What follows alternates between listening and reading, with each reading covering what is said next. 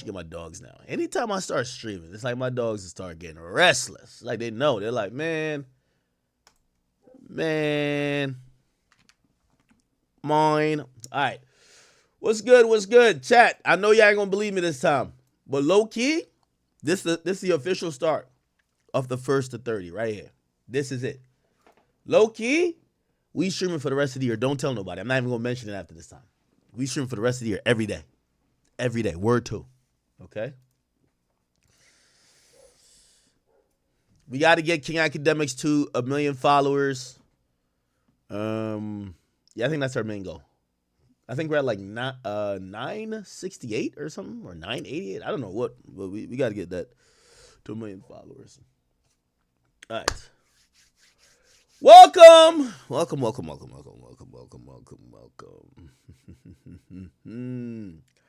Day 1. What's good with y'all? So you better get that shit done. Get up off that bread, my boy. Y'all right? All right. A deal's a deal. A fucking deal is a deal. I can't lie. All right. Welcome, people. Welcome. Let me see what's going on in hip-hop today. What is going on? Uzi dropped some music. Diddy's behind bars cooling. The Milagro case, I believe it's wrapping today. Meg Thee Stallion was actually back on the stand today. I was actually really proud. We'll actually tap into everything going on. We're gonna really jump right into it. Let's jump right into the skillet. Hope y'all doing well. I see the Academy people are booming over there. I see also is King Academics on? Let me make sure. Yep, we're all good everywhere, right? Okay. As per usual, you guys are more than welcome to send in super chats or whatever if you have topics that you want me to discuss. Last time, I tried my best. I was trying to avoid that Akash topic, but we spoke on it. I felt like I did it somewhat fair. Akash is my guy, but I didn't want to dogpile. And also, I don't think it was a dogpile situation necessarily on him, but I ain't trying to disrespect his woman. You know what I mean? Out of respect for him. You get me? Anyway, what should we jump into first? There's some updates on there's some court updates we could get to. All right, we're going to get to the Diddy stuff in a second, but let's jump to this. Why is my brain so scattered right now? Okay, so new videos came out with Diddy, okay? The P, the D, the I, the D, the D, the D, the Y, or whatever. He is now in Fort Dix, and all pun intended on them dicks, okay?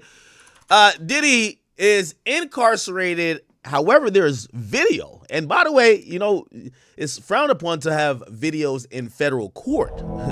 Federal prison is kind of the same too. However, it looks like, and I could imagine there's probably big money on the table. And there's got to be a guard that's filming him, right? Probably a guard on his last day or something like that, because this person looks a little bit free. Or actually, no, this guy looks like he's sitting with the inmates. Anyway, this is a video of Diddy behind bars, okay? Let's see. And there's audio too. Here we go. Hold on, give me 1 second. Let me make sure. I can't. Give me a second. Why can't I see this video? Oh, here we go. Did y'all hear? So you're going to see Diddy in the back over here. And I ain't gonna lie, maybe this person got that little smirk Apple Watches. Niggas in federal jail be decked out. I told y'all there was a rapper went down for some shit. Actually, he went down for a Rico. The nigga FaceTime me from jail had a Cuban on. I couldn't believe it. I was shocked, bewildered. I couldn't believe it. The nigga say, Ack, we got everything y'all got out there. And I wanted to ask more questions, but I felt it was gonna be federal. What you mean you got everything we got in here? Anyway, so look like in jail they got everything. This might have been a little Apple Watch and nigga was just like this, or maybe some Meta glasses. Who knows? But they do have this video. This is what it looks like in federal prison in Fort Dix. Okay, there's no audio here, but here's Diddy. Damn, that's drip right there. You putting that shit on, huh? Okay, Diddy. You got the Givenchy beanie. Okay, I see what's going on. Yo, Diddy's coming trim. Holy. All right, Diddy. Damn, these look like them Sean. Yo, you ever cop any of them Sean Jones puffy coats back in the days? Oh, Lee, them shits was hitting. Hey, Hummingbird, what's up with you, girl? I gotta think that's a girl, right? Pause. Please talk about the bounty on Candace Owens' head. Oh shit, y'all want me to talk about non-hip hop stuff? All right, great. Candace Owens. I'm just writing it down. I'm gonna write it down. So we'll get to it. Thank you for that donation, though. Okay, bet. So let me see what else. All right, let's see. You ever cop any of the Sean John stuff when it was in stores? Okay. See what's going on in here. Damn, did he look like he had dripped out? What's up with the audio, though? Is this an inmate? It's got to be an inmate, right? Where's there no audio? And they're kind of recording Diddy, but like no one's looking at them as if they have a camera. So I don't know how secretive this is. Some of these people are looking forward. Oh, this guy has a headphone on. What the fuck? Oh, jail is lit. No, it's not lit. But like, nigga got a headphone on. You can see it right here. Diddy walking by. Oh, Diddy got headphones on too? Diddy got AirPods? Oh, hell no. Nah. Wait, Diddy got AirPods in jail? Bruv. What's in his ear? You see some shit, right? Is that AirPods, chat? Holy. Dirk got an Apple Watch. Diddy got AirPods. Ruger Red, thank you for the gift of membership. All right, this is him in the hallway. Yo, they got jail paparazzi? Oh, shit. How come nobody realized this guy's recorded? And he's recording in portrait mode. Sneaky Links, what up, bro? Look, Diddy's walking down there. He's smiling. Okay, Diddy.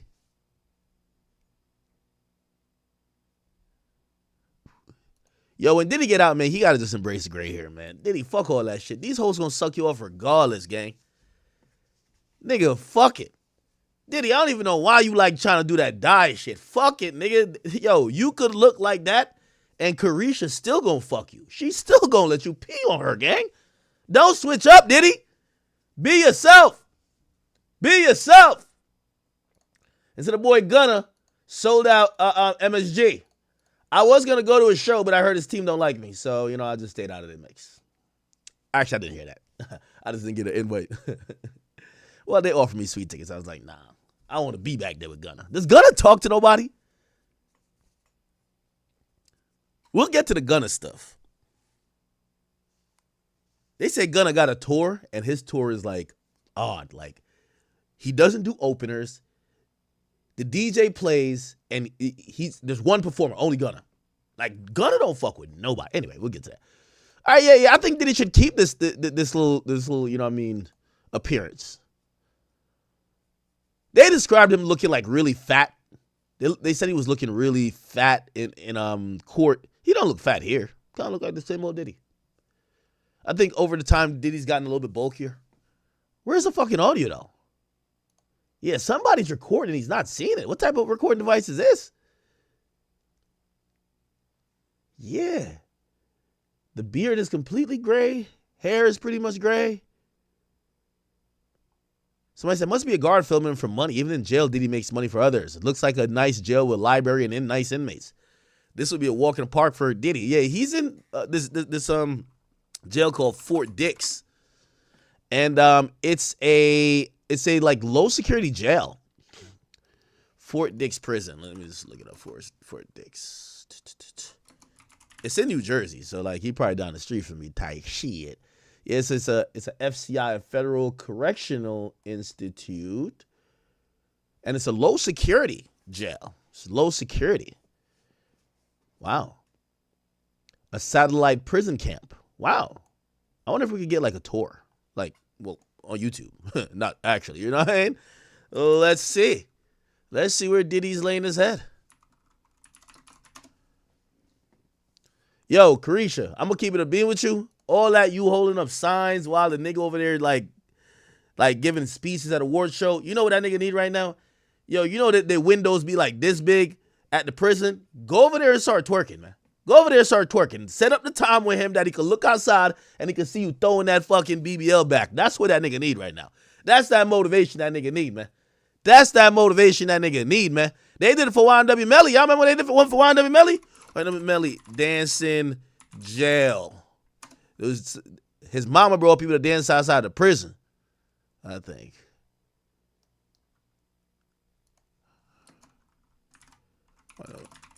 Melly birthday prison. Yeah, they had him a birthday party outside the prison. Word too. Y'all remember this? Is my memory that good or that bad? What the hell? I remember his family was his mom was out there too, I believe, or like his girlfriend or whatever. Just outside the prison, like kind of, you know, shaking some ass. You know what I mean? You got to show that boy love. And apparently they went to the wing where he could see it. I don't know. Okay, I can't see it. But you get what I'm saying, right? Carisha should be down there popping some pussy for this nigga Diddy, man.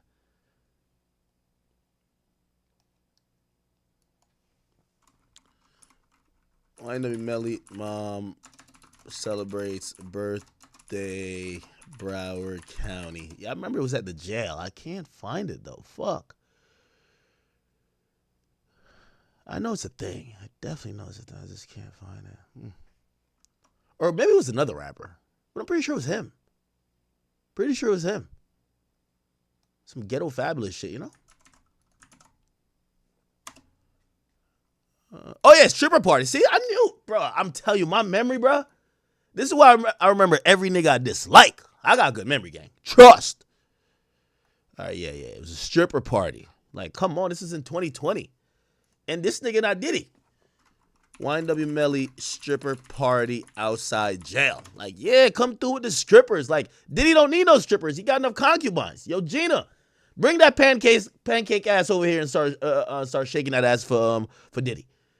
Carisha, come on now. Bring that ass over here. Diddy in a low security prison. YNW Melly stripper party. I want y'all to see the video. Yeah, the strippers was popping that pussy for that nigga, man. Where is it at? Did they scrub the shit from the fucking internet? I guess they did. Wow.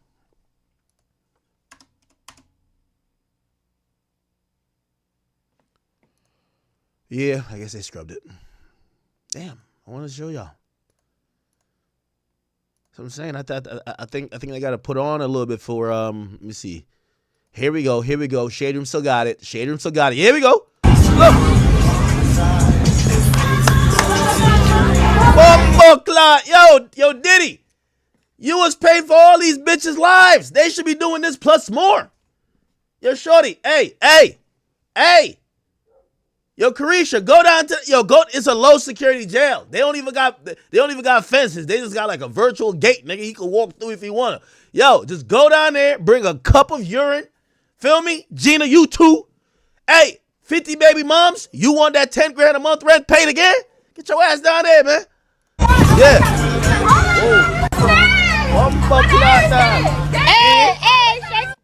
For real.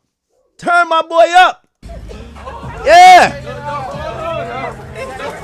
Now, here's the thing. After y'all throw that money right there, I'm looking out that window like, y'all better pick that shit up and put it on my commissary. Don't do me like Blueface. Don't do me like Blueface. Now, pick that money up and go put it on my commissary. Stop playing around, man. Don't give it none to them scallywags. They got paid to shake their ass. They already got paid. You feel me? Kitty on demand. We deliver anywhere.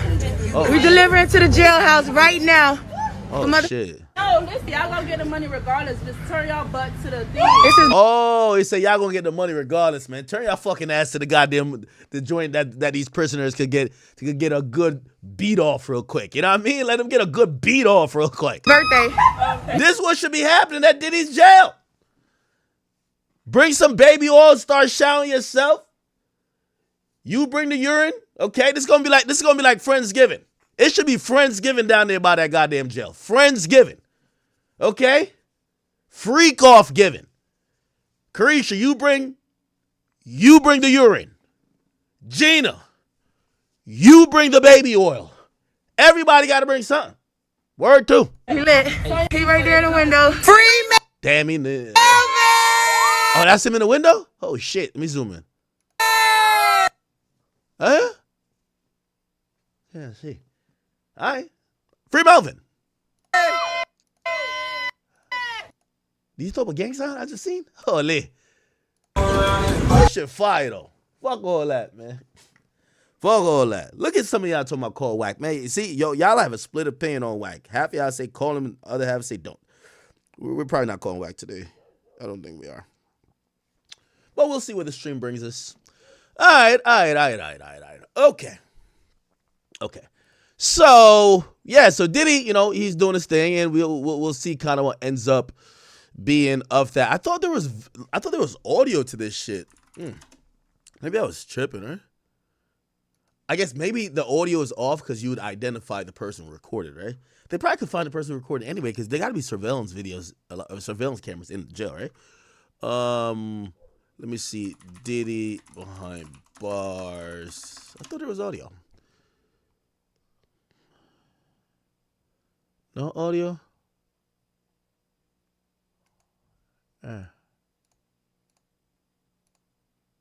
There's no audio.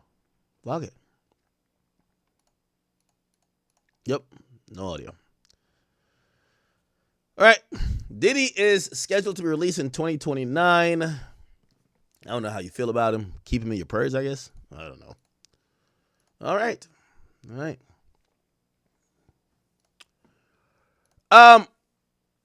What else? Let me see. What's going on TMZ real quick? Who's some of these people? Yo, they mad at me on my Instagram like I did something. Like they mad at me. So anyway, Max B performed at this concert that they're saying that Ja Rule got jumped at. Oh yeah, we'll get into the Ja Rule stuff. Max B performed, and I didn't go to the concert. By the way, it was a Brandy and Monica concert, and they brought out Max B. Max B's been on a come home tour, right, so to speak.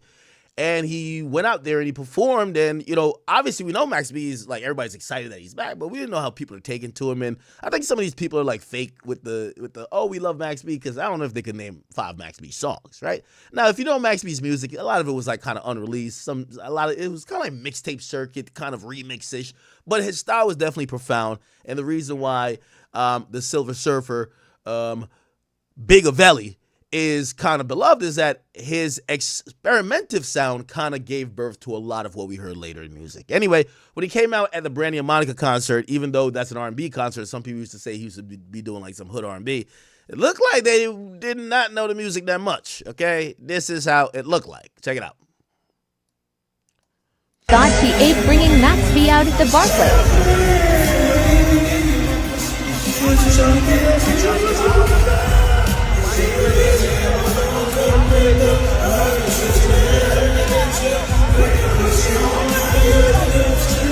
Sorry to that man. I know this song. It's on fire.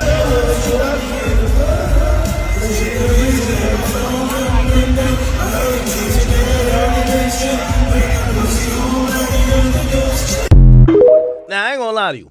I posted this video, and I didn't post a video to clown Max B. I was posting it because everybody's posting every part of Max B's life at this point. But in the comment section, they act like I fucking edited a video to make Max B look bad. You gotta watch, you gotta read some of these comments because I was seeing them before earlier. Look. Oh, never mind. Okay, they're not blaming me. They were blaming me. Like, yo, it's your fault. And I'm like, what the fuck is this guy doing me? Somebody says that Rose at a senior citizen concert. Anyway, it was a sold-out show. It was good for his momentum, but clearly he did the wrong song, more or less. The concert was majority females who didn't know Max or remember him. Reacquainting. I would imagine people who like Monica and Brandy, Max B's music was for the fucking strippers and hood niggas and like kind of the YNs of his generation. Let's be honest. The women who I would think that's in their 40s and 50s that would go to a Brandy and Monica concert, I would not think would be the ratchets of the early 2000s, to be honest, right? You got to bring Max B out on I don't know, who's making ratchet music, like in the 2000s that you could probably bring him out. The thing is, remember Ja Rule was at the same concert. Ja Rule has a very vast catalog. Ja Rule could do the always on time. He could do that. He could go, I'm real, the way you walk. Yeah, he could do all that type of stuff. His music is kind of like really diverse. He got hood songs. I got 100 guns and 100 clips. I'm from New. Like, he got those type of songs. We gonna clap back. Then he got the songs for the females. Then he got some, you know what I mean? Like, he got, like, Ja Rule's catalog is kind of good. I can't even lie to you. When you think about, like, some throwback nostalgia shit. And his catalog is kind of really reminiscent of the whole 2000s. I think Max B is like, you got to bring him out to a crowd that would appreciate Dipset. Like, a crowd that appreciates Dipset loves Max B. Like, oh my God, Max B is the guy, right? Max Bigger fucking Bell, right? So I think you gotta pick probably a better crowd, because I don't think the women and the gentlemen that are going to a Monica and Brandy concert is expecting or loves Max B. But for a second when I posted this, mad niggas was like acting like I set him up. Okay. All right, yeah, all right. Okay, they're not blaming me. But at first, I seen like a couple niggas were like, yo, man, you trying to make him look away. And I'm like, nigga, no, I'm not. So, nah, bro, we got a big fan base. Even when he was locked up, you posting this trying to be funny. No, I'm not. I'm not posting this to be funny, nigga. Like, it's the first time he's been on stage. The fuck? It's not like I posted a fucked up clip. That was his whole performance. Okay, anyway. Love and well wishes to Max B. Anyway, so Ja Rule was backstage, and Ja Rule said he got jumped. You know what I mean? Ja Rule said niggas was backstage, and all of a sudden they jumped him. Now, conflicting reports came out about this. You had Tasha K, who said, yo, we got jumped out in front of Say Less. He said, no, I didn't get jumped. Nobody touched me. And then he came back around, and now he's switching up his story. Tasha K got mad. He's like, nigga, I thought you said you didn't get jumped. But anyway, this was the full breakdown of, you know, what supposedly happened happened behind the scenes with Jim Jones. I mean Ja Rule. Okay. Let me find this other clip. So this is the clip of like supposedly the jumping. Hold on, y'all. Hold on, give me a second. So this is the clip of the jumping. Is it this? No. Is it? Where the fuck is the clip? All right, let me find it on Twitter. Ja Rule jumped. Yeah, this is it.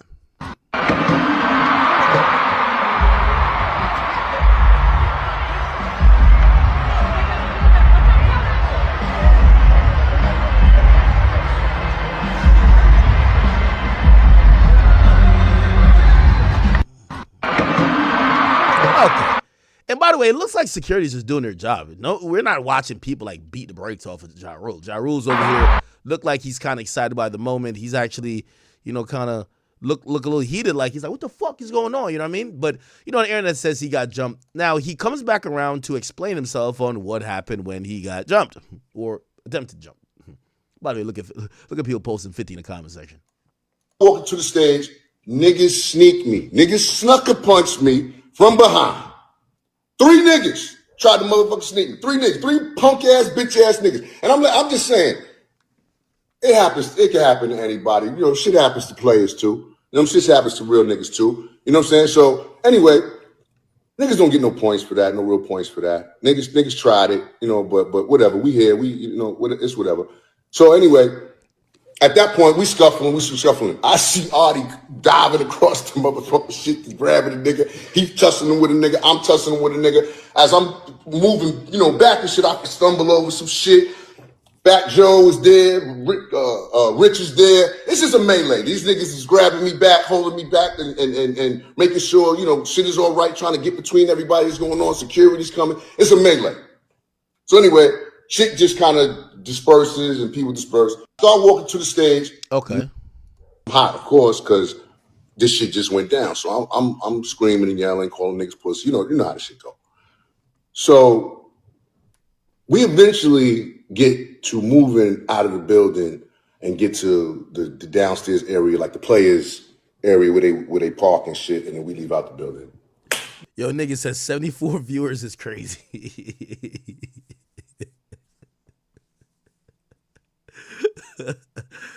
Nah, I think you went live on Facebook chat. This not like Instagram. No way. Done deal. Nothing more to say. Right? But here's the crazy shit that I want to address since I'm here on this platform. I want to address this.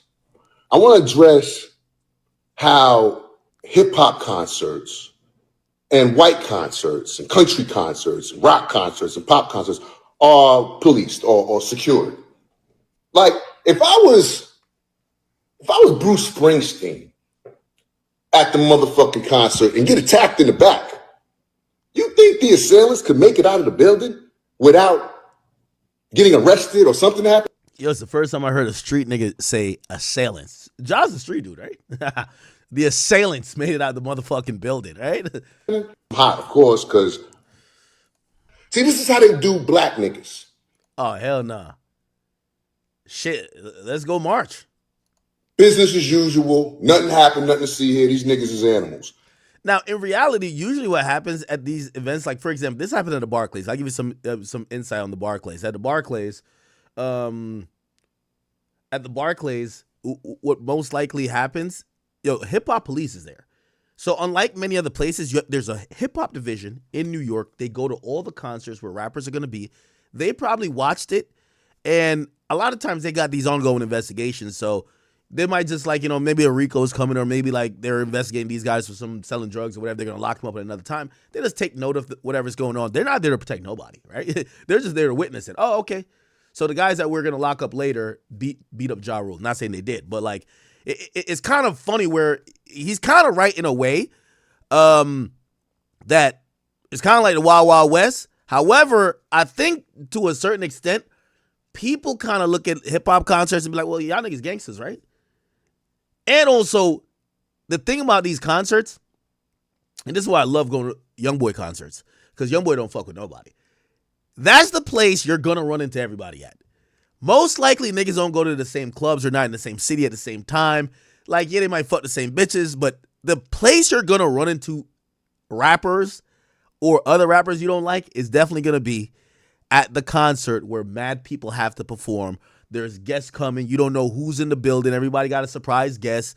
And then you're backstage, and it's a really crowded backstage area, and people bump into each other. And then the crash outs with you are saying, we got to do something because they're going to say we pussy. We seen them. We ain't doing nothing.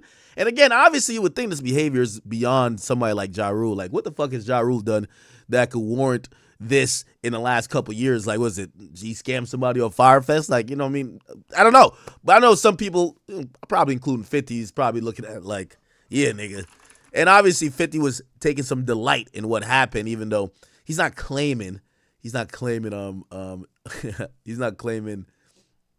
direct responsibility, but he did post something that was kind of funny. Okay, where did he post it? He had posted something like, he's like, yo, don't tell them. He's like, don't tell them people something, whatever. Okay, anyway, I think he deleted it. Do I think it's 50's people? That got nothing to do with it? Nah, I don't think so. Actually, maybe. I don't know. Crazy shit. But I digress. I drank my coffee to this. See, this is how they do black niggas. Okay, so Ja Rule is hot, of course, because see, this is how they do black niggas. Business as usual. Nothing happened, nothing to see here. These niggas is animals. Crazy shit. But I digress. I drank my coffee to this. See, this is how they do black. All right, so yeah, so we still don't know what the fuck went down, but clearly somebody had it out for Ja Rule. They punched him or punched at him. Security did jump in, and this is why, like, I ain't gonna lie to you. Like, I seen someone say, like, and obviously I'm referencing the concert that I went to the most this year, which is YoungBoy's concert. Like when YoungBoy was moving around in public areas, they had what they was called. They was just screaming out "shutdown," right? You know what I mean? And which means everybody had to be out of the public way. He wouldn't walk by you. You know what I mean? So everybody got to get the fuck out of there, get out of the hallway. They block off all the side entrances. Now, granted, is anybody going to try to do something to YoungBoy at his own concert backstage? No, but you don't take any precautions. Now, that's his concert, and security there only really cared about him. Everybody else, get it how you live, bro.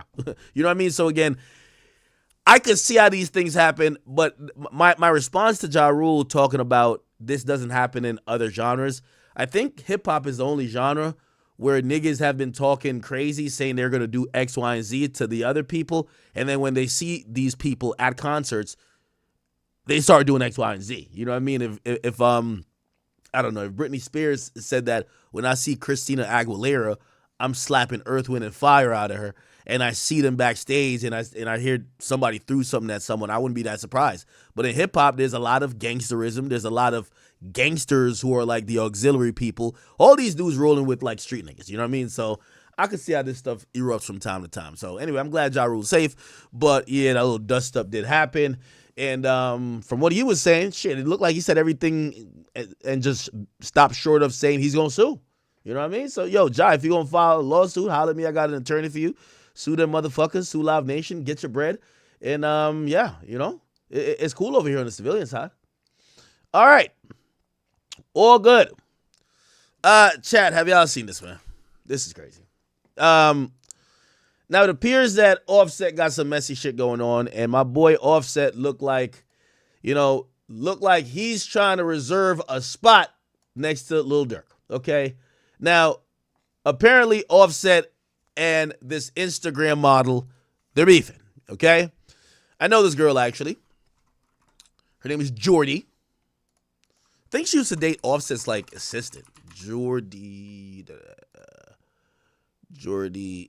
and Yor. Now, the thing, I keep telling you, if you really want to know the tea on most entertainers, you got to talk to the girls. Because the women of this industry who either sleep with this guy or that guy, a lot of the times, rappers, as pure as they keep it, they leave a lot of secrets with them women, which usually gets exposed or get used against them when they fall out on bad terms. By the way, ironically, this is YoungBoy's show. I was there. This is the one in Miami. I was there. She came in with Offset. So she was there with Offset in them. And looked like shit has just turned bad, right? Anyway, so it looks like she's exposing Offset for trying to set up or trying to get her to set up Steffon Diggs. I know. Pretty messy. I don't know why Offset even is even involved in some shit like this. So this is her texting Set. Congrats on the album. He says thanks. He then says, where you at? By the way, you could tell he was still is Offset fucking her? I thought it was Offset's man. Is this appropriate to text your man's girl at 5 a.m.? Where you at? Anyway, okay, he texts her, where you at? At 5 a.m. on the 3rd. Then on the, yo, what the fuck? Stop. Jesus Christ. I'm using this page with a light screen to keep light on my face, and there's ads keep popping up. My bad. All right. So, my face too bright? Anyway, I'm going to turn this other camera on in a second. So, on the 16th, Set then texts, op-ass nigga. Give, drop, or don't come back around. Now, apparently, Offset sees Shorty, and Shorty is in the club with Steffon Diggs. These women don't really got loyalty like that. Like, they're going to be with this guy, that guy, this guy, that. Anybody that got a free section, spending a little bit of change, they're probably going to be around, all right? So, look like, you know, Offset's probably looking at this like, yo, Shorty, you were kind of like around us. Like, yo, you dated my mans. Maybe I hit. I don't know what happened. But why are you over there with Steffon Diggs? Now, he texts her, you a op-ass nigga. You better give the drop or don't come back around. Now, I'm going to be honest with you. Like, yo, I know Lil Durk right now on his Apple Watch looking at this be like, yo, they got to let me out. Look at what this nigga doing. This nigga is texting a chick. Yo, Offset, this is incredibly dumb. This is incredibly dumb. Number one, involving any woman in a potential crime even if you're joking around, is already done. You know why it's dumb? Because as soon as she get mad at you, she gonna expose you and the crime. Yo, a chick will get mad at you and just snitch on the whole situation. Trust me, women are only loyal to their own emotions, not to you, and definitely not to the plot to commit whatever y'all want to do. So it says, give the drop or don't come back around. She texts back, just make sure I'm nowhere near. Now, God damn it, yo, the feds are looking at this like, wow, okay. This is a murder plot if I've ever seen one. What the fuck? She says, make sure I'm nowhere near. He says, now? Then she says, delete these texts while she kept the text.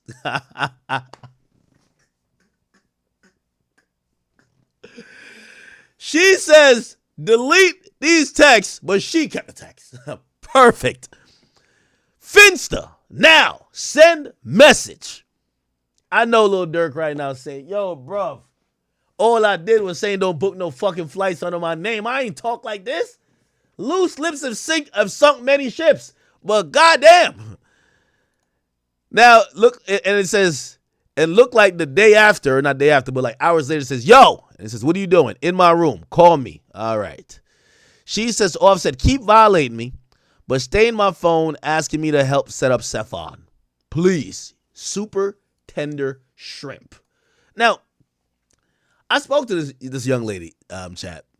And this is why I keep telling y'all, if you're a dude, you want to keep women out of nigga shit. First of all, we're going to address the whole thing of Offset even possibly wanting to do something or do something violent to Steffon Diggs, right? Because I'm hoping this is like on some joke shit. I'm hoping. When I spoke to this young woman, she said the reason why this information is coming out, because I ain't gonna lie, I spoke to her before it came out, and I was trying to talk her off the ledge. I said, listen, she said, Offset been playing with me. I said, what do you mean? She said, I'm going in the club. I want my little trick. I get to the club at the same time Offset get there, and Offset tell the owner, if you let her in the club, I'm not performing. So she felt embarrassed. She said I was with a nigga, he was gonna drop 20 bands in the club.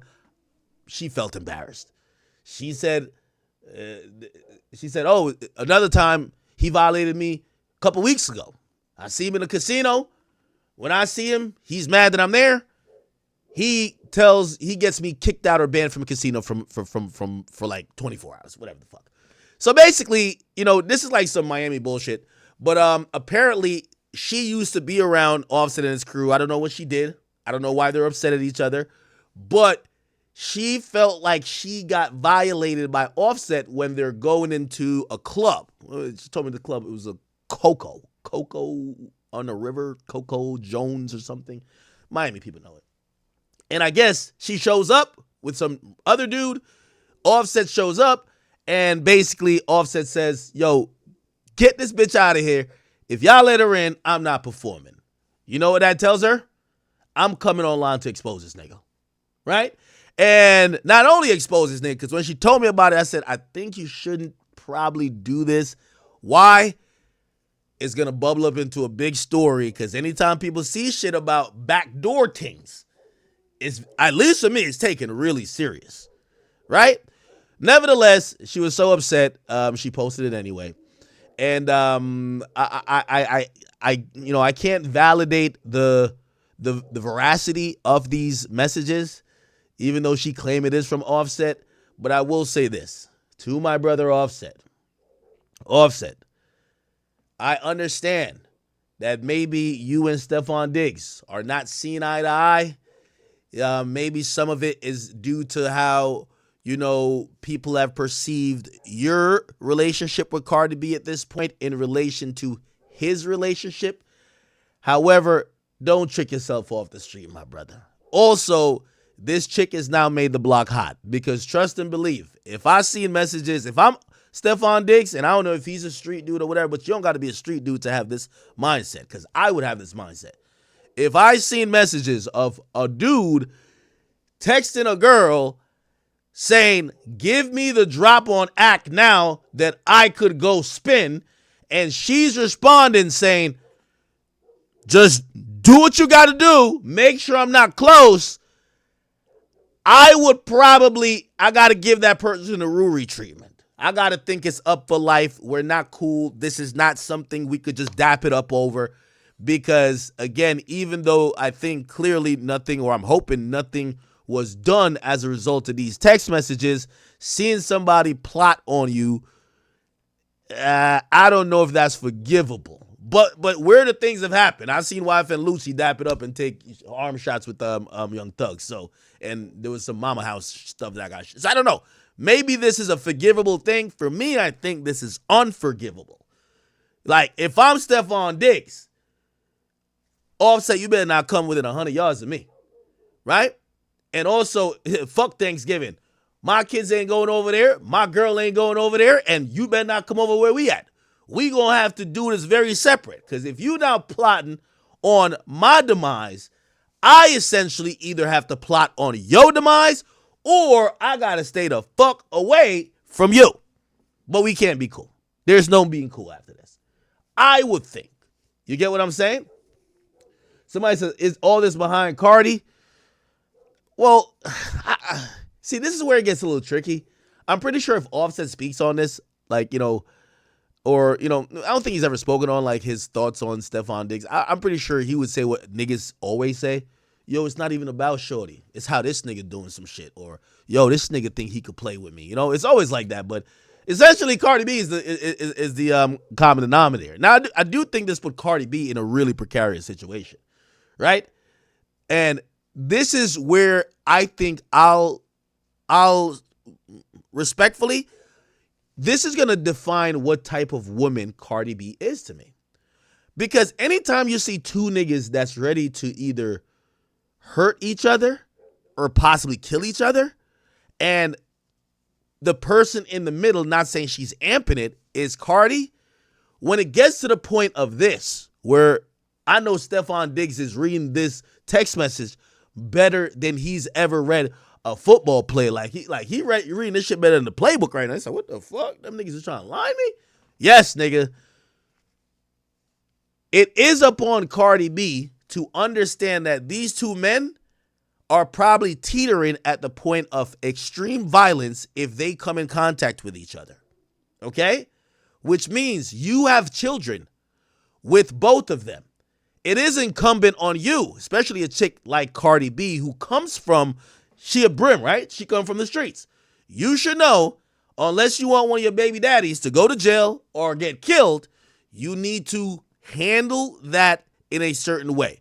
Which I would also believe all them Twitter spaces shit should probably stop. If these niggas is saying, let's set this nigga up behind the scenes, and maybe I look at this a little bit more serious. When niggas start talking about setting people up, I only see it one way. Nobody, have you ever heard of a nigga say, yo, set him up that we beat him up? Or set him up that we kill him? Or maybe they just set him up to jump him. And they're in Miami. Ain't no jumping going on. Nigga, it's death. What the hell? So anyway. So then she posts my bad. And then that's the thing, man. Let me see. Has she posted anything else?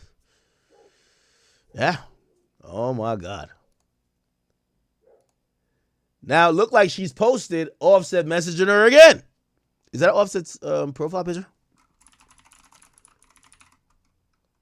Offset.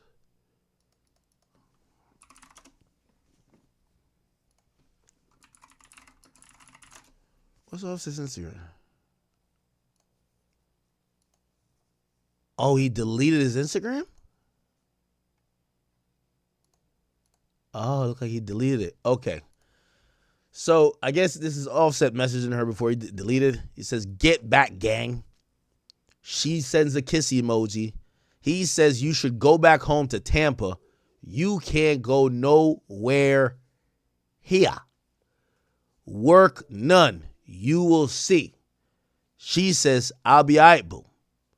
Now, I also told this girl this same thing. So she called me trying to consult me. And I said, I'm going to be honest with you.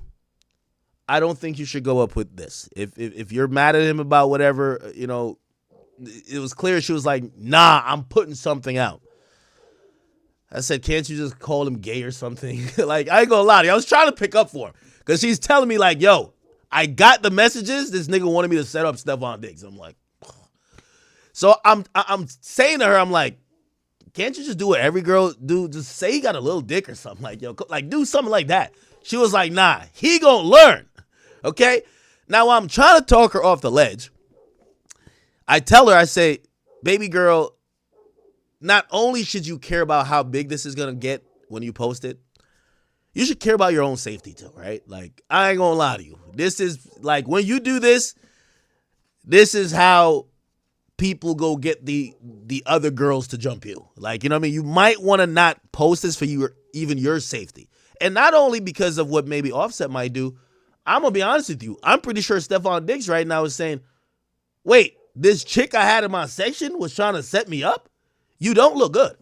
You don't look good. There's nothing in this that has you looking attractive. And to everybody else that might, yeah, you're a beautiful girl, right? You're a beautiful girl. But let me ask y'all, if y'all knew a girl was down to set up another nigga, well, y'all horny. Y'all probably be like, what? She look like this? I'm fucking. Yeah, y'all gonna fuck, right? But that was what I was trying to say. I was like, yo, baby girl, if you're down to put out messages to expose that you were asked to set up somebody else. It's not like you were asked and say, hey, that's below my character. I would never do such a thing. You should seemingly agree to say, I bet.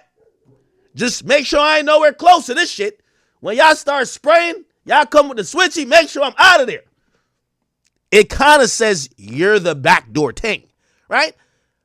What that does to your image is that dudes might be like, I got to be careful of her.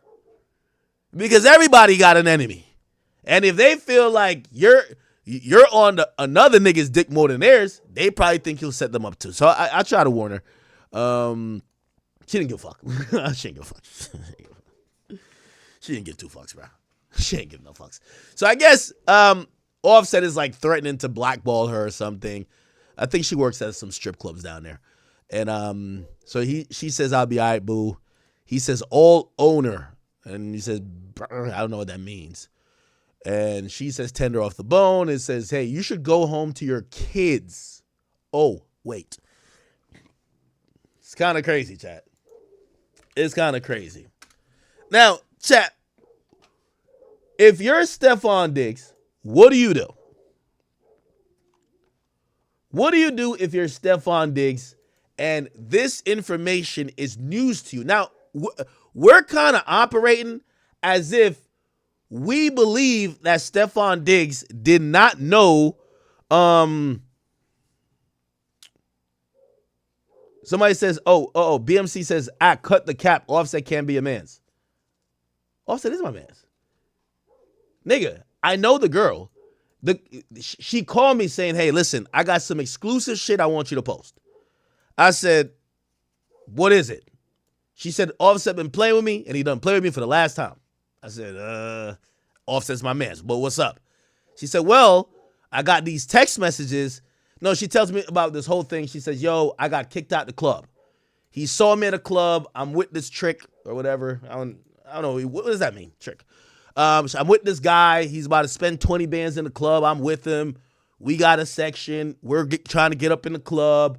And when we're trying to get up in the club, Offset is there. He shows up at the same time to the club. He had a hosting. I said, okay. She said, well, Offset tells me, or tells the owner, Coco, yo, if you let this bop in here, I'm good. I ain't performing. I'm straight. So the owner tells her, hey, shorty, beat it. And even tells supposedly the dude that was going to spend all his money, her guy, both y'all beat it because we were paying Offset and Offset's more important. So she's upset.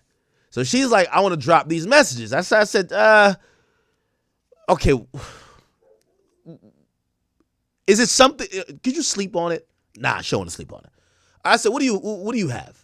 She says, I got these messages, but it's message that he's trying to set up Steffon Diggs. I said, shorty, I'm going to keep it a being with you. Do not put that up. If you put that type of shit up, you are going to expose, well, first of all, it's going to go worldwide.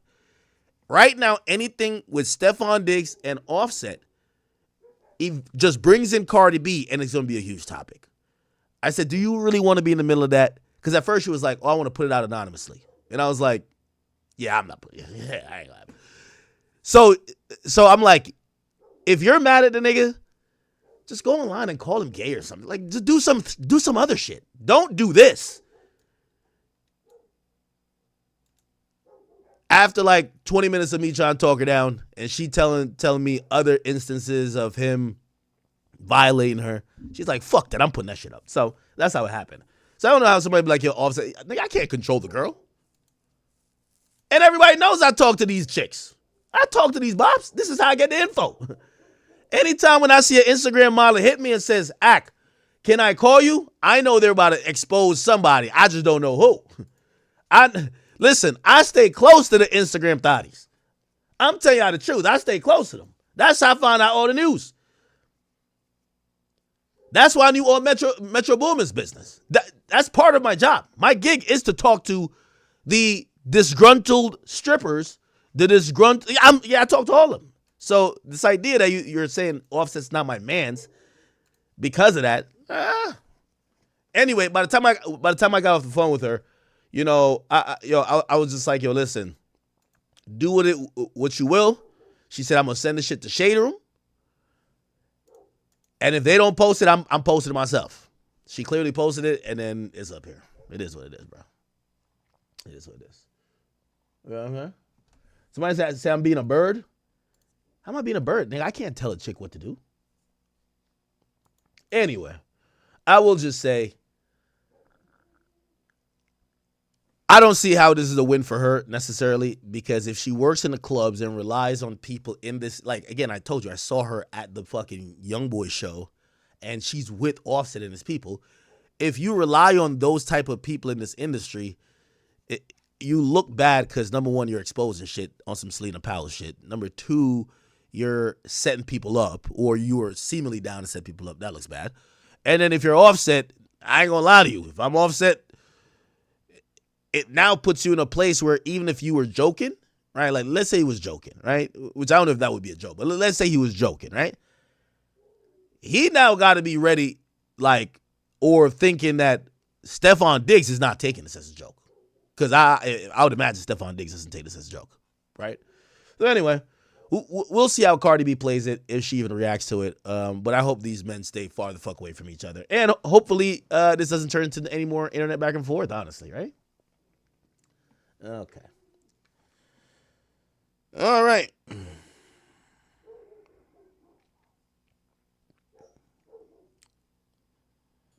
All righty then.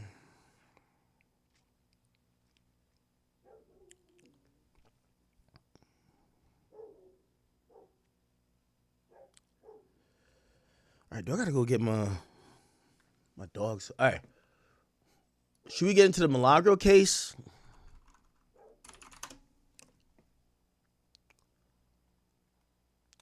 By the way, that topic with the Offset situation and Shorty, this is why sometimes you just gotta take the L with these girls, bro. You know what I mean? Especially if they know anything about you. Because when they bring it to online, like, she doesn't care that she's throwing herself under the bus by looking like a backdoor ting.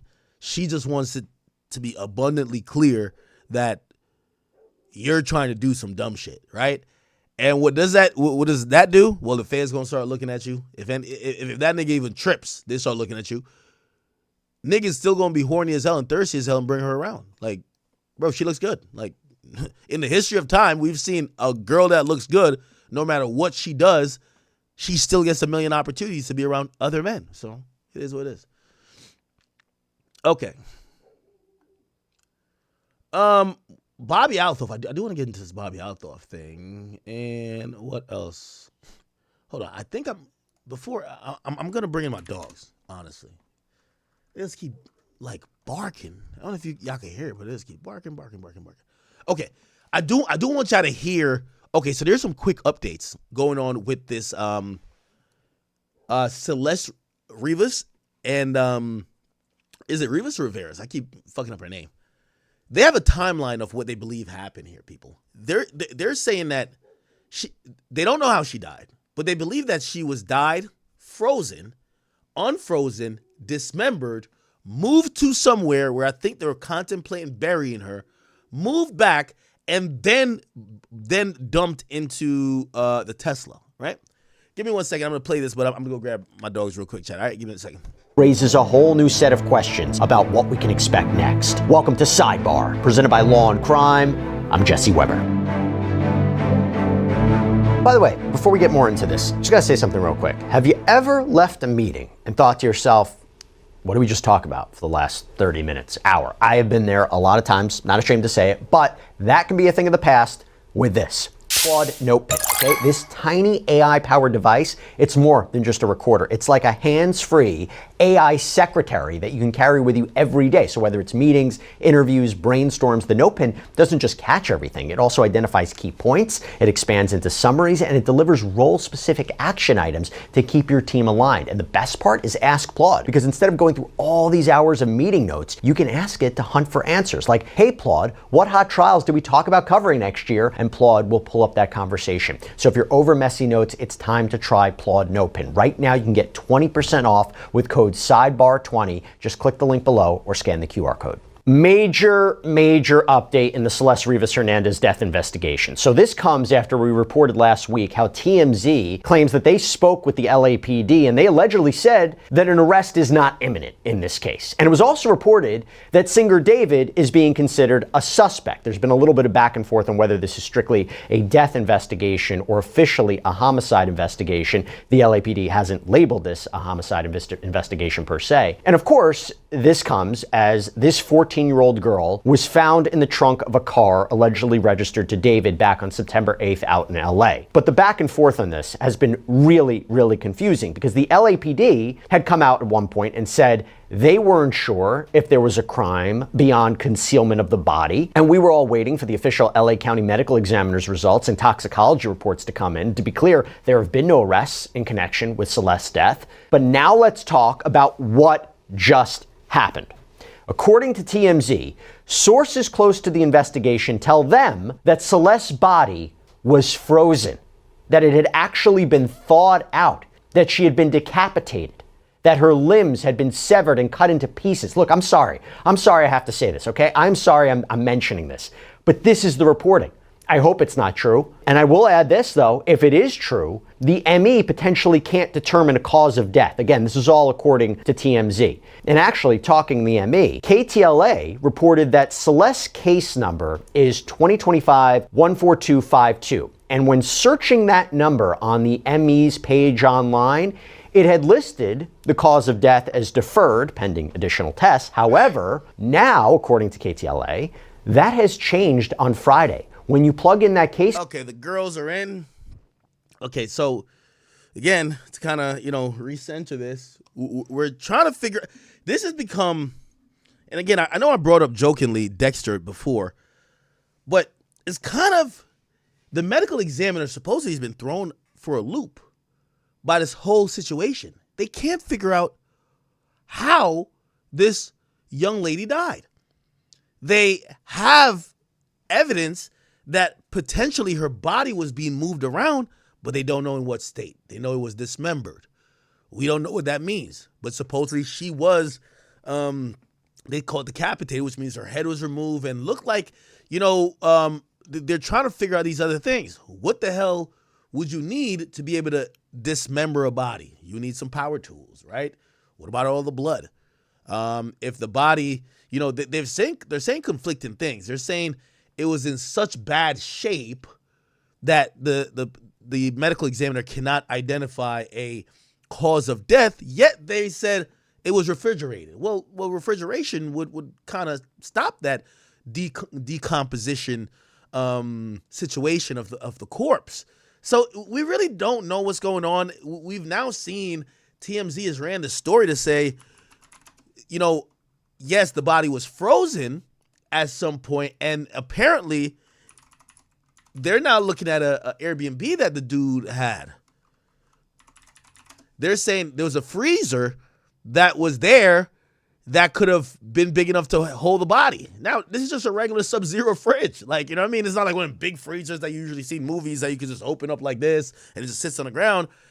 So, you think that he put her body in here? Like, it's like a luxury kitchen. Like, all right, bruh, like, let's make some omelets. Like, open the other side, you get the eggs, you get this. Yo, let's get some ice for, you know what I mean? Definitely for the alcohol. Oh, shit, there's a body up in the freezer. Holy. Like, I don't know. Right? Like, what are your thoughts? Look, they're saying Singer Davis, suspect in a presumed homicide of Celeste Rivas, I gotta remember the name is Rivas, not Rivera, had a large freezer large enough to store a body. A relevant fact since her body had apparently been frozen for months. So now they're claiming that her body was frozen for months. So check out this photo of the rental home that was taken a few years ago, and it shows the kitchen had a KitchenAid. Okay, so it's not Sub-Zero, it's KitchenAid refrigerator and freezer. The freezer side, which would be the left side of the appliance, has a height of around 74 inches with a width around 14 inches and has a depth of roughly 27 inches. The temperature can get as low as minus 8 degrees Fahrenheit. She was 5'3" and 120 pounds, and they broke the story that her body was found in a bag in the Tesla. It was decapitated, and the arms and limbs were cut off, so it could have fit in the freezer. If the shelving inside had been removed, by the way, a torso for a 5'3" woman falls between 15 and 17 inches long. Now, you know what's also confusing? Like, so they're saying that they froze her body, but they might have had the body in the Tesla trying to bring it somewhere, and they brought it to some remote forest area, but they never tried to bury it. Or maybe they did bury parts. Maybe they were trying to slowly bury and scatter parts of this body. And now they've said that this guy David is now a suspect, but they're saying he's not the only suspect, which means they're actually saying that he has had help in maybe not only the murder, but the destroying, moving, and trying to get rid of the body. And so, mind you, we don't know if police have zeroed in on the freezer, but as first reported, the body was partially frozen when it was found. That's also interesting. If the body was partially frozen, now remember, if the body is frozen, what happens to those cells, even if it's completely, and I hate to say this word, thawed out, the freezing effect of what happens to your cells will always be able to be detected, even like a year later. By the way, if you ever think about what's that shit they call again?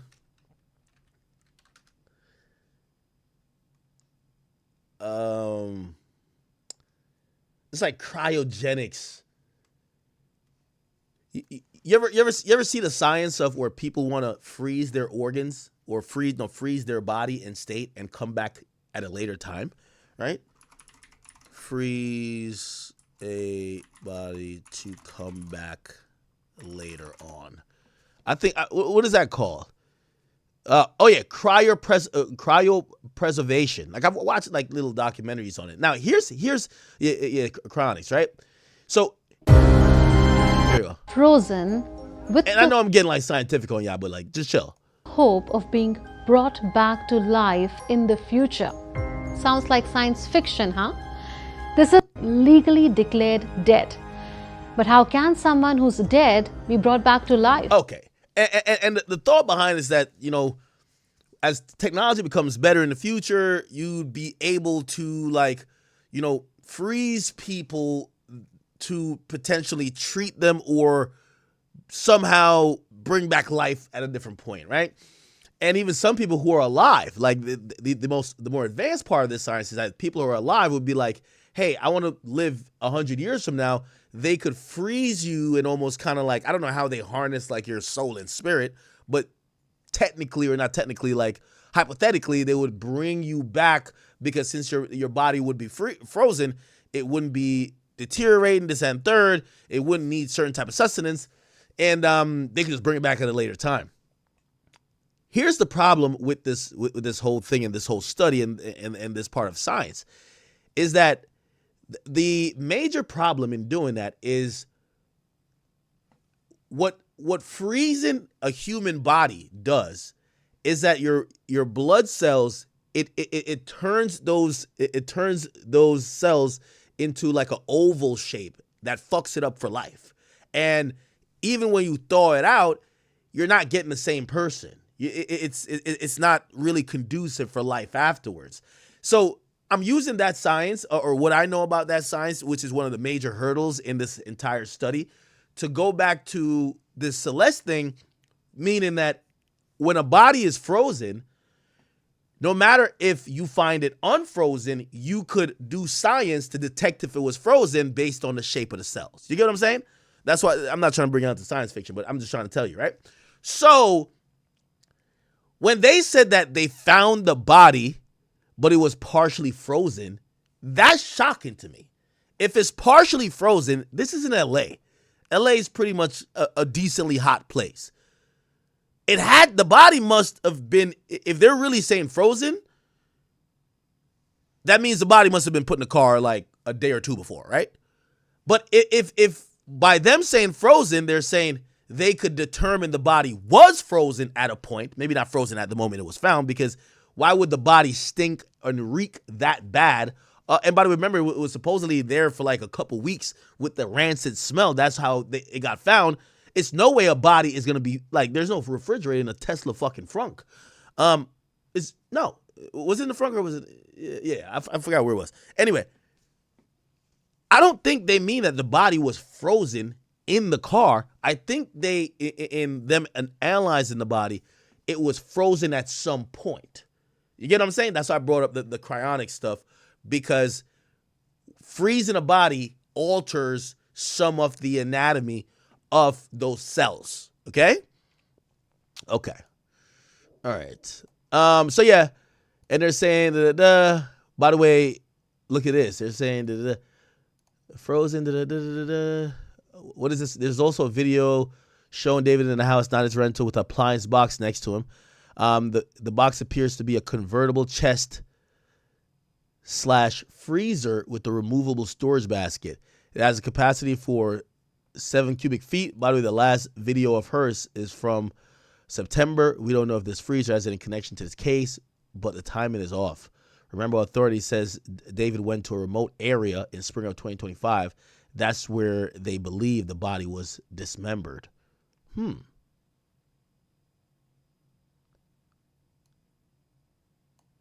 one source with knowledge tells TMZ one theory is David, an accomplice who is also a suspect, may have taken the body there, dismembered it, and returned it to LA, where it sat in a freezer for months. If that were the case, why did the body end up in his Tesla? Just various theories. And say he was no longer staying at the house because he was on tour. Other people were staying at the home and they could have discovered the body. Again, this is just one theory, but we're told that LAPD is methodically putting together a timeline to determine what happened to her.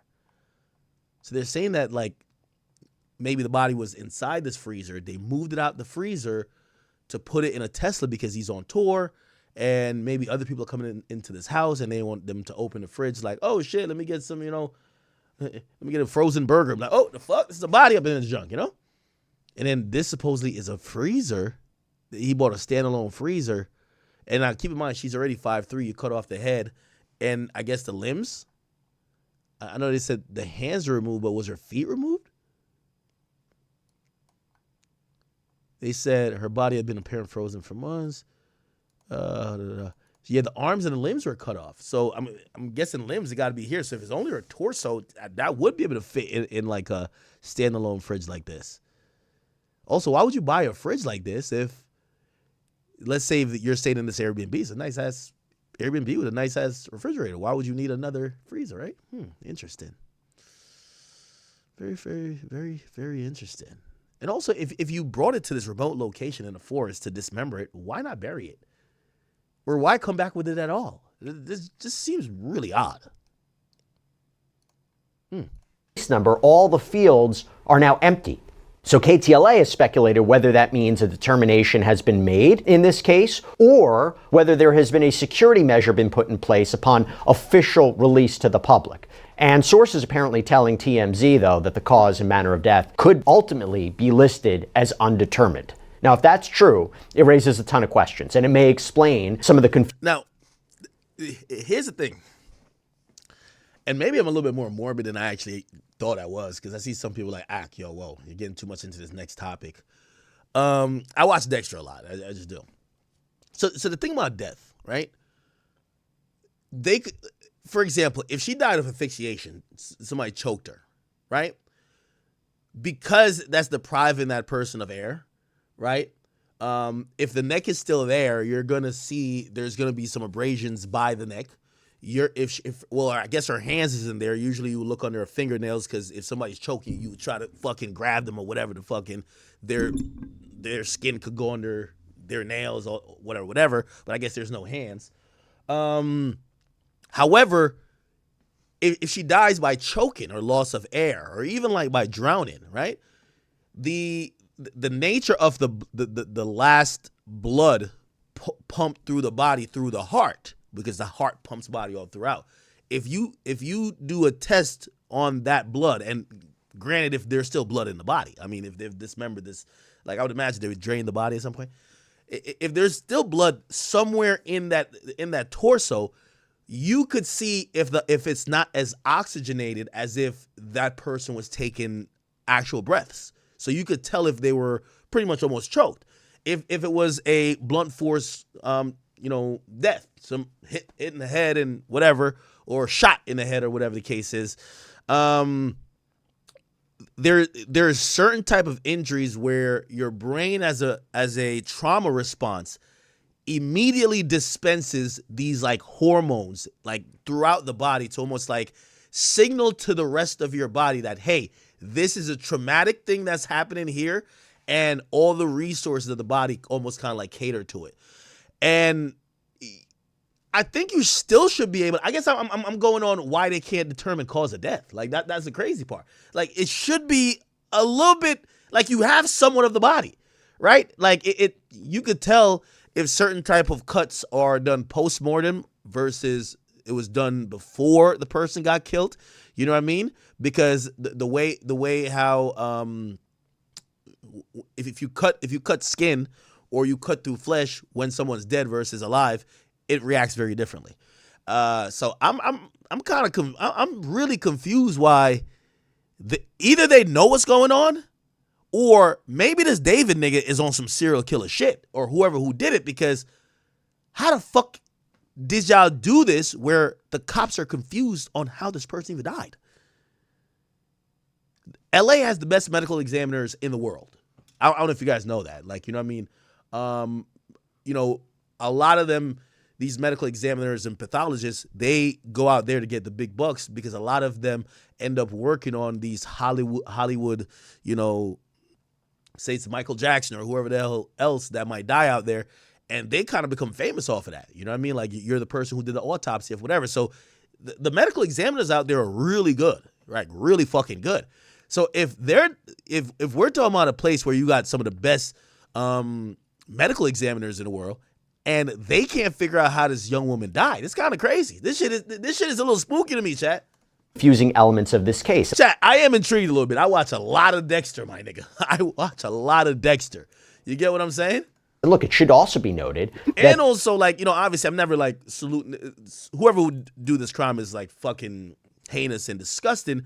But like, you also kind of have to be a little bit not only alarmed, but like, whoa, like in awe of like, how did this motherfucker know how to do all this shit? Where you have done, obviously it's still dumb because they caught the body in a fucking car in the dude's name, but the death and subsequent dismemberment might be something where this guy's a little bit sick and he was already into some type of shit, because he's kind of one step of the cops right now. One step ahead, I mean. TMZ is reporting that in the rental property in the Hollywood Hills, which was near where that Tesla was parked on Bluebird Avenue, seemingly abandoned before it was towed away to the tow yard and Celeste's body was found inside, Yeah, I'm also still very confused. How old was she, 15? How does your 15-year-old daughter disappear?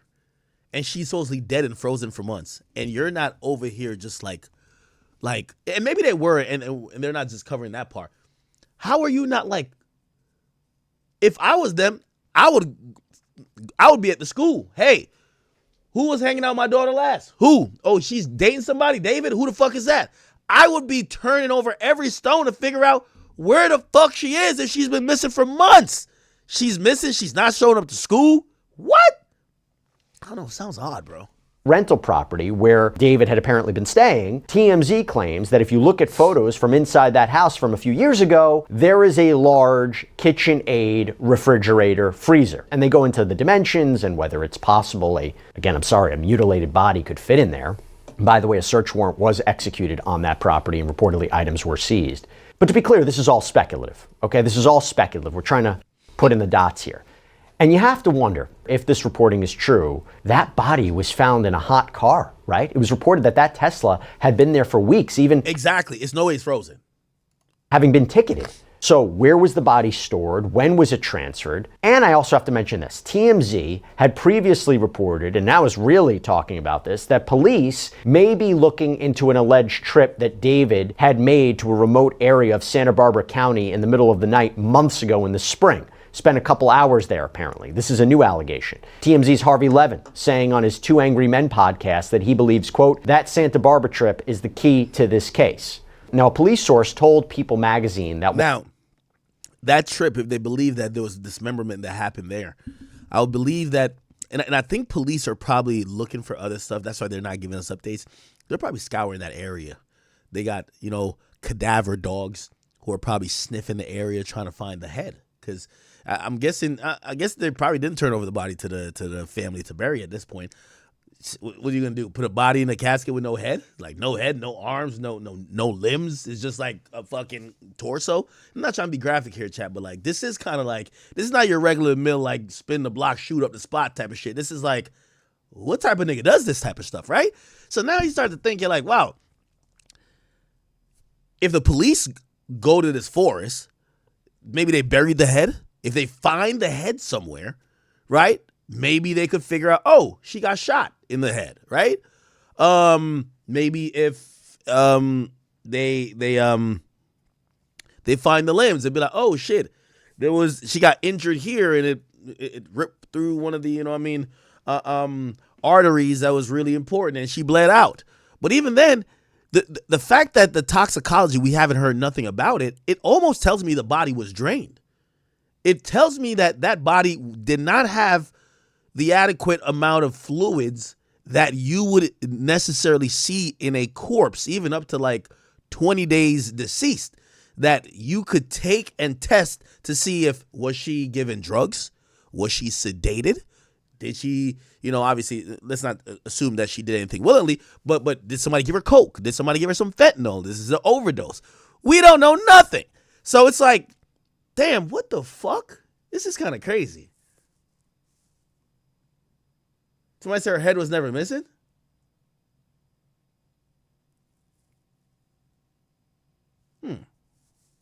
Well, her head was never... Well, they said decapitated. Then they said the arms and limbs are missing, which your arm is a limb. But when you say arms and limbs, I'm just going to assume it means arms and legs. Something is just a torso. Then TMZ is doing the math on how a torso on a 5'3" girl would fit in the fridge. I'm sorry, I know some of y'all are like creeped out by this, but I'm really on some like, what the fuck?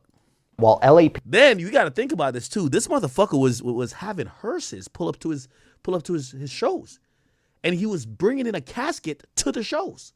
So maybe this might be a sick guy. Like, I would think it's a serial killer. Like, there's no way it's a one-off if you're that fascinated with death that you also possibly kill your girlfriend. You keep her torso around. You're scattering her body parts. What? This is kind of crazy. The dude was having chat like, look, David, he was having hearses. He was having hearses. Oh, she was laid to rest. Okay, cool. So she was laid to rest. But he was having hearses pull up. Look, he was having hearses pull up. Look, this is in his meet and greet. This dude had a fascination with death, chat. It's not just outside the realm to me that this dude was really into some really morbid things and probably knew a little bit more about a guy who was doing this. He probably also knows a little bit about embalming a body. He probably knows about, you know, draining the body of. He gotta know some shit. The nigga got caskets pulling up to his goddamn meet and greet game. Now, why the fuck would the artist do that? I love you from the after. Bro, come on, bro. Come on, bro.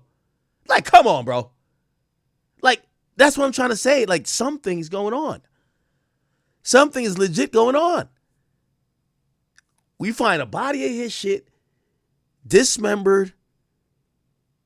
He could have clearly buried her.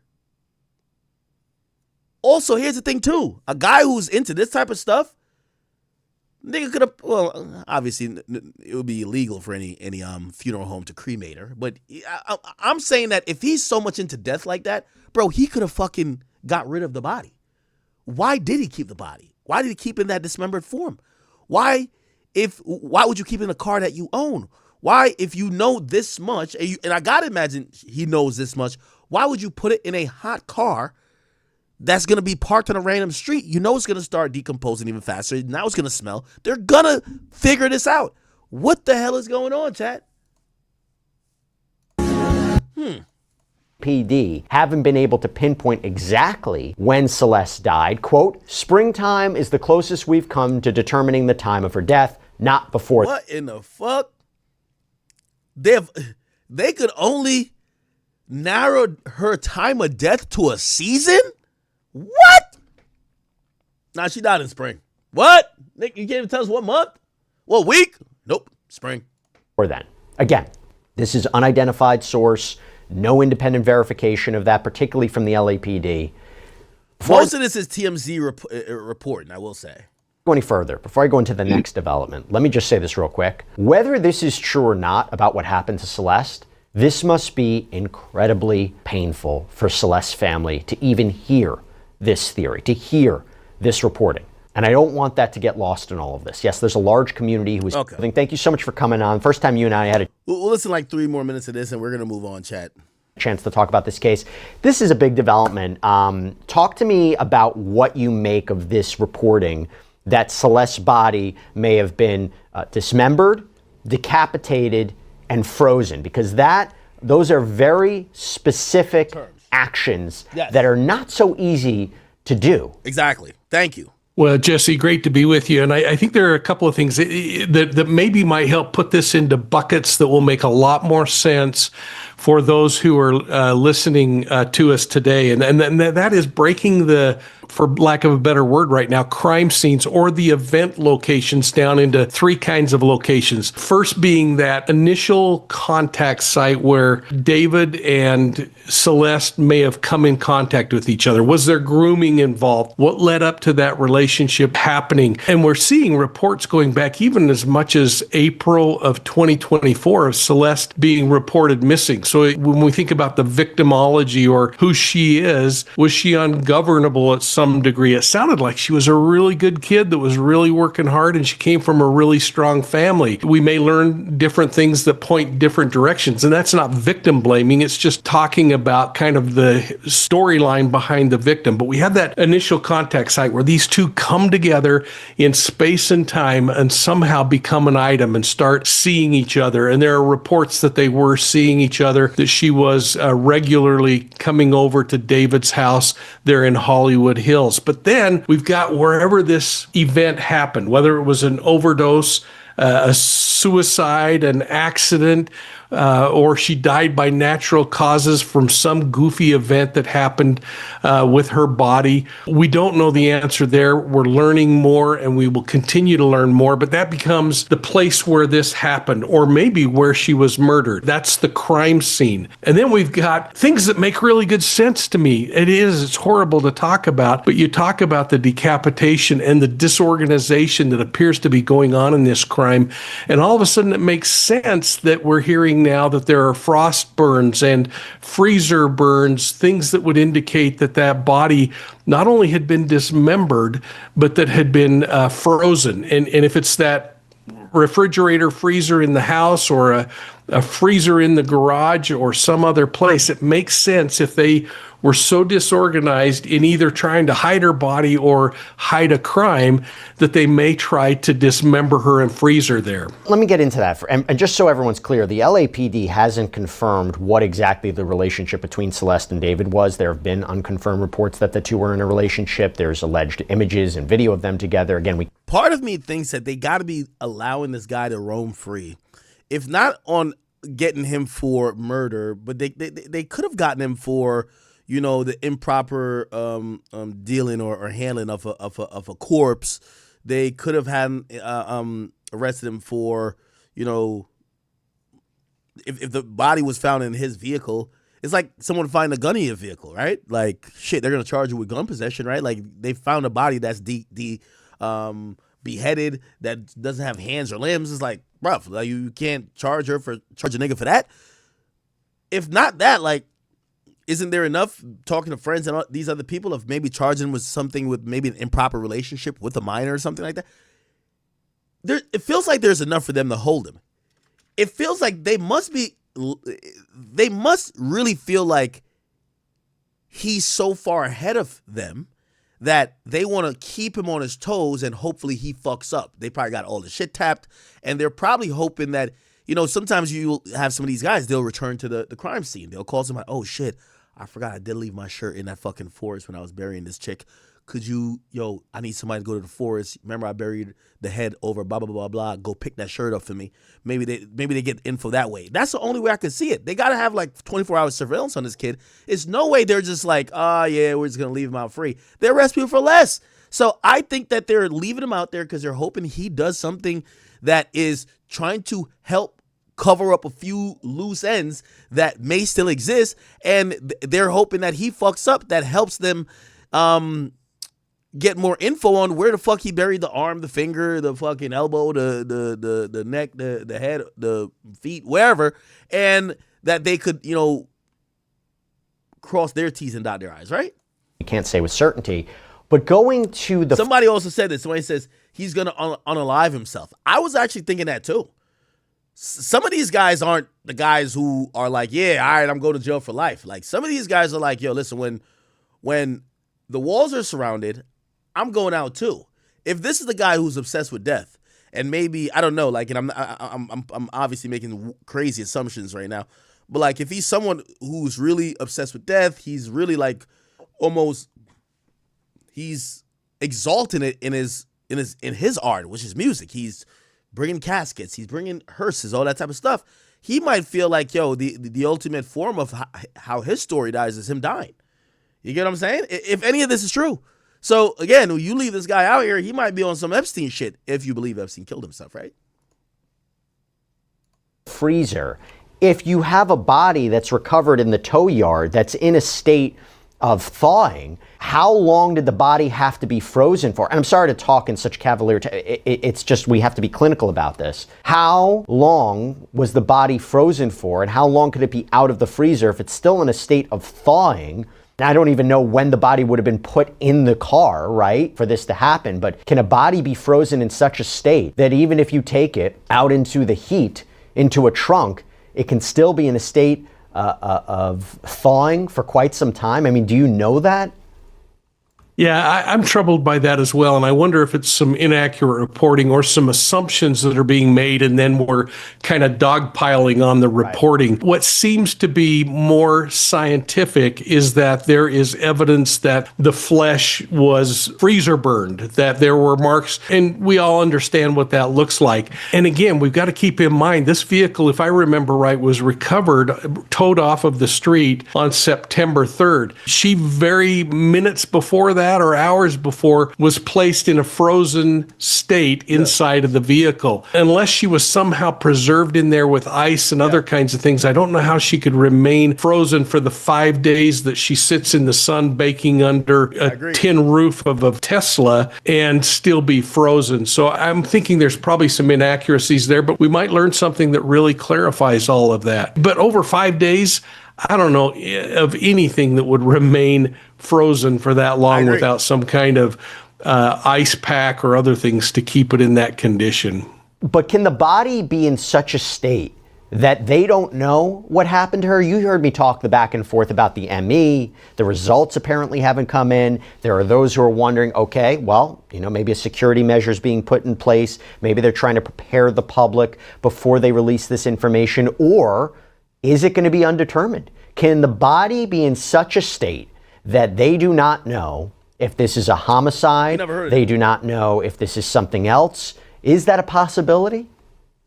So I think there are a couple of things to consider here. Again, is whether we're premature on what we're trying to theorize on. But what's very clear to me is that during the autopsy and all of the testing that will be done, they're going to be able to determine some things that might lead toward homicide. Broken hyoids, you think back to the old days of looking at just those kinds of criminal cases.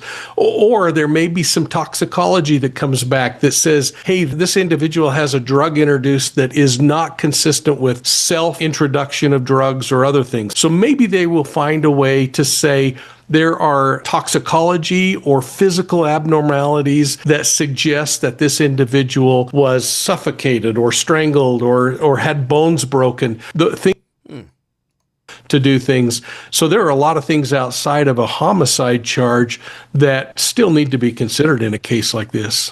This idea of what happened to her, and you couple this with this idea of this alleged Santa Barbara trip, where there's now a theory that perhaps what happened to her happened in this area, this remote area. We don't know for sure.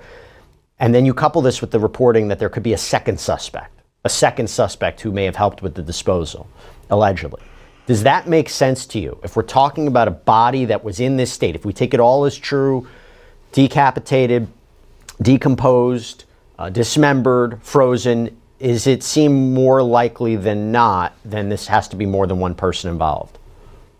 I think it all points to some very strong possibilities in that regard. And frankly, I always look at these cases and say, what makes sense? And you think about it, it does make sense if you're a disorganized criminal who didn't plan something, but things fell apart, or even if it's an accident, quite frankly, Jesse, that you might say, holy cow, I can't have this thing appear under my name. Okay. Interesting. Well, hopefully if they do have suspect number 2 and they're So there's so many theories going on around this. There's some theories that actually suggest that homie's gay. And if you look at him, I ain't gonna cap with you. Look a little gay to me. They're saying he's gay. And basically he had a gay lover. And there's a gay lover who's devoted to him that helped him, like, basically cover up this crime. Some people think it's his assistant. I don't know. But they're saying there is another person. And I'm thinking, why the hell would you cover up the crime with this guy, even if you were getting paid? I usually think that even if you employ somebody, they check out at the moment. You're like, hey, could you help me cover up this murder? I'm about to cut my ex-girlfriend's head off and her arms off, and I'm going to put it in a refrigerator. I think that's where they're like, yeah, I think I'm going to go on my break right now. Yeah, I don't think I'm doing this. So they're saying, why the hell? They believe that he had help, right? They believe he had some assistance from someone to help do all this, but I'm asking the question, why the fuck would you help this nigga do all this shit unless you with it? Interviewing them, they're able to put enough pressure on them to have that person step up and say, wait a minute, I didn't sign up for this much. This is what I was asked to do, and point back to maybe some behaviors that led up to that second person being involved. If that second person was involved from the get-go, then of course they're going to be trying to impeach that person's interview and confession or admission with digital evidence and other kinds of pieces of evidence. And we take all that forensic evidence and physical evidence and eyewitness accounts and confessions and admissions, and we start bringing them all together and either use it to collaborate and corroborate what this number 2 person is saying, or to frankly impeach them. So let me ask you this. You mentioned conversations, right? Okay. I think we're going to leave it there for now, but this mystery continues. We're trying to figure out what the hell went on. Okay. All right. Rest in peace to Slits Rivas. And I ain't gonna lie to you, man. Nigga got Hello Kitty in his bio, a grown ass man. Anyway. Okay, let's see what else is going on. So that's some topics, people. We got a packed house in here today. 13,000 strong. Got to get back to our average. Usually we're around like 15,000 people. We got 5,000 on the Academy. We have 5,600 on King Academics. And we have 1,000 on Rumble. And I believe, how many do we? No, not Rumble. I mean on Kick. And on Rumble, we got about 1,000. All right, cool. All right, bet. Interesting. What topic should we get on to? Somebody said Drake be on that. Drake be on some Hello Kitty shit? Anyway, let's get into our favorite snowflake. And this is Bobby Althoff, who essentially, she's she's upset that, she's posting videos or TikToks with her new boyfriend. And every time she posts these things, all she does is get hate. Now, the reason why she gets hate is that before she blew up, if you guys don't know, Bobby Althoff was actually engaged. Bobby Althoff. Okay. Now, she was engaged to this guy, right? Or actually not engaged, but married. His name is Corey Althoff. And apparently they have kids together, right? Now, after she popped off, and if you don't know, notoriously, she popped off from doing a video with Drake where they're laying in a bed. And she did stuff with Yachty and started doing stuff with other black entertainers. She filed for divorce when she blew up. Now, there's certain disdain for her for many reasons. I'm going to try to quickly explain why those things are. Number one, she's the white girl, and it's not because she's just white, but she's the white girl that acts ditzy and acts like, the demeanor when she's around black people is like what black culture and what the black individual she's interviewing, what they do is almost like, ew, what is that? Now, it's intended to be funny, but some people feel like she plays that role so well that shit, that's probably her. Also, people don't like that role. I think people feel like, the novelty in the white girl who is shocked that black people twerk is kind of lame in 2025, right? Like, wait, you don't know what black people do? Like, this is not Chris Rock. Chris Rock's like, most of his stand-up was about white people do this and black people do this. And I think these days we kind of know what black people, white people, Indian people, what everybody does. And she's still getting that shtick off where she's like, so how do you do this? And she acts oblivious to black culture. And some of her demeanor while doing his interviews comes across as condescending. People don't like her for that. People don't like her for what they believe is her doing something what somebody else in black culture was doing already, which is this dry style of humor or comedy or interviewing Funny Marco. And people felt like, hey, why is she blowing up so rapidly? It didn't help when you realize one of her first interviews is Drake. And Drake kind of pretty much put her on. And people are like, damn, how is this white girl getting this opportunity when there's so many other people who would never get this opportunity? So some people had some disdain for her for that. Other people had disdain for her for, again, one thing as a content creator is that I've always said, and I've always lived this. I mean, shit, y'all know everything about my life. What the fuck? Okay. All right. People, like, the thing with her is, like, I think people feel like she's disingenuous. And they don't believe that she is what she's portraying on camera, right? Like we've seen her with Sexy Red and she's acting like, I'm trying to dance and act ratchet at the club. And people don't like that. People don't like someone who seems fake. So all these things have kind of added up to people not really liking this woman. They have very extreme reactions about her. And such is the case where after she blew up, she divorced her husband and people didn't like that either. They felt like she essentially sold her soul. She did what most of these opportunists do. She throws away her entire family just because she gets an opportunity elsewhere. So that's been a thing. Now, she's popped out recently, which I've always said, and we just went through, we did the Akash stuff the last stream. Shorty was married to a whole white dude that looks like this. Like, this was them, okay? Like, they're taking pictures like this, okay? They're taking pictures like this, right? She goes from this, and her new boyfriend is a black dude, this guy, okay? So they did a TikTok, and people are consistently reminding her, hey, listen, we still think you're fake, you're phony, and you left your husband just because you blew up, you're a piece of shit. And by the way, I will say this goes both ways. Anytime a dude leaves his day one girl and gets with the new bad bitches, people usually remind them, hey, well, yo, you're kind of fake and fraud and phony. Women, especially women. Yo, you left your girl who held you down before this to go date these BBL bandits, right? So I think it's the same thing. The Argentine Tango. With his partner Daniela Karagoc, it's Dylan Efron.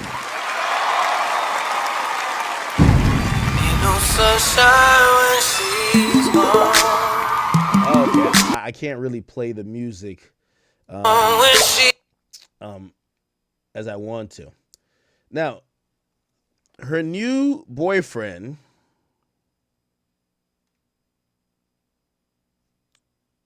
give me 1 second. I'm trying to figure out. Does anyone know her new boyfriend's name?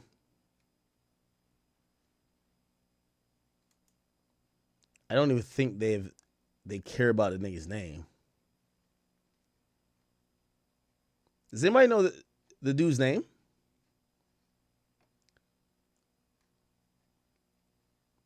Does anyone know his name?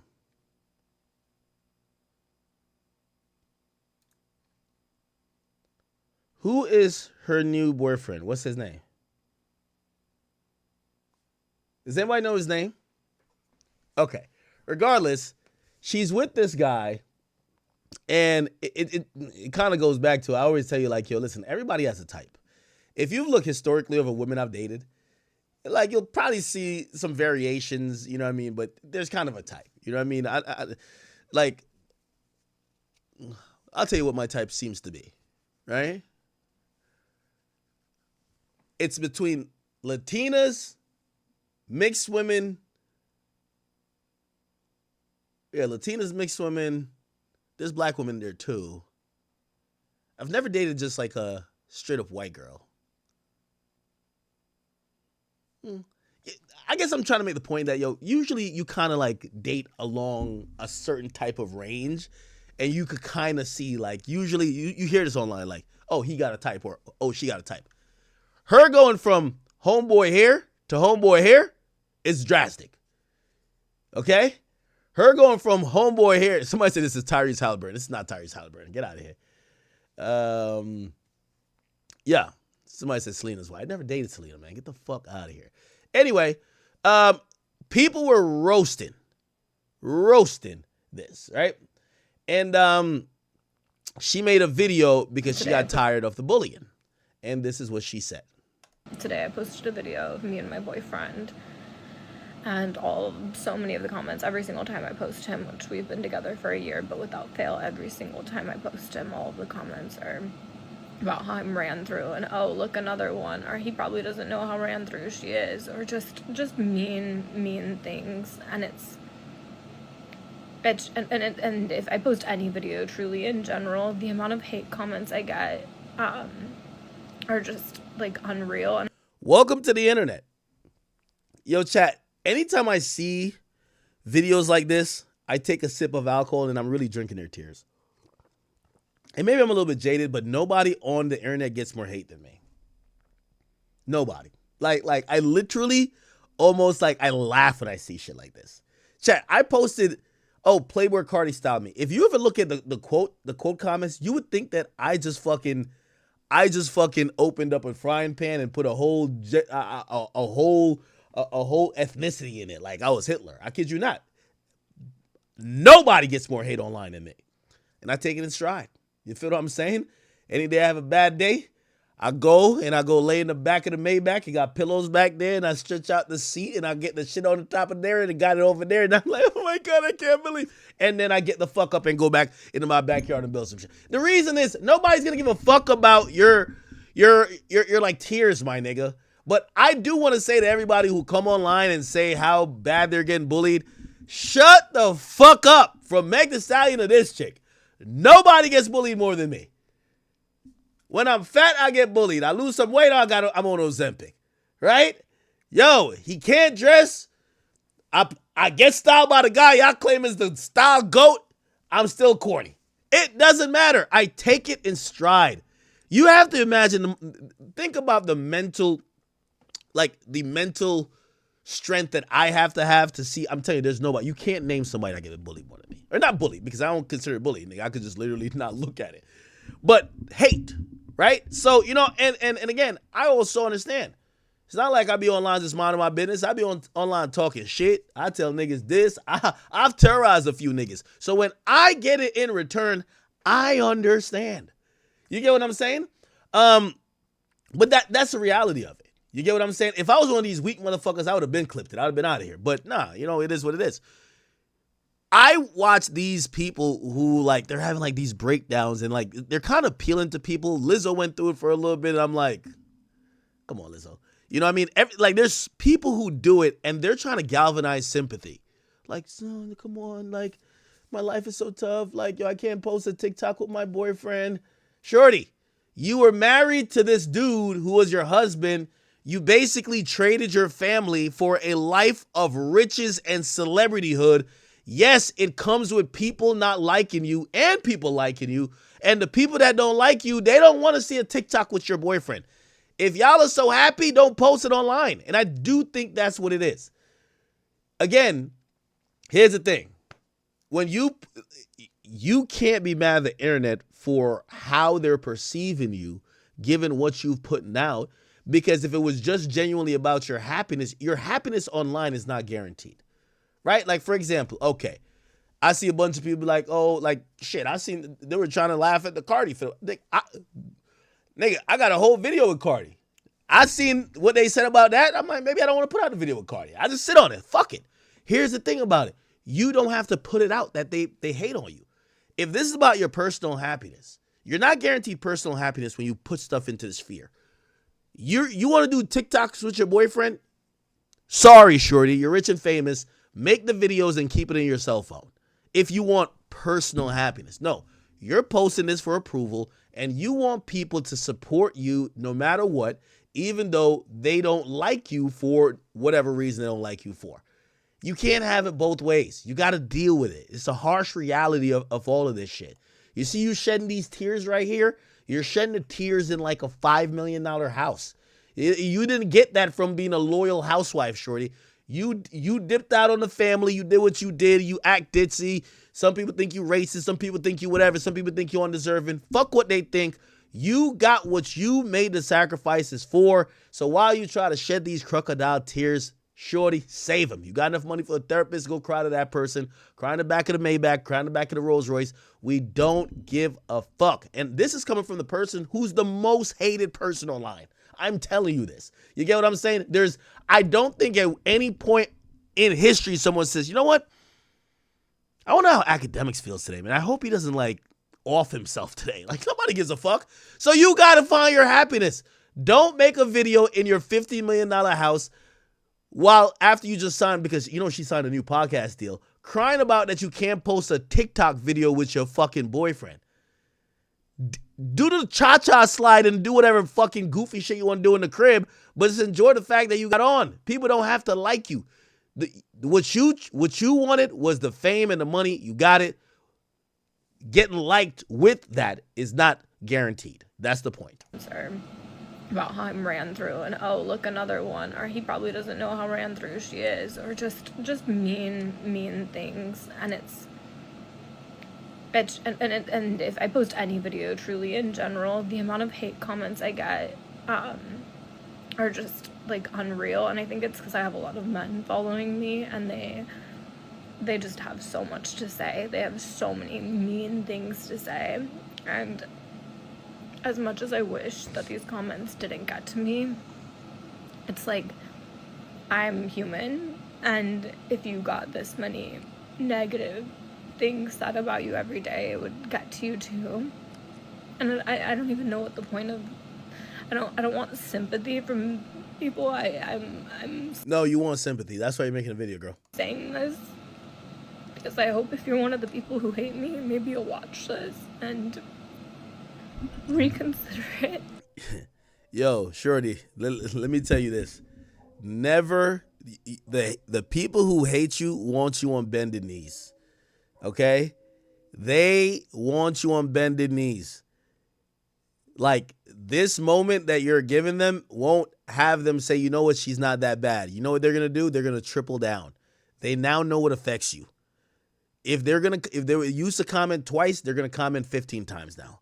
Because they know what gets to you. You never go on bended knees to the motherfuckers who don't like you. It is what it is. And maybe that's asking for too much. Maybe that's an impossible ask. But it's like... It's...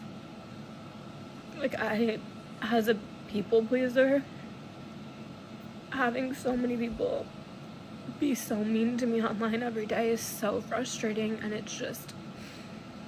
I wish I didn't care, but I've definitely stopped posting as much because... Hey, and this is one thing I think, other celebrities don't really take accountability for, and this is what I'm telling y'all. I'm not that surprised when people don't like me. I understand.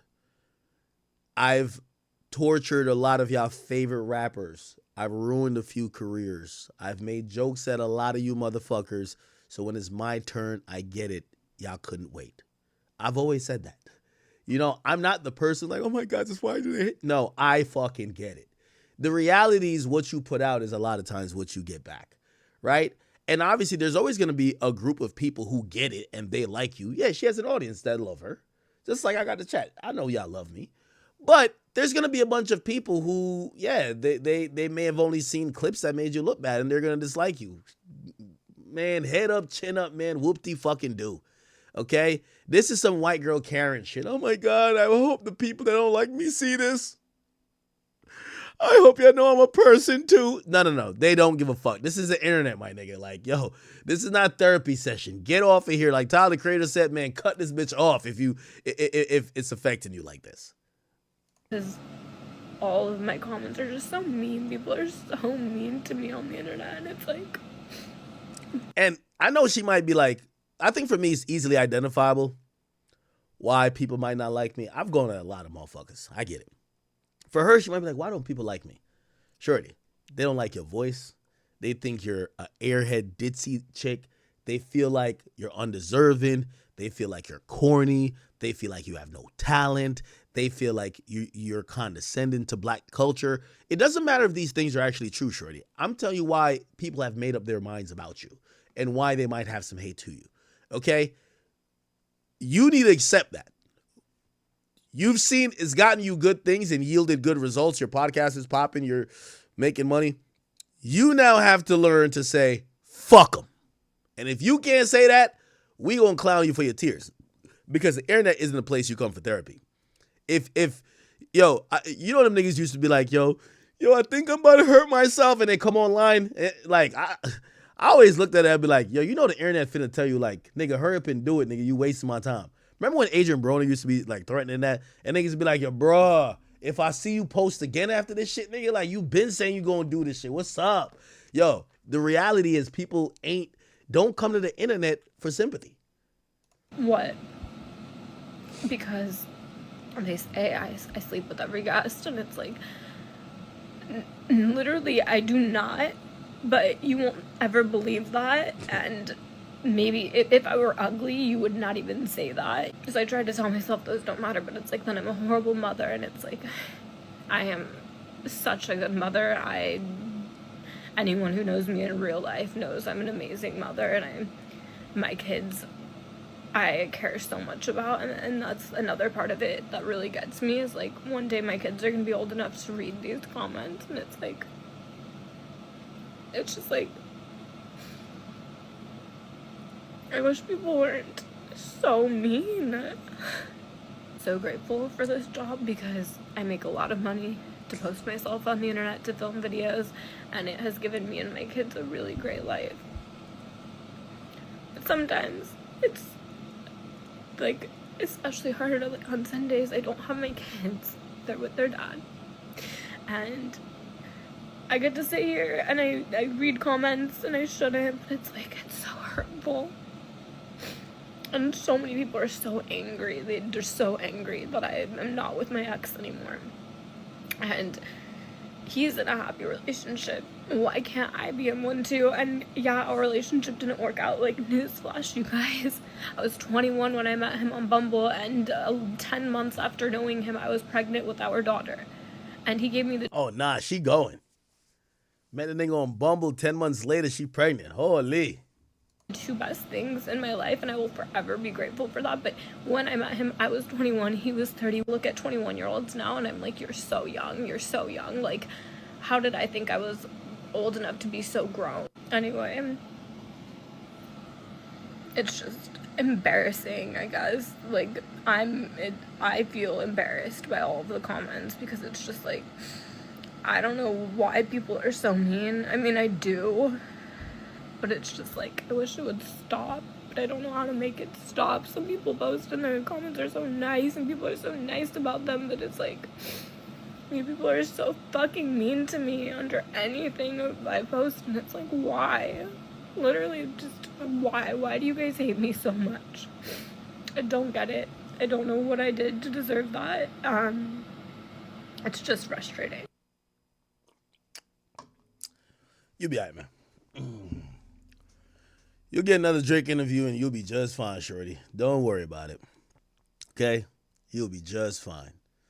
Anyway, I will tell her one thing. Again, we all got to know our path to success, right? Like, you know, if you got success by doing controversial things or exploiting a controversial angle, people might have controversial opinions or polarizing opinions about you. I do think people don't really know her. Maybe her fans know her, but I think most of the shit she's giving out is kind of fake. I don't think I know who she is, but coming to the internet, huge L. And if you care that much, you made sacrifices, including your family, for this lifestyle. Keep you and your funky little boyfriend dancing TikTok videos in your fucking phone, and nobody will talk about them. You already got the money, and you already got the fame. You have the resources to insulate yourself from some of the things that you're claiming is affecting you. Head up, chin up, bitch. Whoop-de fucking do. All right? You'll be all right, man. Drake will come call it another time. All right. Okay. Let me see here, people. I got a couple of things that I do want to get to. I got some Dirk stuff, Milagro stuff. What you want me to get into? Chat, talk to me. I do wonder if Bobby Althoff got that fire. Y'all think she got that fire, chat? Give me some topics, y'all. I mean, I got my topics, but I want some crowd participation, man. Let me get over to you know what I'm gonna do? I'm gonna institute a point where I go read the chats. Let me open up right here. I'm on the Academy page. Let's go to the Academy page, and I'm gonna read. If you guys send in super chats or whatever, I'll be reading them now. Or if I didn't read them before, I'll get to them now. I'll read Rumble, Kick as well. All right. I got Candace on my list. Don't you worry. Candace is on my list.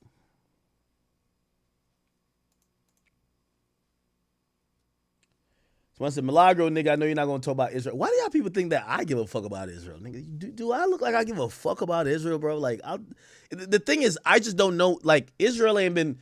Like, the moment Israel be like, yo, Ak, here's the $5 million we give to everybody for you to shut the fuck up and love us forever, I'll tell y'all, and then I'll just be like, yo, that's why I ain't talking about them. Yo, they gave me $5 million. But, like, why y'all think niggas scared of Israel? Like, who the fuck? Nigga, Israel's a place I don't want to go, nigga. Like, you know what I mean? I seen somebody was like, yo, I think they had asked the New York City mayors the place they would want to go. They said Israel. I'm like, what the fuck, nigga? I don't want to go to no goddamn Israel, nigga. I want to go to Jamaica, nigga. I like places with beaches. I don't want to go nowhere. Like, respect to London, I went there, but like, yo, if you ask me places I want to go, I like to stay in not even North America. Just bring me to the Caribbean, nigga. Like, the fuck would I want to go to Israel for? Israel don't got no bad bitches. Fuck out of here. I promise Discord, we'll get to it. Culture Cut Clips, what up, my boy? Thank you for the 5. It says, Ack, we need a 10-hour stream today. Talk about anything and everything. You know what? 10-hour stream, I want it. Could I do a 10-hour stream today? Well, I am drinking alcohol, so I would have to, like, manage that a little bit. Boogie Buddhist, thank you for the 2. You didn't have a message with that. Jose CNG, thank you for the 6 month. If I could do 10, I'm definitely doing 6 hours today. I'm definitely doing 6 hours today. All right.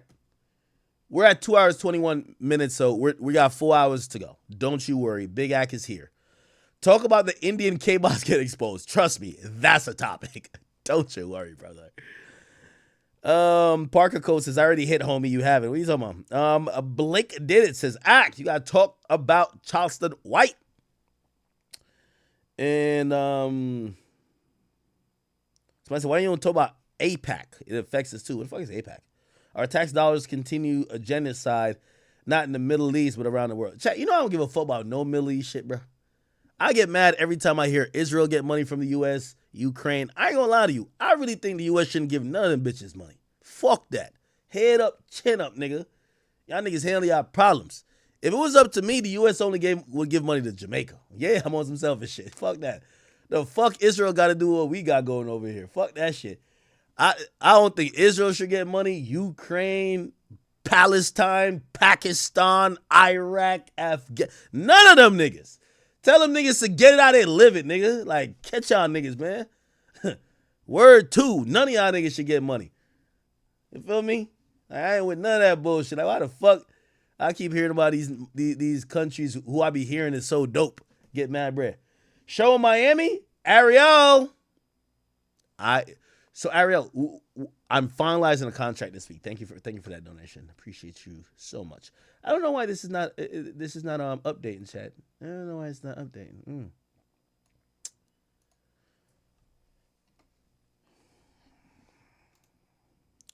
And chat, generally, here's my thing, bro. I don't care about Israel. Like, I don't like it or I don't hate it. But I hate that the talking points these days is people are like, oh, Israel's a boogeyman. Like, bro, I don't have there's no part of my day where I'm like, what's going on in Israel? Nigga, I ain't going to Israel. I'll never go to Israel. I'll never go to Israel, Iraq, Afghanistan, Iraq, all them motherfucking countries. I'll never go there. Why the fuck I give a fuck about them? I care about where I go to. You know what I mean? Like, these are like fictional places to me. I don't know what the fuck going on over there, and I don't care. You know what I mean? I'm like, oh, this is going on in Tel Aviv. I don't give a fuck. You know what I'm saying? It's like, what the fuck does this got to do with me? Like, I don't care about no place I won't go. I ain't been to China. I don't give a fuck what's going on in China neither. I ain't been to Russia. I don't give a fuck what's going on in Russia. I only care about shit. Yo, the world, we care about these other shit that none of y'all. Yo, everybody told about Israel. If you've never been to Israel, shut the fuck up, bro. Please stop it, bro. Why y'all care about Israel? You've never been there.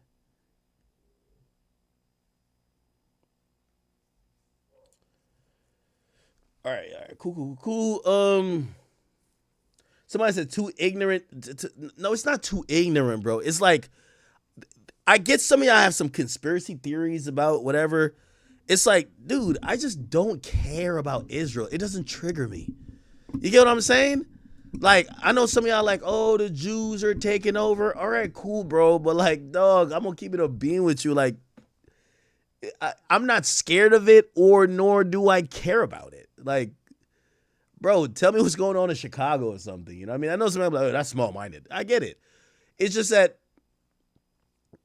the U.S. clearly has these, like, it has these global initiatives and agendas. I'm just wondering why everybody just seems to give a fuck about Israel. And I'm talking about mostly constituents. It's like, y'all don't want to go to Israel.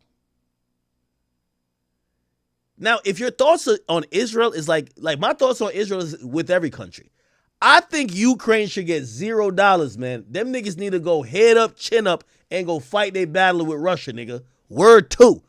And my thought with Israel is they should get $0. Head up, chin up, fight your battle with them Palestinian niggas. Word too. I don't want none of y'all getting nothing. I don't have different opinion. I don't never been to these places. To me, Ukraine and Israel is the same shit. I don't give a fuck. So like when y'all be like mention this, like, yo, I think there are creators that are funded by Israel. It's not me. They ain't give me no, and I'm telling you, when they give me the money, I'm gonna tell y'all. The first time they give me the money, I'm gonna tell you, I'm like, oh shit. I woke up, looked in the bank account, and gave me $5 million. I like him now. I'll let y'all know. It's not no hidden shit. It's no hidden shit with me. The day I wake up, I'm like, oh shit, the Israel bag landed. I'm gonna tell y'all. Yo, bruv, hold on. Whatever I said about Israel was cap. I love these motherfuckers. But I don't know what they got going on, nor do I care. Good luck. Head up, chin up, do y'all thing. I just want the U.S. to stop funding all these niggas. Iraq shouldn't get shit. Pakistan, Uzbekistan, none of them. None of the stands. None of y'all should get shit. Feel me? Talk about Platboy Max. We will talk about that. All right, I'm going to add that to the list. Thank y'all. All right, we're not going to turn this into a Palestinian, whatever.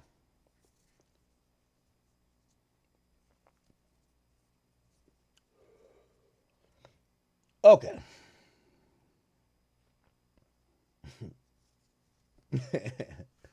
Nigga say, yo, this man has been bought. Bro, I don't know what the fuck. Yo, the people who think like that it's like this new, it's like everything. The niggas who are really into it be like, yo, somebody died. It was the Mossad. Charlie Kirk got killed by an Israeli drone because he was about to switch up. Bro, calm down, gang. Calm it down, bro. Calm it down, man. If you think like that, man, y'all niggas go to Israel, man. I don't want to go to no Tel Aviv. Tel Aviv don't got no bad bitches like that. I got to keep it a bean. Send me where the bad bitch is going to be at, bro. Or maybe that's my way to make it ignorant that they don't look at. Nah. Oh, my God. Can't win with y'all. All right, let's get to these other topics. I'll get to my topic before y'all. I'll get to my topic before you guys. Oh, Burna Boy. Yo, chat. So Burna Boy is under fire.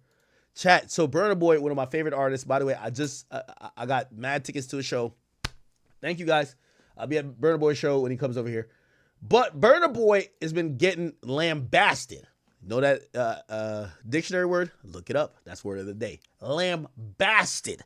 Online because they're claiming that he's an asshole. And while I know him for all this good music, you know, he used to play his songs, and I still play his songs, you know what I mean? As like a lot of songs in my intro, they're saying that the fans are getting turned off to Burna Boy because of some of the moves he's doing that make him look like a dickhead. Now, let me show you a few of these things, okay? One recently was Burna Boy stopped his show because a fan was sleeping in his show. He refused to continue his show after noticing the fan sleeping, and this is what occurred. Let me see. So when I stand up here and I see you over there with your girl sleeping in front of me, it pisses me the fuck off, man. You understand? So please take her the fuck home. Fast now. Take her home, take her home, take her home. I'm not doing no more songs until you take her home, man. Bro, hurry up, man. So essentially, he's performing. He noticed a woman who's sleeping. He says, hold on, cut the fucking music. What the hell? Yo, brother. And he's talking to the guy who's with her boyfriend, seemingly. I'm not performing no more until you bring her home. She's sleeping at my show. She clearly tired. Get her ass on out of here. Both y'all go. Wallahi, I'm not doing another song till you go. Wallahi. Wallahi. By the way, Daylight Global, thank you for the 10. It says, talk about what? Oh, yeah, no, we're going to talk about the Indian K-Boss. Don't worry. So he refuses to perform until they leave, and they actually leave. Oh, shit. Hey, give her some water. Oh, shit. It's crazy because it seems like the usher came over and like, all right, you got to go. Damn, look like he a little bit mad. He grabbed her by the arm and was like, come on, you about to bump into the thing. It's over here and light this shit up. I love his music. I love the music. I love the music. All right. Okay. So now the woman who was called out, she then got online and she spoke about why she was sleeping at the concert. She said, I've been mentally, physically and emotionally drained. I think she means drained. Since my daughter's dad passed away. Wait. Was she at the concert with another dude, but she's saying she's drained over her baby daddy? Whatever. So her baby dad passed away, and I came to a show to put a smile on my face after everything that has happened. He took forever to come out, and I was tired. She says, I am the girl that was kicked out of the show. I don't even know where to begin, but that was very embarrassing and humiliating. Okay. Yeah, I've been humiliated before. Humiliated. Sometimes I get humiliated. I've been very, okay.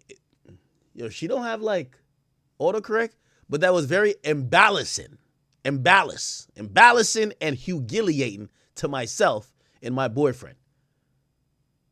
Wait, she got a new boyfriend, but she's sad about her baby father dying? What the hell? Burner could have handled the situation better than that. He had no idea what was going on with me, and he did not even care.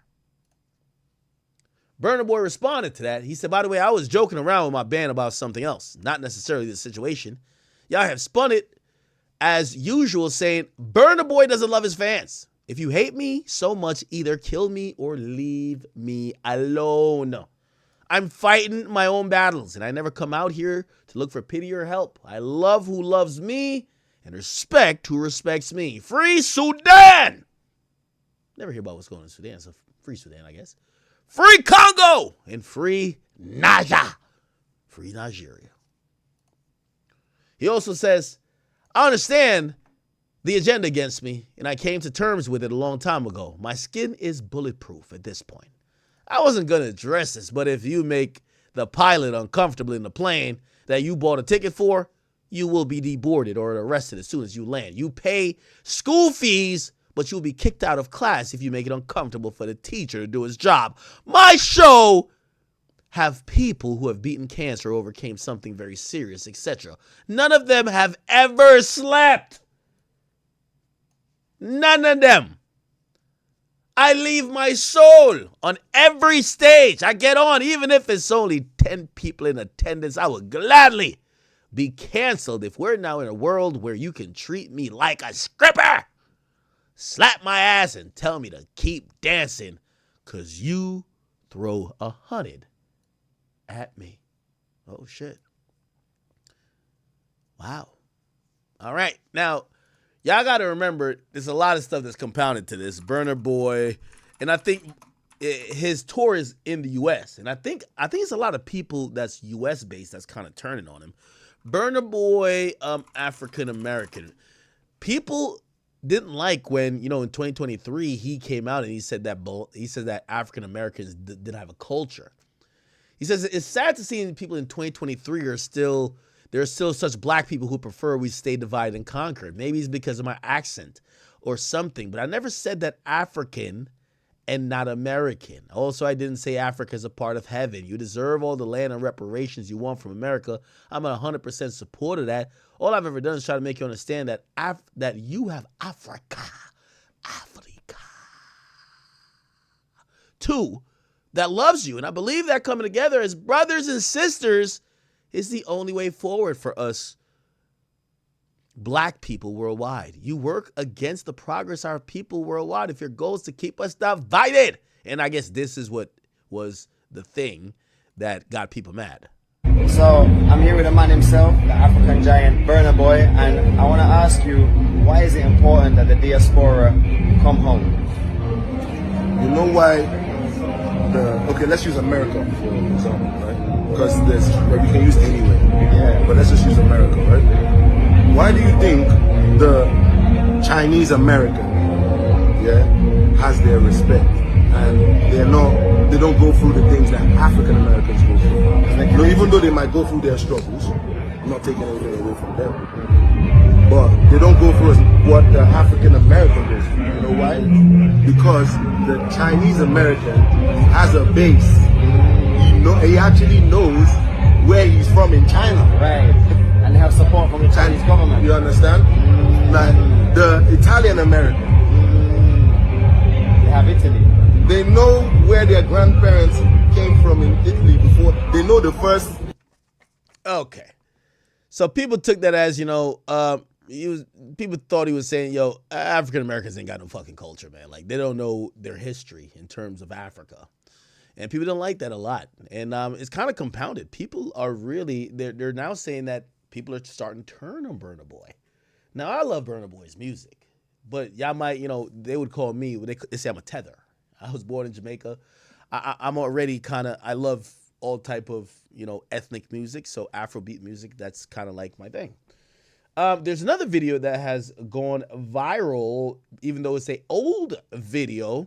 But it's a video of Burna Boy, looked like he's been doing this for a while. In 2019, this happened. Burna Boy refund. Looked like someone wasn't turning up, and look what happened. He said the guy wasn't turning up hard enough. This is 2019, and Burna Boy said, hold on, man, let me just give you your money back. Get the fuck on out of here. It's clear. Go. Go.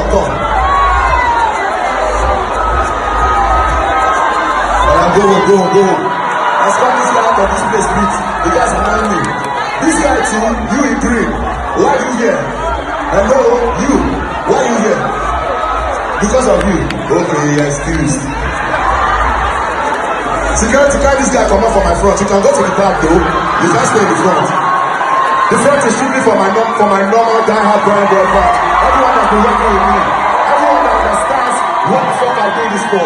Everyone that's seen my sorrow, my sweat, my blood, my tears, that I put into this music and every performance. I do this shit for you from the bottom of my heart. I don't come here to play. So if you want to come and do a fashion show, you want to stand and look at me, go to the fucking church. I kind of like that a bit. Hey, only in American music do you see, like, I seen people like them bots at the Kendrick show. This is what they did the whole time. In I'll say other genres other than hip hop, it's frowned upon to just be there, just kind of either looking and just like staring. In most genres, people are rabid. They're like, oh my God, I'm here with my favorite artist. They're in the moment. They're not just filming. They're not there thinking they're cool. They're turning up. Now I get it. If you pay for a ticket, you should be able to do what you do. But I do understand, like, I think Burna Boy is trying to create an ambiance. He's trying to, like, yo, and this was before he was doing arenas. He's trying to, like, yo, my shows and up front, we want to keep it like this lit. We were getting it in. This is for the diehard people, right? However, some people do feel like that's some asshole shit. You understand? So my brother, please, I know your face is not encouraging me. Okay. Now, there's a few other things that I've seen pop up. And this is where I think people are now basking in maybe some unfortunate situations for him, right? He just performed in Houston, and people are saying, yo, the fans are rebelling. They're saying, look, they're saying very sad. Burna Boy had the worst concert of his career yesterday in Houston. Rumor has it that fans had to boycott the concert after what he did to that couple who lost a child. Wait, did they lose a child, or did he say her daughter's father, which is the baby father? Which is not the couple's child, because the boyfriend that she was there with is her new man. She lost her baby daddy, not her child, but whatever. There's a rumor has it that the boycott was after he did to the couple that lost a child. I just explained that. He came in very late, but sent them out. The woman started sleeping. It said fans decided to boycott his concert since he couldn't apologize to the woman. Not too sure if that's what happened, but that's what people are going with, all right? I'm Delavi. You said talk about what happened with Buckingham? What happened to him? We'll talk about it in a second. Said, dear artists, fans are your superpower. Treat them with love. Burner surely learned the hard way. Now, I think this is at the Toyota Center. And, okay, that looks empty, but there's clearly nobody on stage yet. Yeah, there's nobody on stage. Like, how does this have to do anything with okay. There's another video where they're trying to claim that fans did boycott him, and again, this is all coming from people think he's an asshole now, right? Let's see. Let me see. Who's this guy? Like he does a lot of reaction. It's what happens when you are not humble in life. When you're not humble, this is the outcome of it. Because now people ain't fucking with you, Burna Boy. You wanted to kick out the woman for sleeping, not knowing what she had gone through. Now you're going to suffer and now you're going to lose money from it. That's your own business. Sometimes when people actually forget where they come from and forget the struggle that they went through in order to reach the success that they're fulfilling now, this is why God always says to remain humble. Because what God can give, what's the answer? Oh, he can take it away. And look how many, look. Come look. There's barely anyone there to see you. And this is Burna Boy we are talking about. Burna Boy, who has sold out many arenas before in the... I went to see him at City Field. It was a stadium, which held 40,000 people. He sold it out. So an arena that's like 16,000, he could definitely sell out. I got to look through more videos. This might be not telling the whole story. Past. People ain't fucking with you right now because you wanted to be greedy. You wanted to think you're above the program. Ain't nobody above anybody. You don't know what that woman had gone through. You don't know what she had went through. And the fact that you kicked her out for sleeping, she paid her hard-earned money to come see you. If she wanted to sleep throughout the whole of the thing, then she could have slept. If you're coming out late or if you're just not doing your part, cool. Then, okay, she's sleeping. That means to her, maybe you're not performing your best. Or maybe she's just tired. But that's her money. I would have, you know what? Security would have literally had to drag me. They would have to drag me out. I'm paying my money and you're telling me to get out. I would have sat there. I would have said, and you know what? All the pick-me people that was like, get out. Nah, you lot should have supported. You lot were there. I know you're there to see Burna Boy, but you should have supported that woman there, man. Foul play. Okay. Let me see. Burna Boy Houston. They're trying to say people didn't show up to this concert. Let's see if we can see. Burna Boy performing at the 19K capacity Toyota. Okay, chat. The reason why I say Toyota, like, it's a Jamaican way I say it. It's Toyota? Is it Toyota? Okay. All right.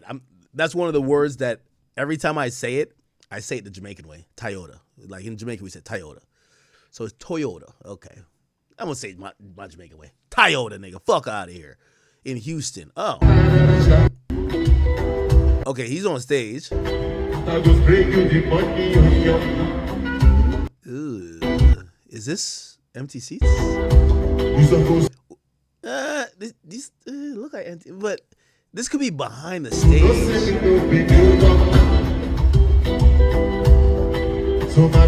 It does look like a 360 stage though. Ooh, there is some empty seats. We'll say that. Wow.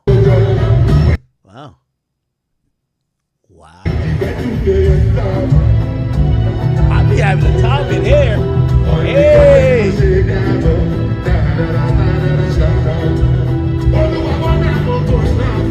Oh my God. Let me look at his tour. Is his tour not doing good? Burna Boy tour. Again, he did a stadium. When I saw him at City Field. Look. City Field capacity. 41,000. He sold that bitch out. Factuals. He sold that bitch out. So, if he could do that, I would imagine, he should be fine. Oh, there's more videos? Oh,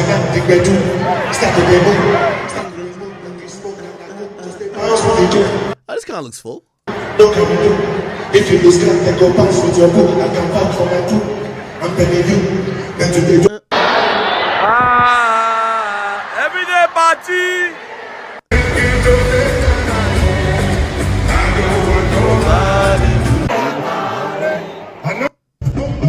I mean, from these videos, it doesn't look empty. I don't know. Let me look. I'll look at the ticket sales. Burna Boy tour. What's it called? What's his tour called? Let me look at Ticketmaster. Ticketmaster. Okay, he's going to Dallas. When is it? Tonight? Let's look at his Minneapolis sales. Let's look at Chicago. Yeah, Chicago got to sell out, right? Let's see. If we see a lot of blue, it means unsold. Whoa. Yeah. Really? Wow. Wait, are these resale tickets? Maybe they're resale. No fucking way. Bro, the nigga did a stadium, bro. Oh, these are standard. Yeah, these are not even resale. Wow. Let me see the floor. Can I see the floor? Oh no, the floor is just it's standing room. He's not charging that much. You get a VIP thing? Wow. No fucking way. Let's see Atlanta. Atlanta got to be busting. Atlanta's like Wakanda, right? And he from Nigeria, the real Wakanda. Let's see. Really?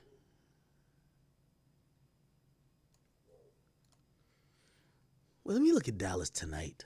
Tonight's Dallas. He's at Dallas right now tonight.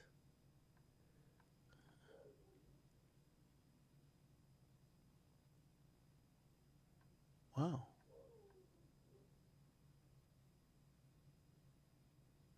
Really?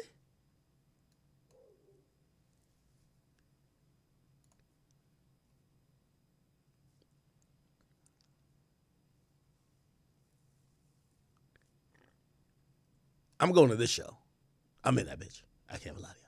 I'm in that bitch. This got to be sold out. Yeah, a little bit better.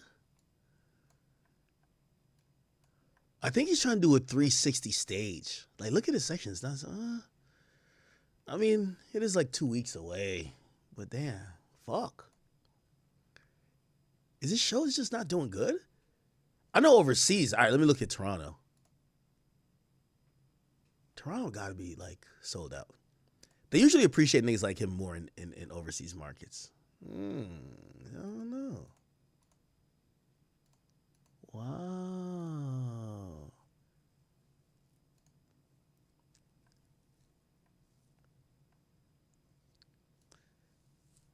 Yo, Burner Boy, don't worry, man. They gifted me like 8 tickets. I'm gonna ask for 8 more because there's a lot of space. I'm gonna bring my family. I'm gonna be up in that shit. Don't worry, Burner Boy. If they ain't rocking with you, I'm rocking with you, gang. Damn. Oh man, I didn't know this shit. Fuck, bro. I'm telling you, Citi Field. He sold out Citi Field. It's in 2023. Look, he becomes the first ever African artist to sell out a stadium in the U.S. He did this. And when I seen that, I said, this is like a huge step for like Afrobeats and for like, you know, Nigerian artists because, bro, this dude is Nigerian and he's coming over here and doing a stadium in the fucking U.S. But maybe it was because of, you know, Last was big. But still, he's still performing these songs. And I love that album. Love Damini. Jesus.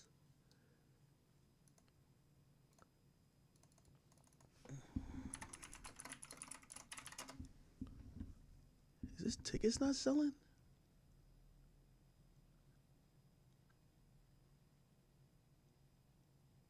Someone said, man, I'm about to refund my Burner Boy tickets before he comes slap me for yawning during the set.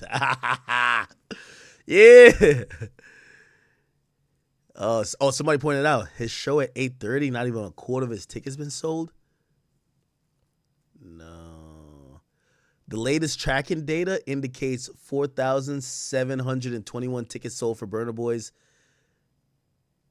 shit at the airlines center, the American Airlines Center today, out of 10,000. Okay, so it's 45% sold. The full venue capacity is 20, but this setup uses half. Oh. All right, anyway. Burner Boy, I love you. Yo, Burner Boy, hey, I'll pop up to a couple shows. Let me throw it on the gram, man. Let's heat it back up. Let's heat that shit back up, brother. Okay. All right, I'll move on. New topic. What's the new topic? Y'all want to talk about Dirk? Y'all want to talk about Uzi? What y'all want to talk about?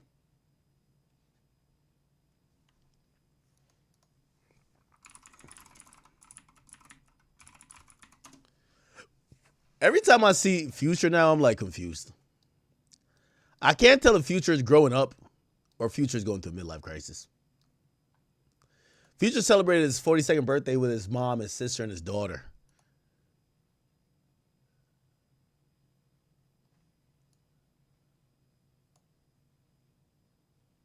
I think Future's growing up, bro. The hair, I don't know about, but I think Future's kind of growing up, right? All right. Still, I want him to make music like he's 17 still.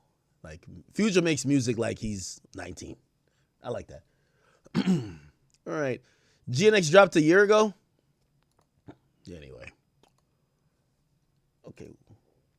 Y'all want me to talk about Candace Owens. All right. Let's get into the Candace Owens things real quick, right? So Candace Owens, as you know, she was a friend of Charlie Kirk. And she's been going super viral. I watched her live stream. She had 300,000 people watching her. Like, we got 10,000 on 2 channels watching us now. She had 300,000 people watching her.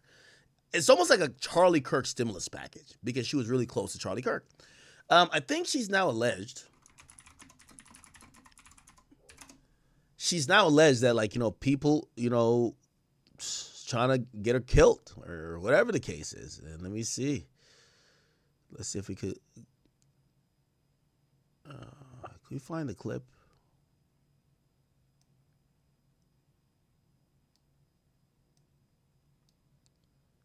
Is it this?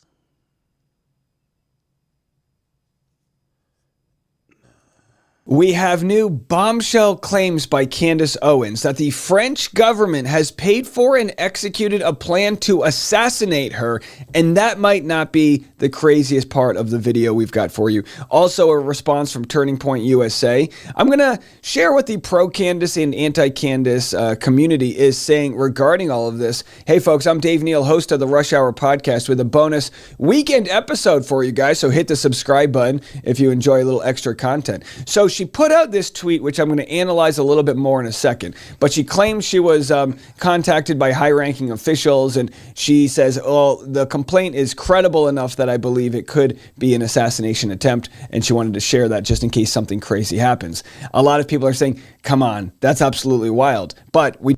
Urgent. 2 days ago, I was contacted by a high-ranking employee of the French government. After determining this person's position and proximity to the French couple, I've deemed the information they gave me to be credible enough to share publicly in the event that something happens. In short, this person claims that the Macrons have executed upon and paid for my assassination. Yes, you read that correctly. More specifically, the green light was given to a small team in the National Gendarmerie Intervention Group. I am told that there is one Israeli that is on the assassination squad, and plans were formalized. Again, this person provided concrete proof that they are well placed within the French government apparatus. Further to this point, this person claims that Charlie Kirk's assassin trained with the French Legion 13th Brigade with multi-state involvement. Journalist Xavier Poussard life is also at risk. This is deadly serious. The head of state of France apparently wants us both dead and has authorized professional units to carry this out. I ask that every person retweet and share this, and I do not know who in the American government can be trusted since this source claims our leaders are aware. But I have more specific information, which is definitely verifiable should they care to reach out to me. To the brave official in France who did this because they were so moved by the evil of Charlie's public execution to risk their own life, may God bless you truly. Let all be revealed. Okay. Love Candace Owens. I've actually interviewed her. I think she's one of those people that believe Charlie Kirk was killed because of like some Israeli thing. Yo, here's the reality of it, bro. Yo, and again, obviously I'm a little bit ignorant to this. I haven't done all my Googles. I get it. I love you and everything, Candace Owens, but Charlie Kirk was killed by a crazy white boy. That's just what it is, man. This ain't no Israel shit. We got to stop with this bullshit, man. We got to stop with this bullshit, man. Like, yo, it ain't no Israel, man. Charlie Kirk was talking crazy. And when I mean crazy, I'm saying it, you know, hyperbolically because, you know, to some people he was talking truth and sense. But he was saying things that people didn't like. And what happens, and let me tell you, this happens in politics. And I know we're shocked because it happened in the United States, but go in any place in the world. When you speak about politics that could affect the lives of people, people die.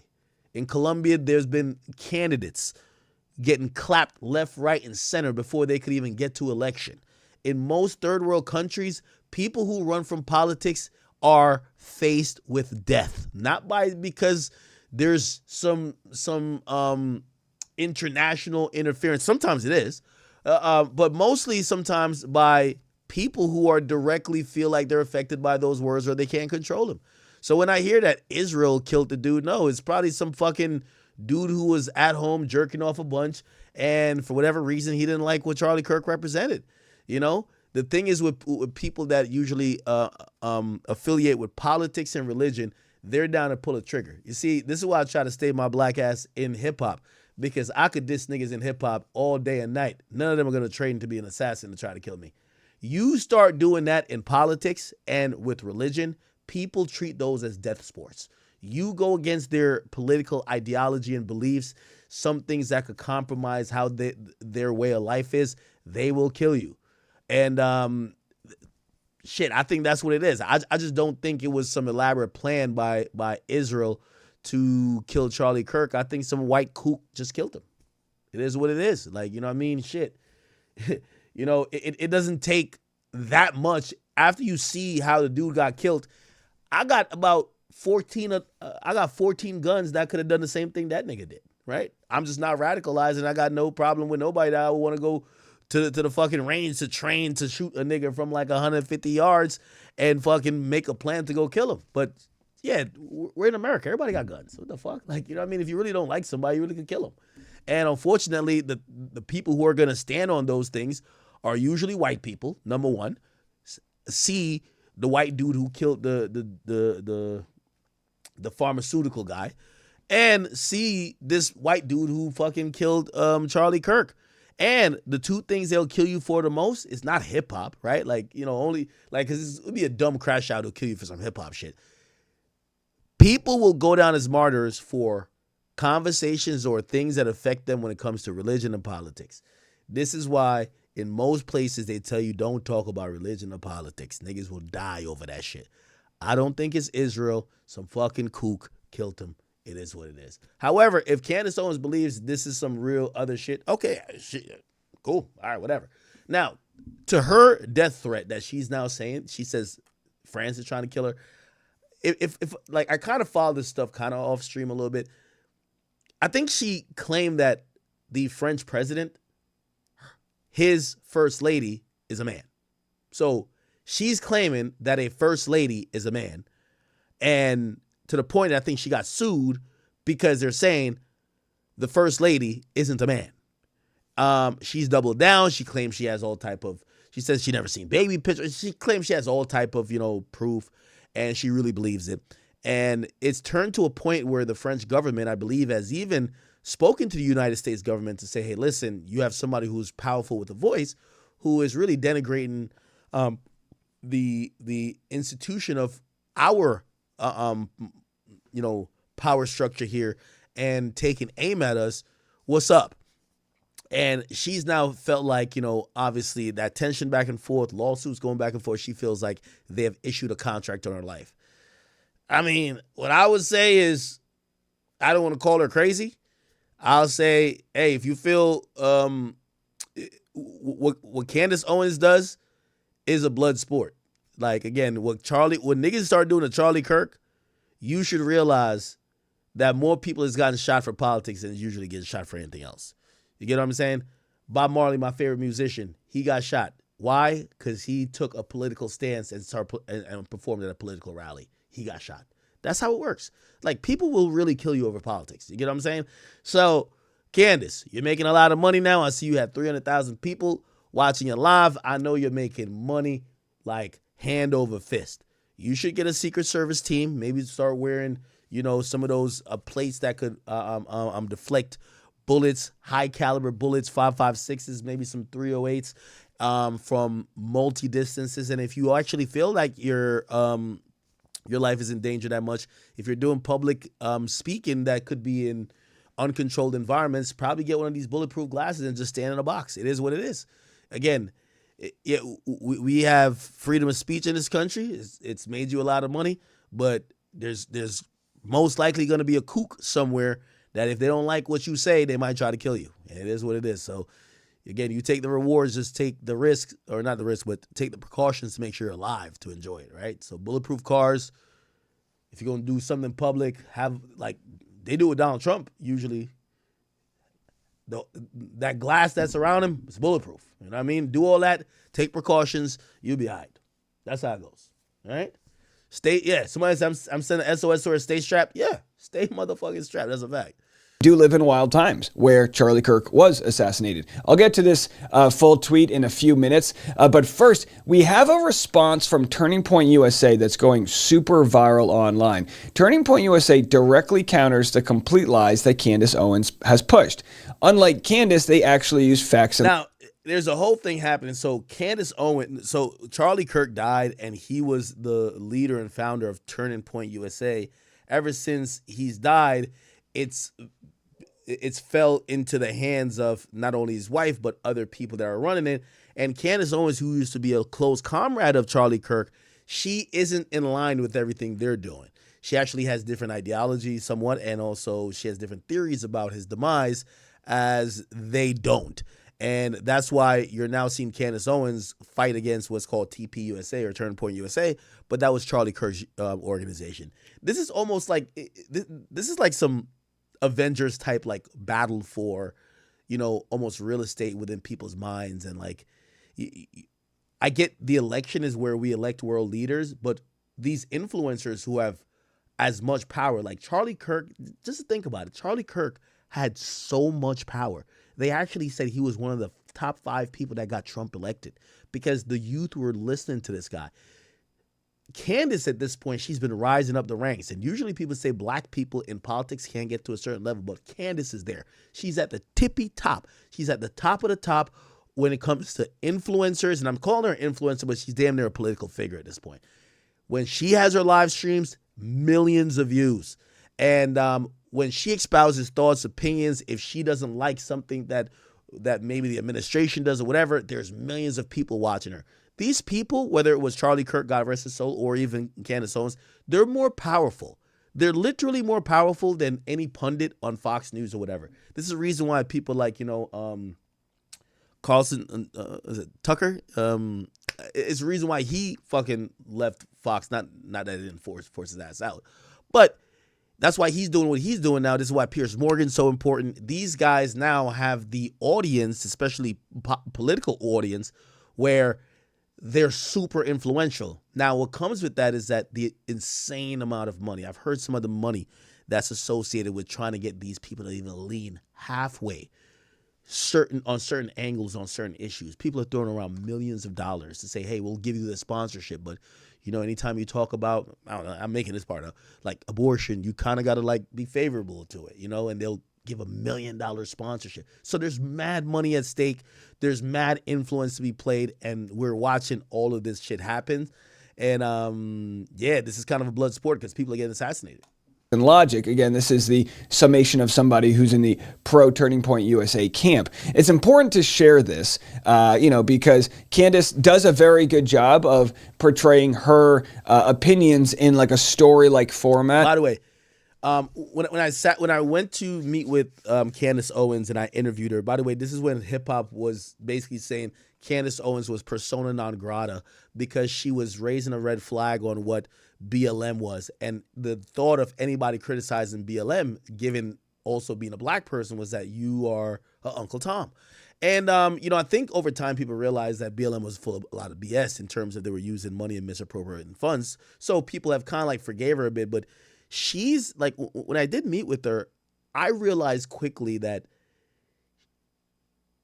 she has a gift with this microphone. She could galvanize people to believe her. She knew how to speak to people.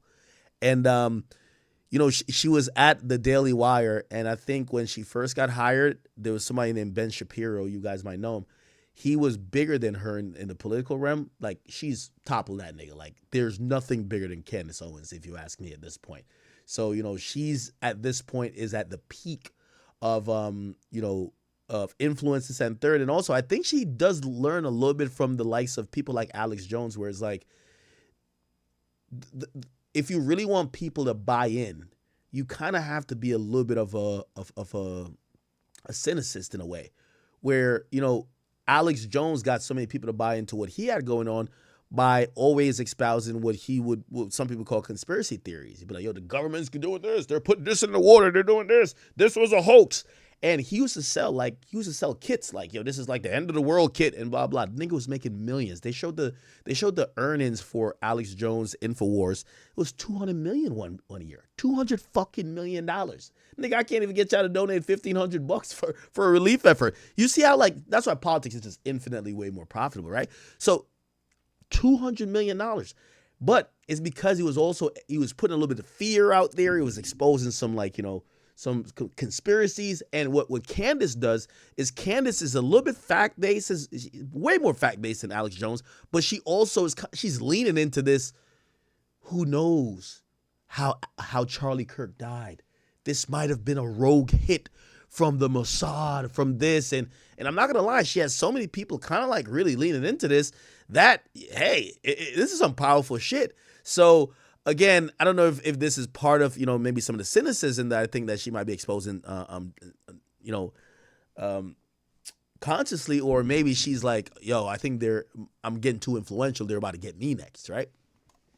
That some people will take as complete fact, but you do have a chance, especially in the court of law, to counter that and say, well, you shared information that would make it look a certain way, but here's a more logical explanation. Where is the grieved just by Charlie not being with us? And so he goes, there's a reason for silence on certain things. I will say this about Candace, and trust me when I say, I have plenty of good things to say about Candace. She uses her platform to claim when people are silent, when they don't respond, that there must be a guilt attached to that. Sometimes that's the case. With regards to the French president, forward, and she wants everybody to be unified and on the same page. So, Mikey, I don't know if you want to add anything to that. Yeah, I mean, Andrew, you said it. If there's silence on something, oftentimes people say that it's silent because it's true. No, that's not why. Like, there's so many accusations out there against so many people. Even one of them are like a sermon that my dad gave where he said that I had blood on me.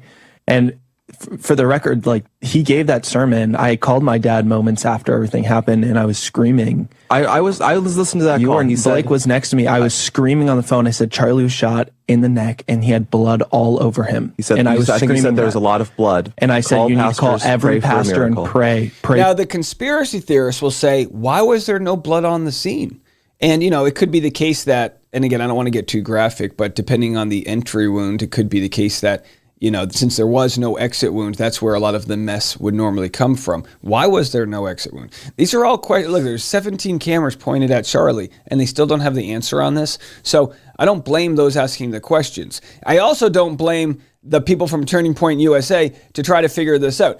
I have no logical reason to believe any of them were trying to do anything but continue the work of Charlie Kirk. You know, I don't know anything about this organization. From a logical standpoint, Charlie Kirk brought in a lot. Okay. I'm trying to listen to Candace. Can we listen to Candace? Right. Okay, Jesus. Has she done a thing on it?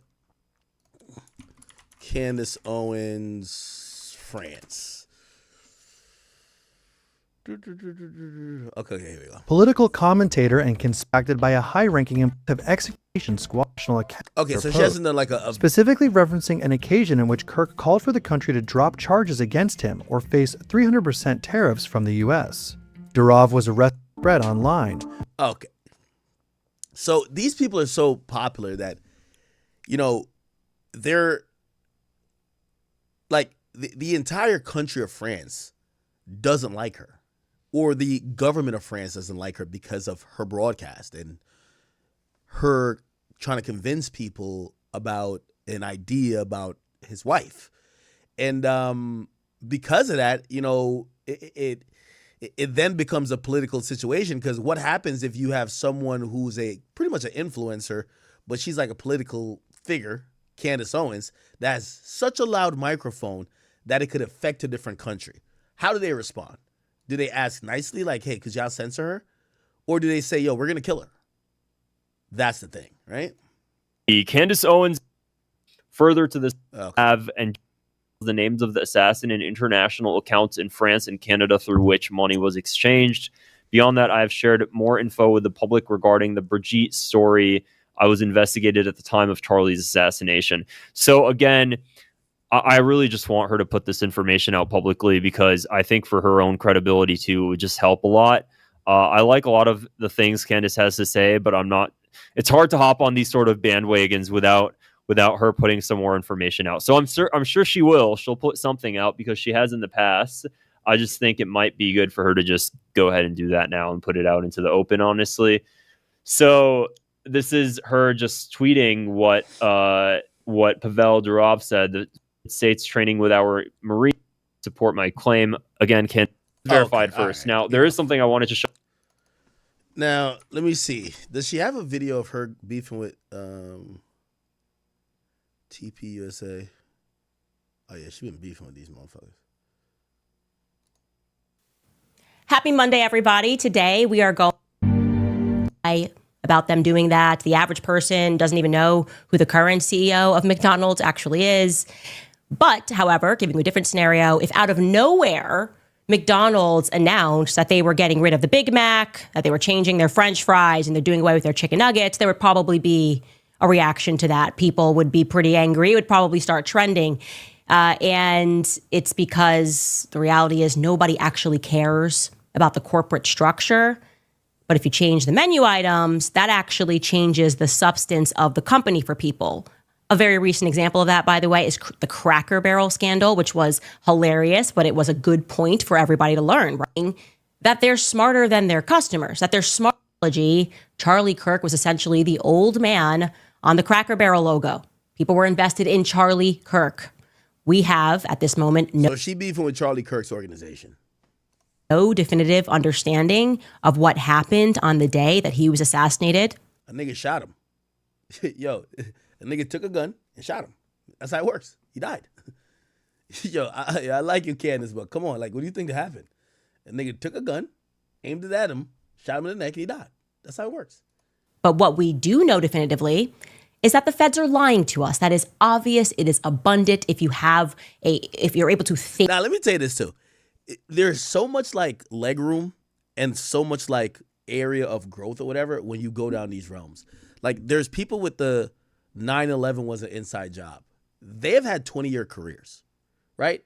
If you're one of those people, you're like, well, Bush is the guy who knocked down the towers. Well, this is how the government allowed for it to happen. And then you build on these theories. You take these like videos. Why was there no blood on the scene? Well, in Charlie Kirk, why did the tower collapse like this? Why did this? And then you kind of turn that. There becomes so many people that becomes really invested into what you're saying that they're like, yo, we believe you. And that's like a very important part of when you are trying to have a cult or whatever. You need people kind of believe in a central ideology that you're bringing them truth to. So this idea that the government is trying to like kill you or poison you and I'm the one to enlighten you and now my life is in danger. You get a unwavering loyalty from people that you can't even like, you can't create no other type of way. So I don't know if Candace is like doing that intentionally or maybe this is just happenstance, but I think she's incredibly smart. Think thoughts. You recognize that something is very wrong with the story that has been presented to the public. And I think that what the public doesn't understand, and I count myself among the public, is why it seems as though Turning Point USA executives, and I'll say seems, are not even remotely interested in challenging that. Yeah, so her beef with Charlie Kirk's organization is that she feels they just said, all right, he dead. Let's take his job and let's pick up the organization and keep it going. And she feels that's sus because they should be asking more questions. So she's asking the questions because she really loves them. And they think she's cuckoo. And then she's also beefing with France because she said that French president, his wife is a man. There's a lot of bullshit here, Chad. I ain't gonna lie to you. I'll be listening to this shit too because drama is drama. You know what I mean? And hip-hop only has so much drama. But yeah, interesting. Anyway, she claims that there's money on her head. Girls, stay strapped. You feel me? Stay strapped, man. Okay. All right. Let's move on a bit. All right. Let me see.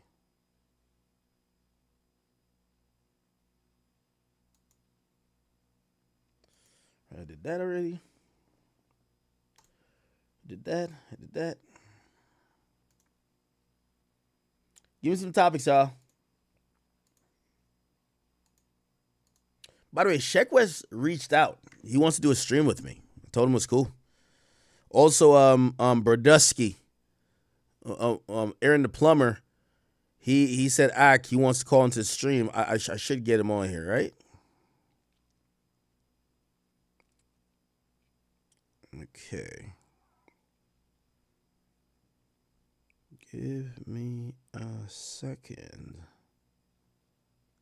Working this out here. Working this out. All right.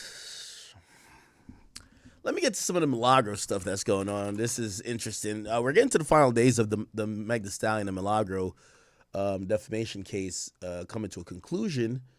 And, it's hard for me to figure out, like, what's happening in court and really what way, the jurors might be going. Nevertheless, is it still going now?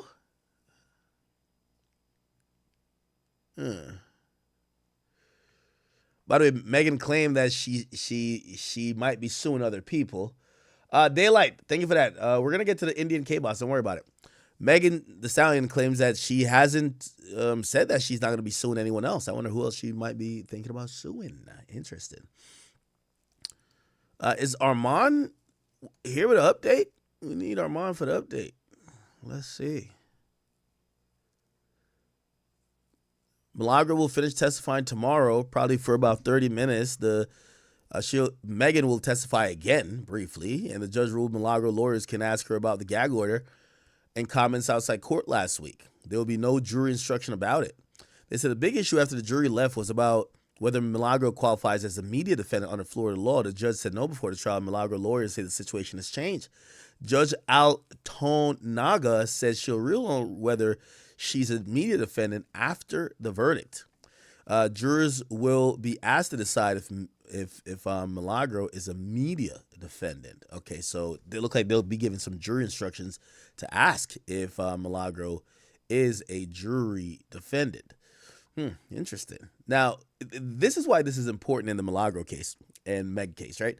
If you are a media entity, before someone sues you for defamation, it actually requires that they need to provide you notice that you have done wrong, in terms of you have gotten something wrong or you have put out something that is defaming them before they could file a lawsuit. Because there was no warning given to Milagro, if she does qualify to be a media defendant, this case will be dismissed because she wasn't given proper warning. Now, people feel like this judge is a little bit biased, so they actually believe that number one, the judge already ruled prior saying that she would not be considering Milagro as a media defendant. However, since her lawyers are now saying things have changed, the judge is saying she'll rule after the verdict, but she'll also have the jurors kind of weigh in on it. If the jurors believe that Milagro is a media defendant, I would imagine that they would come back with saying that, well, despite this defamation, it's a non-issue because the laws would not enact. The laws would not support her being sued. Also, even though the judge already ruled, and usually they don't go against their own ruling, if the judge did rule after the verdict, let's say the verdict came back as liable, and that's what it is in civil court, not guilty or not guilty, it's liable or not liable. If she was liable for the damages of defamation, if the judge did say after the verdict, well, she is a media defendant, that means that the jury verdict will be tossed. But the judge hasn't decided or made any decision that has really been in Milagro's favor. People believe that the judge is anti-Milagro, so I'm kind of expecting that we're going to hear, no, you're not a media defendant, right? I think what Milagro's team is doing is good. They're trying to make it a big issue where it could be, it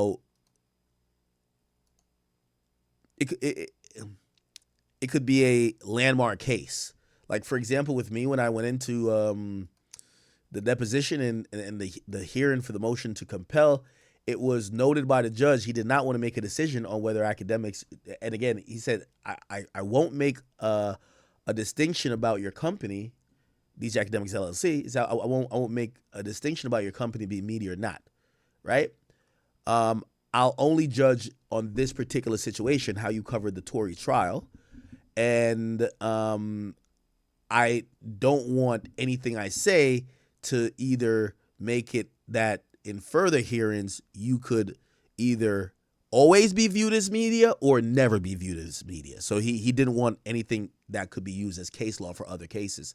And I was pretty much waiving the media stuff, even though I seen my guy Dennis Byron, he didn't like that. But I felt like I answered the question. That's why I didn't use the media protection.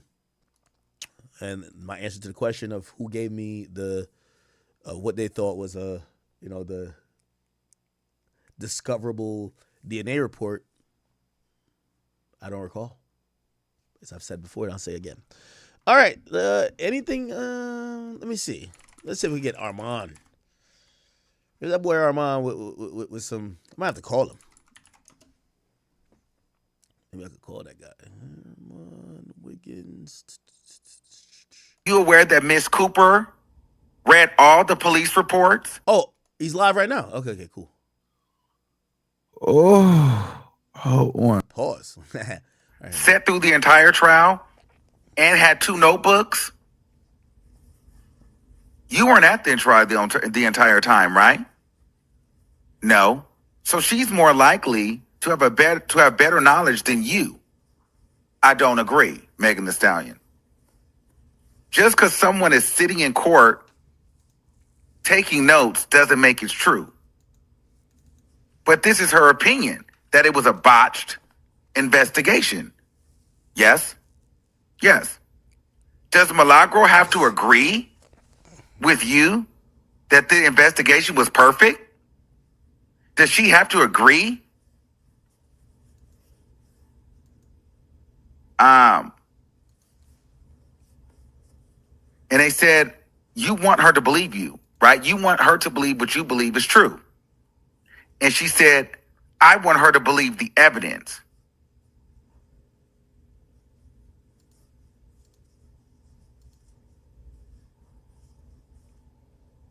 They also said, would you believe that there were non-credible witnesses at the trial? Because Kelsey wasn't credible. And she said, well, Kelsey didn't tell the truth. They said, why can't you say Kelsey's not credible? Well, I'm not going to say that. I'm not going to use that word. I'm going to say she was untruthful. I need to look up the definition of a non-credible witness. So that was this is Meg Thee Stallion that was on she's on the stand today. He didn't want to say non-credible witness because that's what Milagro had tweeted. So in this instance right there, from my interpretation, and this is why I started leaning towards a little bit of the Milagro side, because outside of all the things that you felt like, she said negative about you, it feels like Megan Thee Stallion is upset and mad that Milagro doesn't believe her and has a difference of opinion. And because the way that Milagro tells her opinion, you want to sue her for her opinion. True. Preach. Like, you can't sue me because I feel like it was a botched investigation. It's like, since when is that a problem for me to say, like, girl, I feel like that was a botched investigation? So now I can't, and so people are like looking at me like I'm not going for that shit, because now it's starting to get too muddy for me. Like, now I can't even say like that investigation was botched to me, or now I got to get sued. Hell no. I'm not going for that. I don't have to agree with you. Okay, so we're kind of hearing some of the same things here, which by the way, this is the lawyer here.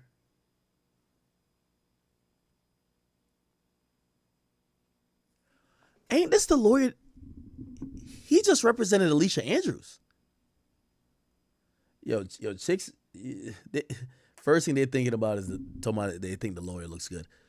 He represented Alicia Andrews.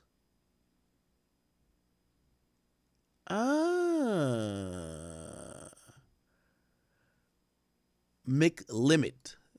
I think he did. Let's look. McLimit. Alicia Andrews. I'm pretty sure I saw that guy. Yes, it's the same guy. Yo, my memory's so good, bro. My memory is so good. I knew it, bro. My memory good In as the fuck. old days, Yeah, I remember. This is a nigga who represented Alicia Andrews, and Milagro got him. Milagro got him. Oh shit! I might have to follow this boy on the gram. Pause. And I ain't gonna lie, I was reading some of the transcript of what he was talking about. He was actually giving some work out there. He was putting in some work. Like Rhonda, she has another attorney named Rhonda. No disrespect to her. She too old. She too old. No disrespect. I don't even know how old she is, but I could tell she out of her league, gang. She out of her league. Oh, I could tell this is a nigga right here too.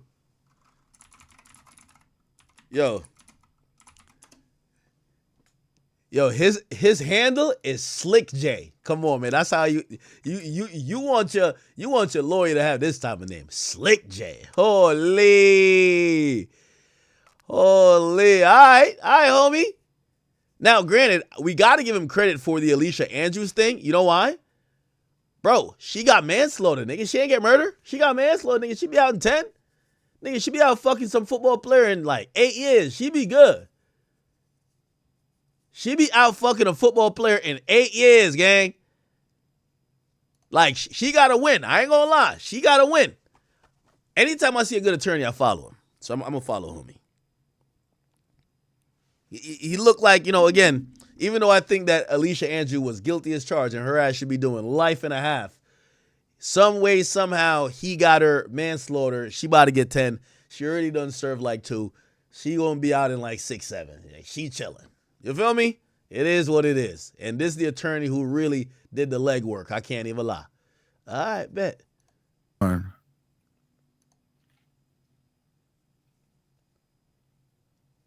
Megan did not remain consistent with her story. Let me get some liquor. They said you gave everybody permission to say she didn't get shot and to laugh. And Milagro like, girl, that is not fair for y'all to say that, to blame me and say that I gave everybody in the world permission to say that Megan Thee Stallion didn't get shot. Like, that's what I'm saying. Like, they're kind of trying it. That's why I'm like, girl, yes, Milagro is wrong, but I can't go with it. They trying to say that Milagro Grams is the whole reason why the whole world believes Megan Thee Stallion is a liar. It's all her fault. And Megan Thee Stallion is traumatized and can't go to work, can't make no money because of Milagro Grams in her Twitter. I'm not going for that. I just like, come on, girl. Like, girl, no. Y'all trying it. Y'all trying that. Y'all trying. Milagro gave the world permission to laugh and berate and hate Megan. Like, I'm not doing that with y'all. I'm not doing that. I'm not doing that. That's crazy. Y'all know that's crazy. That's crazy. What do you say? Got some more liquor? I got some more, what's it called? Then they said, actually, Milagro said her manager should be the one getting sued. He's the one sitting up here sending her all the stuff, stressing her out. Not me. He should be getting sued. Talking about T. Ferris.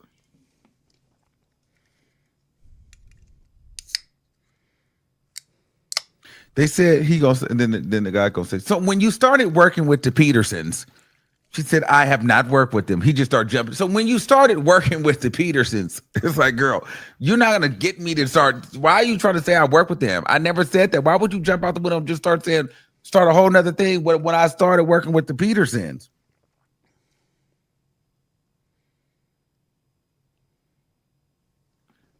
He said, you expect. I like Armand's, like, we cover different things, but I think he's really good at what he does. Can't cap. Expect us to believe that you don't work with them? She said, you can believe what you want, but you haven't proved I worked with them this whole trial. There you go. Okay.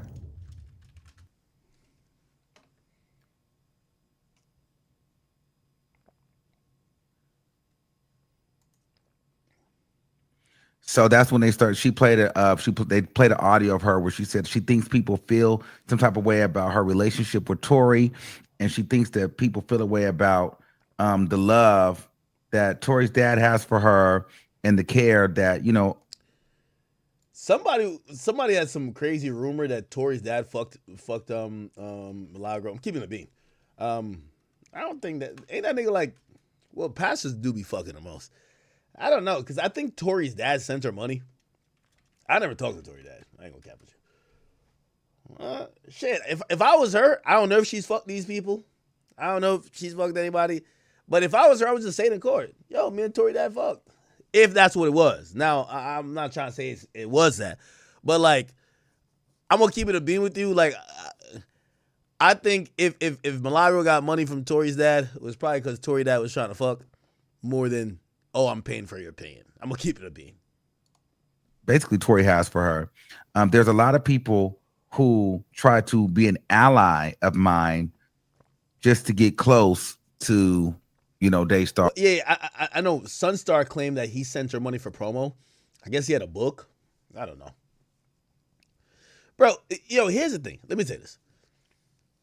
If I know people who, like, I know a few motherfuckers who I believe Rock Nation paying them.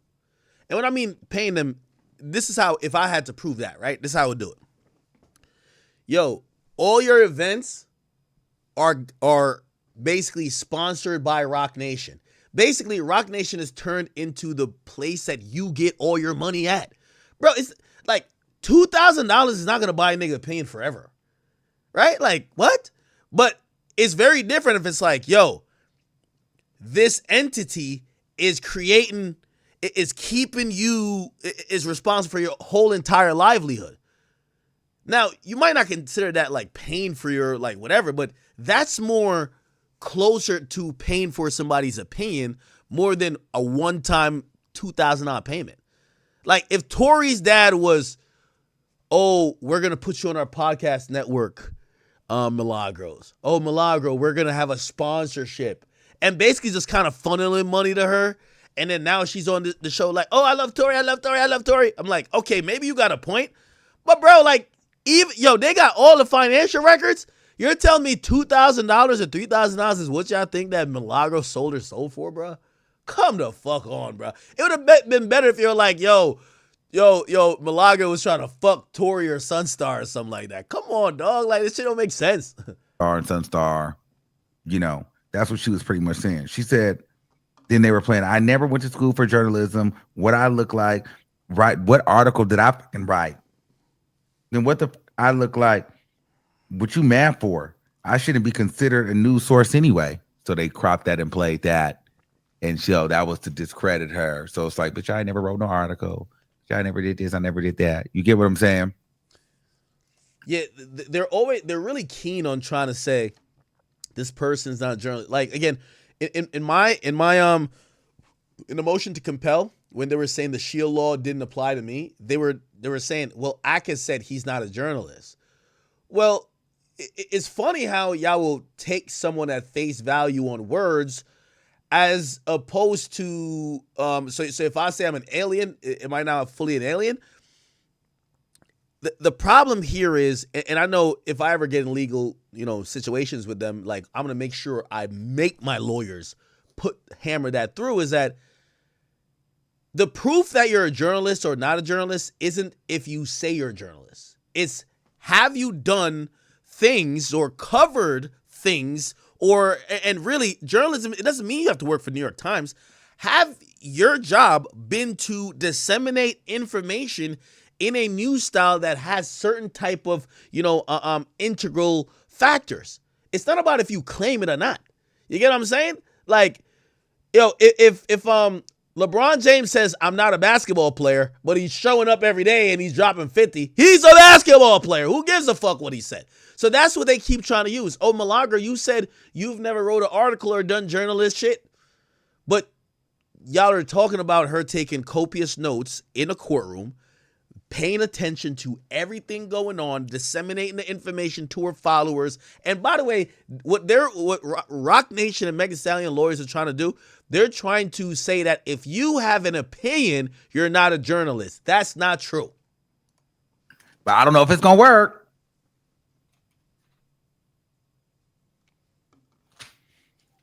I don't know if that's going to work.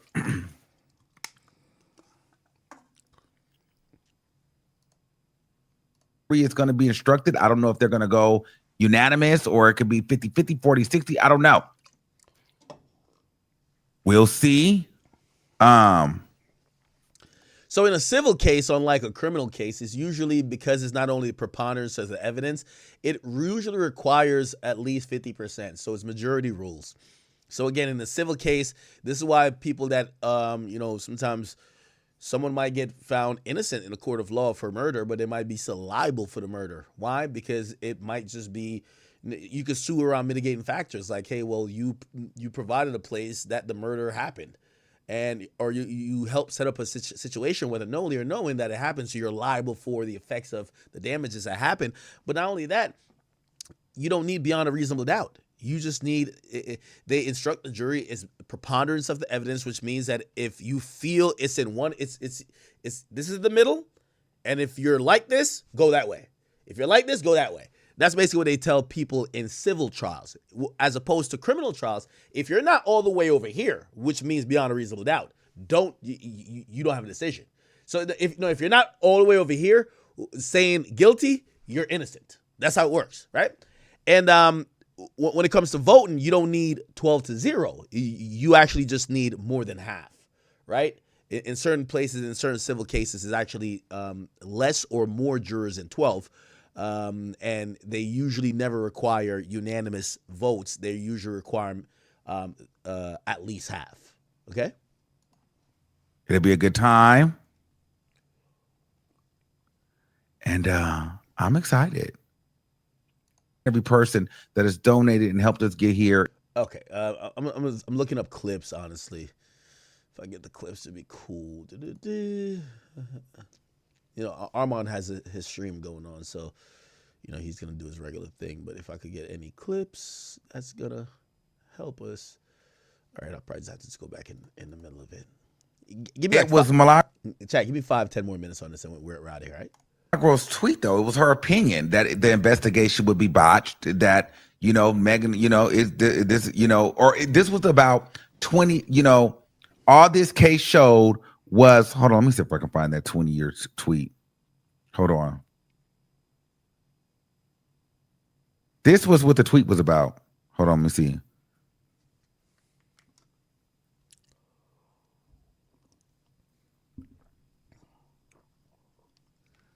Hopefully I have it.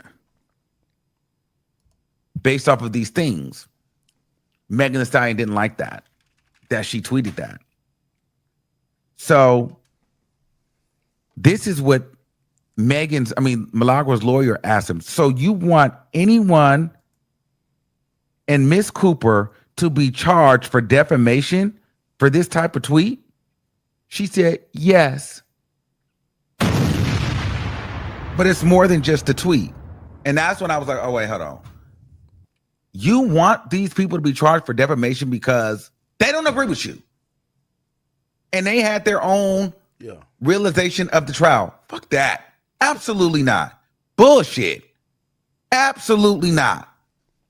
Absolutely not. Like, these celebrities have gotten way too ahead of themselves. So I can't have an opinion on the way that the case went. That's just like me saying, all new, like a Milagro lose this case, all new media, you got to make sure that you got to kiss all these celebrities and people can be bought and paid for and biased as hell or whatever, and you can lose the case. And all of a sudden I should be sued because that was my opinion. after sitting in the court and looking at it, whether you agree with me or not, you can have your own opinion. I should be sued?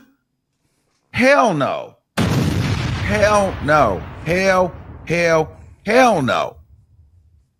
Hell no. And I'm not going with it. I'm not going. Now, a lot of journalists will probably agree, but you got to understand, they have a bias and they don't want us in the space. I agree with that too. So like the people who are like journalists that they don't have platforms, but they feel like their media credentials and, oh, I've been a journalist for this long. They want to push out people who have gotten in non-traditional means. Me, Armand, Milagro, and the likes of those. So they're hoping that something could come down in court to say, aha, you guys aren't like us. You know, really not like us. They're trying to say, we have protection, you don't. So when you read the write-ups, you're probably going to read a different energy. That's true. I agree.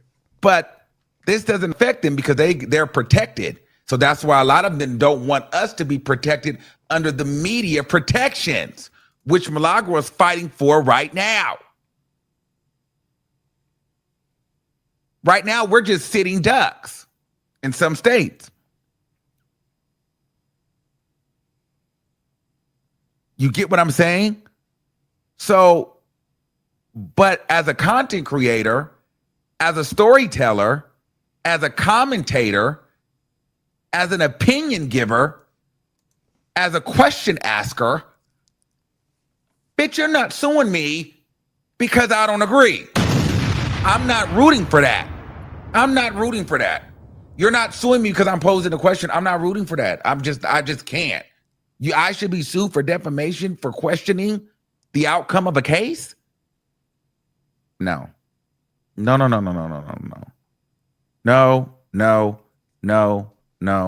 I can't agree with that. I'm sorry. I can't. I don't like that.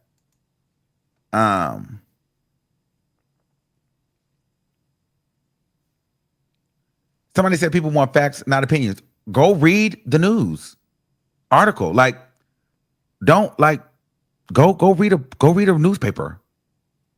Go watch, you know what I mean? Like, some of our stuff is based in opinions, facts, commentary. If you just want strictly like fact-based like report, just go read a report. Don't come and watch a talk show. Don't listen to a radio show. Don't listen to a podcast based on opinions, thoughts, and questions and commentary. Like, I don't understand. Like, that's crazy. So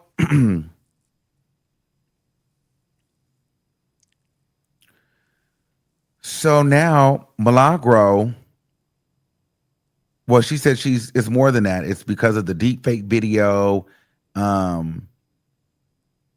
It's just all the things that Milagro has done. But essentially, what I've gathered from Megan Thee Stallion, you are upset. You don't like her. You're upset that she don't agree with you. You're upset that her tweets get some traction, and she has people that also follow her that don't believe you, and you want her to shut the fuck up. Period. And you were able to hook her on the deep fake. Now,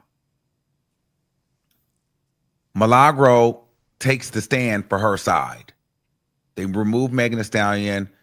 We go to lunch. There were some more questions. Megan's going to actually take the stand again tomorrow because there were some more questions that he wanted to ask her. They just weren't able to admit everything into evidence. But that was just the crux of it, okay? They brought Milagros on the stand. Milagros did a great job with her team. So basically what they did here, and I want you to follow me, what they did here, they were establishing where Milagro came from, her upbringing, why she is who she is, and all of that. So they did a good job by talking about where her upbringing was from, how, you know, her mom went to school for journalism, pretty much failed because she got caught up on drugs and the nightlife, ended up staying with her grandmother. Her childhood was okay. Christmases and stuff were good, but her grandmother ruled with tough love. So if they wouldn't put the forks up the right way, the grandmother would throw all the forks on the floor and say, "Get this motherfucking shit up, you stupid mother." You stupid. Get the fucking forks up, you. Something not like literally like that, but it's something a little like that. And then she said, you know, if she would sleep in too late, you know, she had to go to school, the grandmother would come off the bunk beds and rip the covers off her and say, get up, get your mother if you gotta get the fuck, go to school. You know what I mean? So that's how but she would say it with love. She said she wouldn't get a lot of hugs and affection as kids. It was foundation of her upbringing. It started out as a hobby. You know what I'm saying? Oh. And Tory Lanez didn't give her that contract. Tory Lanez's family. Here we go. Go back and see. So she talked about how she had a contract with Stationhead. And Tory Lanez didn't give her that contract. Tory Lanez's family didn't get her the contract. She had the contract before that. HBO documentary, 5 Shots. Of course, I was in that. She said she spent about $10,000 on equipment. She said her modem itself is $3,000 so that she can stream all over the platform. What she would do on Stationhead, because she was contracted for them, she would do the show there, but then she would give a visual on other platforms because Stationhead doesn't have a visual. So what she's doing here now is establishing that I'm media. Are you guys catching it?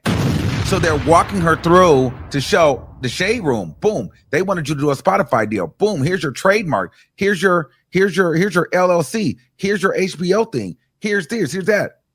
So you are actually media. Here's how much you've spent on equipment. Oh. And that's what I'm saying. A lot of people, this is media. You think flying out to look like this shit is not cheap. My cameras and soundboards and all this stuff. We are media. Real media. I don't know what you call it. I've spent hundreds of $1,000s on stuff. Facts. This is media. Talk about it, my boy. I don't just go with a notebook and a laptop. It's a real production here. Yeah.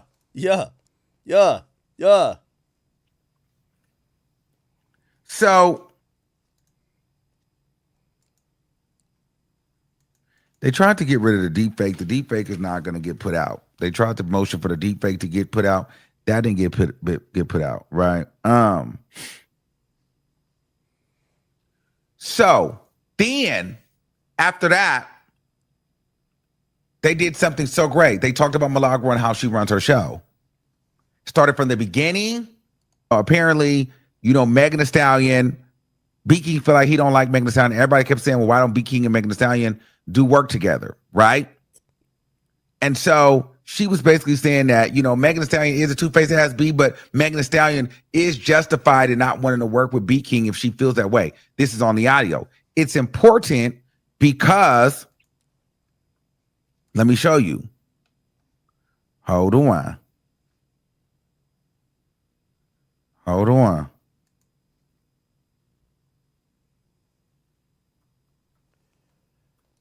Yeah, no. I'm trying to get relevant stuff. I seen people say I'm behind. Super chats, it's been great. I can't wait. Yeah, like I want relevant stuff. I know he pauses sometimes, and wait, did he cut it? He cut it in the hood. You know, I'm a reporter. I don't remember you got stuff. Then we may get into, you know, some other stuff. We'll have a collaboration because he posted this picture. Then Milagro's fans were just kind of making fun of Megan being tall. So, you know, Megan was like, you know, Milagro was just talking shit, being funny, more comedic. But what's even more interesting is, damn, that came up, and about 1 hour and 40 or 30 minutes into the show, and that topic lasted 10 minutes, and she moved on to Offset. So the point is, she was not in the thumbnail. She was not in the title. She didn't just jump on there and start dragging Megan Thee Stallion for being big and tall. She stood on it for 10 minutes, and you didn't know that was even going to come up in the video. So a person would have had to have sit and watched an hour and 30 minutes to even find that clip. So that's important because Megan's team used that clip and audio and picture in an attempt to make it seem like Milagro would just viciously attack Megan Thee Stallion out of nowhere. They didn't give any context to how the clip got there. They just went straight to the jokes. They just went straight to the roasting and the gagging. And Yo, Meg Thee Stallion really suing over jokes. It's crazy. it made it just feel like these were a bunch of unwarranted attacks on Milagro without giving any backstory. So today, a lot of what they did was they opened up the thread. When I mean opened up the thread, meaning let's watch the beginning, the middle, and the end to see how we got here. Instead of looking at a piece of the text message, let's open up and look at how the text message started and how it ended. Megan's team did a great job of trying to manipulate the jury because they would find what they wanted to see and they would crop it and they'd show that as like harassment. But then if you open it up a little bit, you'll be like, oh, wait, there's more context here. There's a little bit more context here. So this wasn't just blatantly, this woman was out here just attacking this girl every day. And then it was like, girl, this was within an hour and this was a 2-hour show. She talked about it for 10 minutes and then moved on.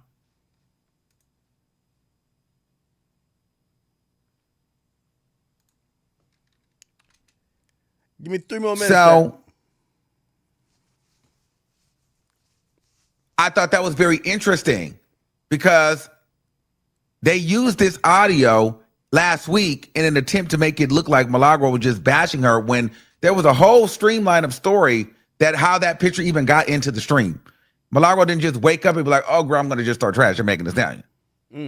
Girl, I would have put that picture up too and we would have roasted her and gagged her and kikied. That's what we do. Y'all know that. It wasn't just like, oh, everybody just let's roast and gag Megan right now. Like, it was like, girl, B King posted that picture of her. It's a key. She looked big as hell. The girl started keying. All right, girl, and on to the next. Boom. Come on. You're not suing me because of that. You're not. You're not suing me because of that. Kiss my ass.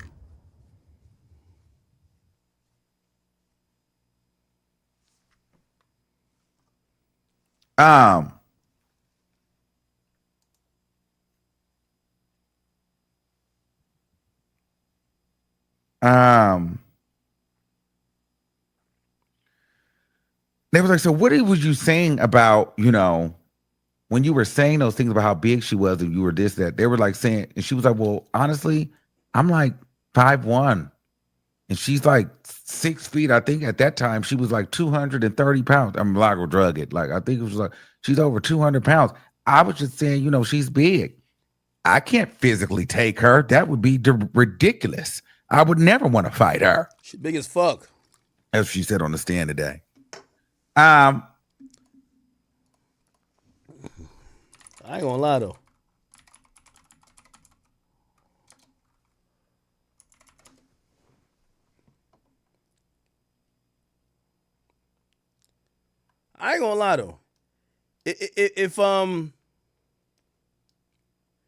If Meg Thee Stallion 100% woman, I'll fuck. I ain't gonna lie to you. Look at his ass.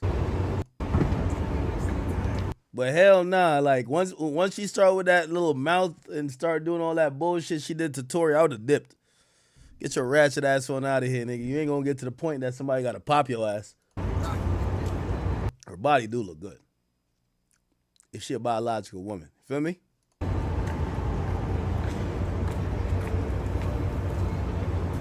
Nigga, she could be dominating the WNBA, right? Nigga, she taller than her security. Good morning. Nigga, how the fuck she taller than her security? Holy! Look at the ass though. Bumbleclot! This is all natural? Yo, Tori was having a time in there. Yo, Partisan, we need to interview you, gang. What's that shit hitting for? Trey Songz! Where you at, gang? Who else? Blue Fat? No.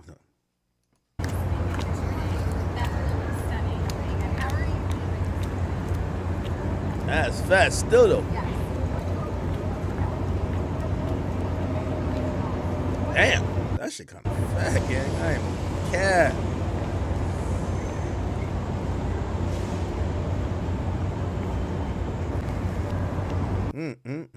Okay.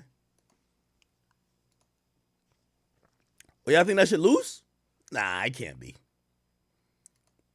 I said a much better day for Milagro today. Then they got into the station head. Milagograms apparently made.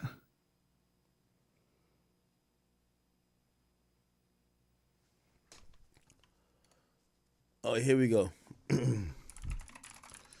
Lawyer for workers did a little commentary on this.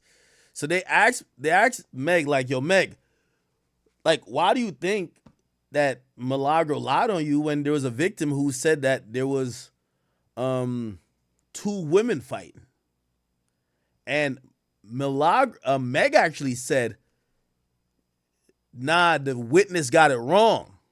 It was Tori fighting the girl, but Tori's small as fuck, so the witness from far away probably thought Tori was a girl. Hilarious. Watch this. Oh, see, Megan thought she was being cute, so she just let this one rip. But let me count the ways this does not add up. And this can't wait. I should wait for some better lighting, a better time, but we'll get right to it because there's one point here that absolutely needs to get discussed. People, i.e. Sean Kelly, gave extensive testimony detailing all 4 individuals he saw. There is absolutely no basis in any type of fact to come to any type of conclusion that Sean Kelly mistook Tory Lanez for a woman given his size, given Sean Kelly's extensive testimony about all 4 individuals, their roles. So this is absolutely ridiculous. It is so wrong. Let me count the ways this is stupid. It's pure hubris, confidence on the stand, thinking, oh, you know what, I'm going to get this off. You got it off, and it makes you look like what everybody says you are, an absolute liar. Stamped, certified. Oh, see, Megan thought she was being cute, so she just let this one rip. But let me count the ways this does not add up. And this can't wait. I should wait for some better lighting, a better time, but we'll get right to it because there's one point here that absolutely needs to get discussed. People, i.e. Sean Kelly, gave extensive testimony detailing all 4 individuals he saw. There is absolutely no basis in any type of fact to come to any type of conclusion that Sean Kelly mistook Tory Lanez for a woman given his size, given Sean Kelly's extensive testimony about all 4 individuals, their roles. So this is absolutely ridiculous. It is so wrong. Let me count the ways this is stupid. It's pure hubris, confidence on the stand, thinking, oh, you know what, I'm going to get. So Meg says Tori's about 5'2", 5'3", and was petite at the time. Yo, I ain't gonna lie. Yo, I know Tori was like, bitch, you ain't think I was... Yo, Tori told me, allegedly. I don't even remember. He said, yo, he showed me a picture. He said, I had her bent over here giving her long dick in her ass daily, nigga. She was lying to that. She was lying to Kelsey. Oh, you good, girl? You got COVID? Get better. Tori's long dicking her. Bang, bang. Yo, you ain't call me petite when I'm long dicking you like that. Fuck out of here. The reason why you was crashing out, that nigga was long dicking you, man. Donkey fucking you. Stop playing with that nigga, man. Told me the nigga was petite. Why he was slanging that dick on you. You was ready to crash out. By the way, y'all asked me about this in a deposition. I do not remember. I got bad memory. I'm over here drinking all type of alcohol. I seen the picture. Tori said, yo, I was dogging her out. I said, gang, word? He said, yo, act. I was donkey fucking this bitch, bro. Nigga, I would ask her, yo, you sure your best friend ain't gonna find out? She'd say, fuck that hoe. Bang, bang, bang. Oh, shit. Allegedly.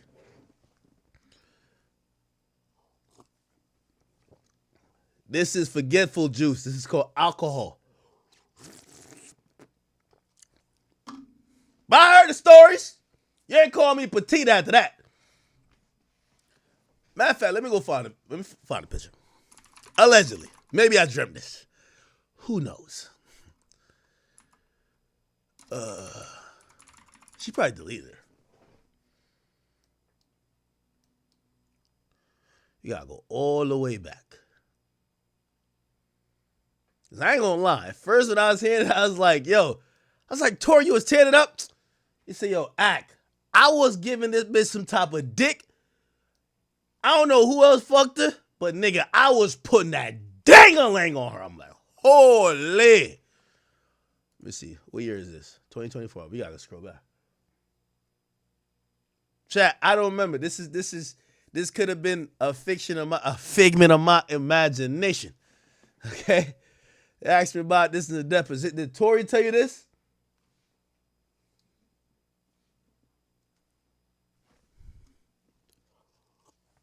I don't recall that shit, man. Find that picture though.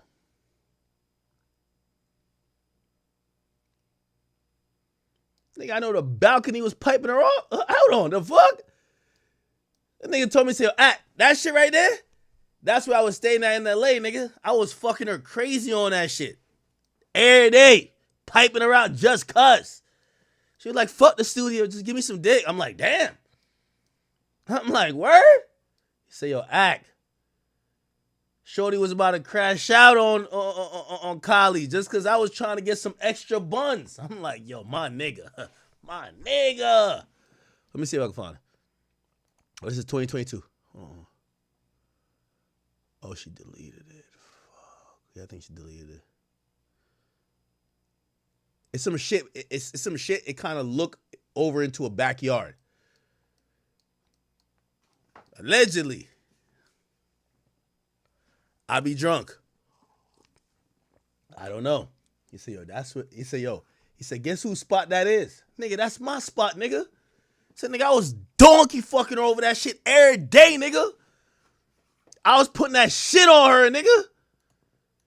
Nigga, when she seen me trying to rizz up Kylie, nigga, she almost died, nigga. She's like, yo, that's my nigga. I'm like, Shirley, hold on. I started fucking you because I was fucking your friend. Like, chill out, shorty. Said she was jealous. Yeah, that's why Tori in jail, man. That's why you can't fuck two friends. She this shit. Yeah, she deleted them shits, man. It would have been in 2022, earlier. She deleted it. It's in her archives. Tell her to unarchive them pictures. The earliest shit she has is from July. Yeah, it's earlier. Allegedly. Allegedly.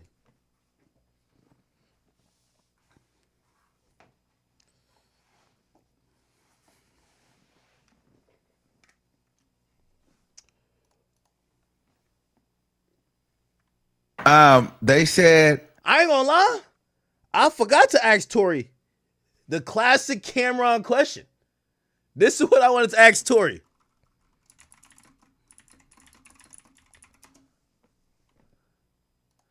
This is what I wanted to ask Tori right here. Pussy though. This is what I wanted to ask Tori. I ain't gonna lie.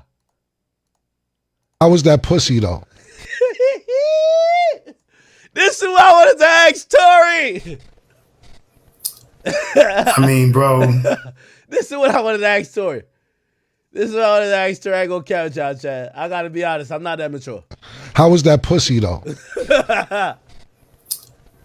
I mean, bro.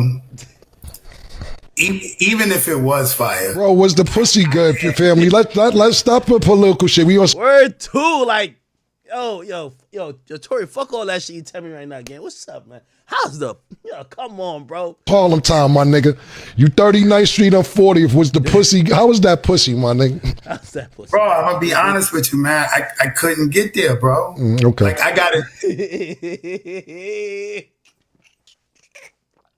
That's what I wanted to ask him. I ain't ask him. I'm gonna keep it a bean. I'm not no liar. I'm not no liar. I ain't a liar. I ain't asking him that though. I wanted to though. I wanted to. All right. Anyway, her ass was fat back then though. Look at this shit. All right. They said they said that he apparently made hold on. They said she apparently made $6,300 on her contract. That was a cute contract. And $1,000 on her Discord. Right? But she lost that. They fired her because of the Megan Thee Stallion.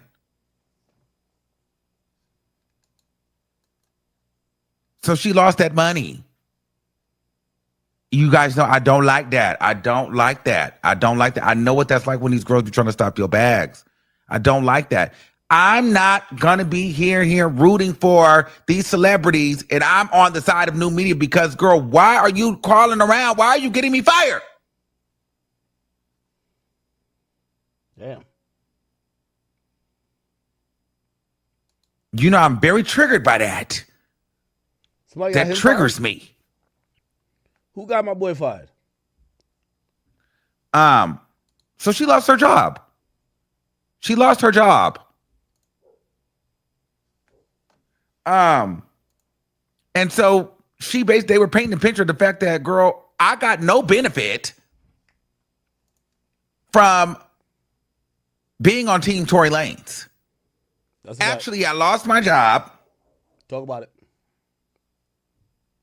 And I lost a lot of followers, and I've been trashed and dragged, and shit, I'm getting sued. They said, do you have a cult-like following? She said no. She definitely do. That's a lie. Milagro got a cult-like following? She lied there, but I'm okay with it, girl. You lied, but you know you got a cult. You know, girl, they be lying with you, and y'all was doxing and doing all that. You did do that. Lie. The devil is a lie. But just was a girl, you lied on that one. There's no shade. They said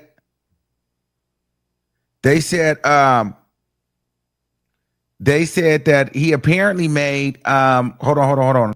Then they asked, does she feel like other people, you know, in her field do the same thing? You know, and like how she, you know, she talked about, you know, Nick at Night, how Nick at Night, you know, they had talked before. I forgot how Nick at Night actually came up, but it was just more like, you know, all of us kind of go through different things, but then we have our report and we're cool. Cause like basically a lot of creators do what Milagro do. We were similar to each other, but she talked about how her and Nick at Night got into it at one point, but then they were cool. Everybody went to lunch and everything pieced up. I forgot exactly how Nick at Night got involved, but it was in conjunction to like, you know, some of her peers because they asked like, do her peers respect her that do the same thing, like other content creators like us? And I think she mentioned like Nick at Night, you know, they were able to come to a place and agree to disagree and be cool and stuff like that. So boom. So she threw Nick at Night a shout out on the stand today. Then she went and got into, so what is the issue with Megan Thee Stallion? She pretty was like, Megan Thee Stallion is a self-admitted liar. Okay. Talk about it. Okay. And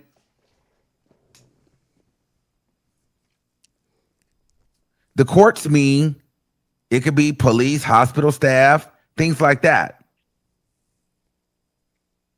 How did you get your info? I will get my info from MSNBC, the police reports, CBS, TMZ. So she would get her, they were just trying to say like, okay, where are you getting your information? How are you reporting? Did you defame her? Emilio Garcia, the guy that was suing Megan Thee Stallion for, you know, I guess penetrating her friend while he was in the car with her, that got brought up. They talked about that. Yeah, that's a separate lawsuit that Meg caught from like a photographer who said that Meg was forcing him to witness her sexual acts with random people.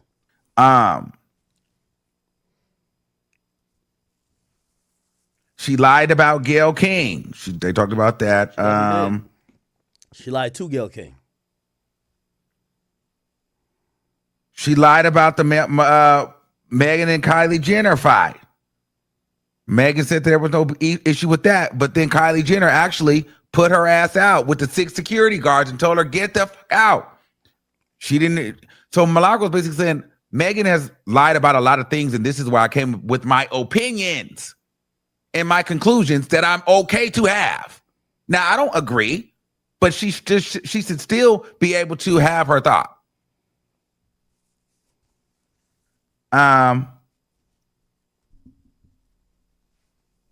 I said Milagro was running it all down. She had went in for a minute talking. She's a self-admitted liar. She lied on Gayle King. She lied on this one. She lied on that. She lied to the TV. She lied to the press. She lied to the doctors. She lied to the damn dentist.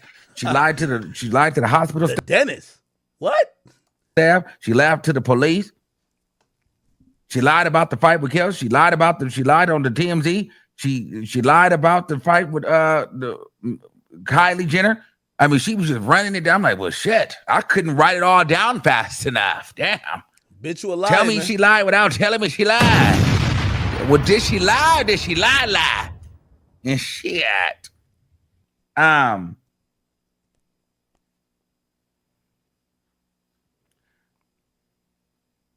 So, hold on.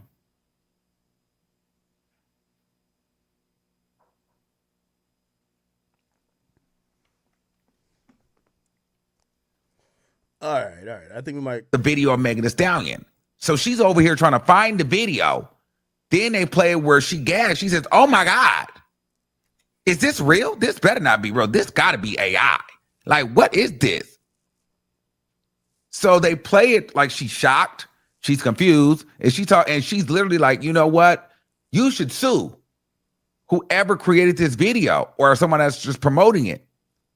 But she wasn't showing it on her page. She was just looking at the video. She was describing what the video looked like.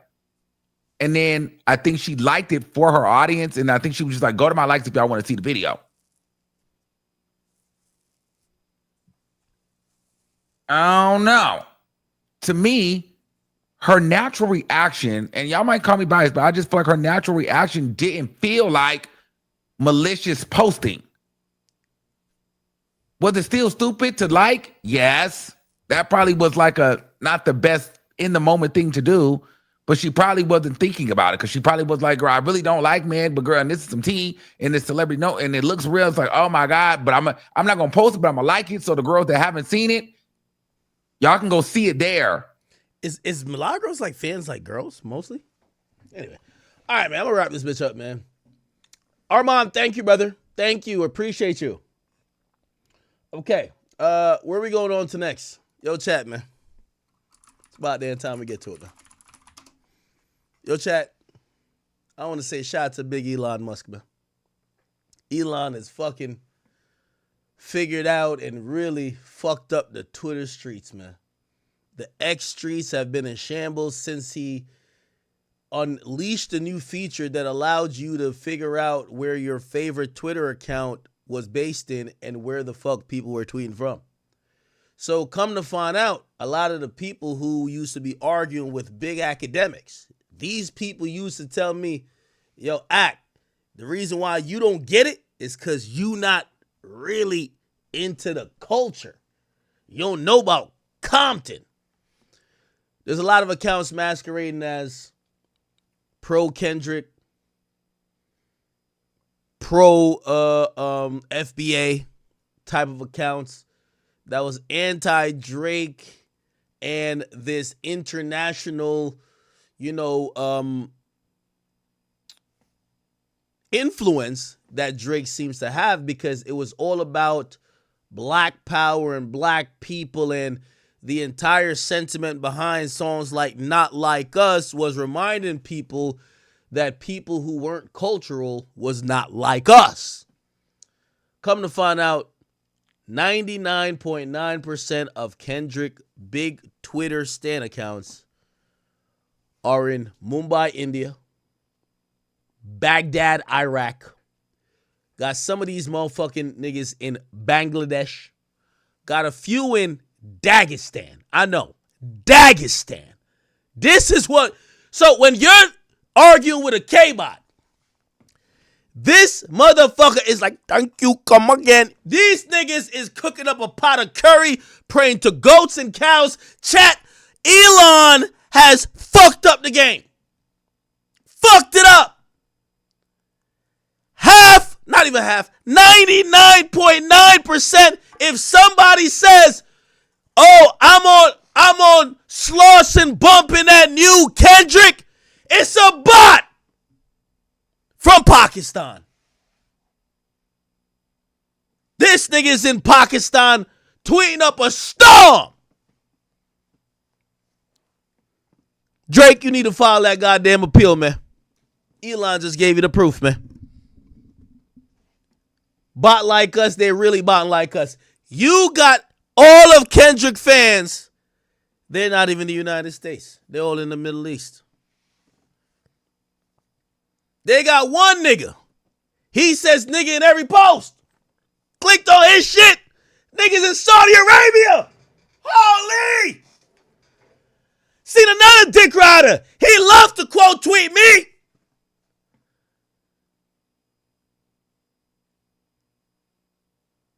This motherfucker is probably in some Middle Eastern country rubbing mud and cow shit on his face. This is what I'm arguing with, chat. I was disgusted, but I was proud of Elon Musk. I gotta show y'all this, man. India is where the biggest Kendrick fans are. Just type in Indian Kendrick, nigga. Indian Kendrick, bro. They got a whole spreadsheet. I need to see the spreadsheet. Cause somebody tell me the spreadsheet, bro. There's a spreadsheet of all the Kendrick accounts. They said the most influential.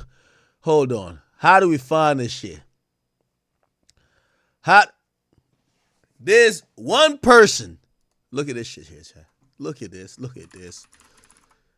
Their name is High Power. They're based in India.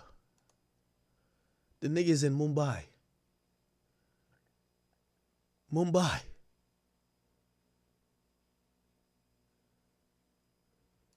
Niggas saucing up some curry, acting like he's on Slauson, bro. This is ridiculous. Look at this. Talking about repping TDE and Kendrick. Their profile exudes black power. Now, I want to let y'all know, this is not because I hate elitism in music, period. Oh, well, I'm from here, so I'm better than you. I'm from here, or I know this person, so I can speak, and my voice should matter more than you. That's not the problem here, chat. I want y'all to understand what I'm trying to tell y'all. I want y'all to understand what I'm putting down. These motherfuckers wouldn't say, I'm some Pakistani motherfucker who's giving my opinion on what's going on in hip-hop. These motherfuckers were acting like they were from Compton. They were acting like they were Crips and Bloods. They were acting like they were black people.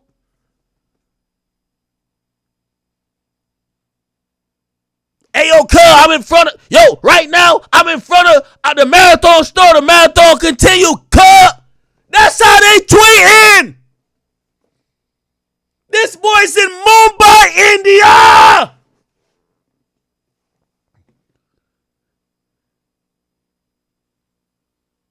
This is what we're dealing with. The fraudulence. It hurt my soul when I realized I was arguing with motherfuckers that was in Sri Lanka. A nigga in Sri Lanka in a fucking mud hut who was telling me he was in Watts. Oh, I'm in Watts, California, cuz. This the real culture here, cuz. I'm like, oh, what? What the fuck? I'm getting gangbanged. Well, not gangbanged. Pause. These niggas is throwing up sets virtually, and the niggas in Mumbai, India. Tight. Chat, this shit got me wanting to say face reveal. Chat, this nigga is more black than me.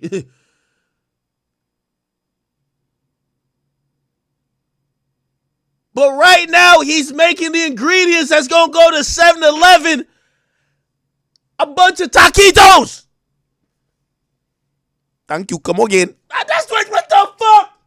How am I arguing hip-hop with him when he's acting like he's blacker than me?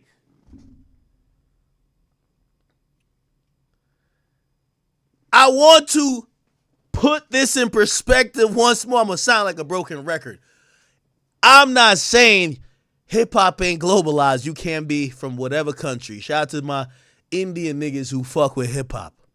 But if you Indian and you acting like you from Compton and you're acting like you're this super pro-black person and you're challenging actual black people, that's the problem. You're a bot.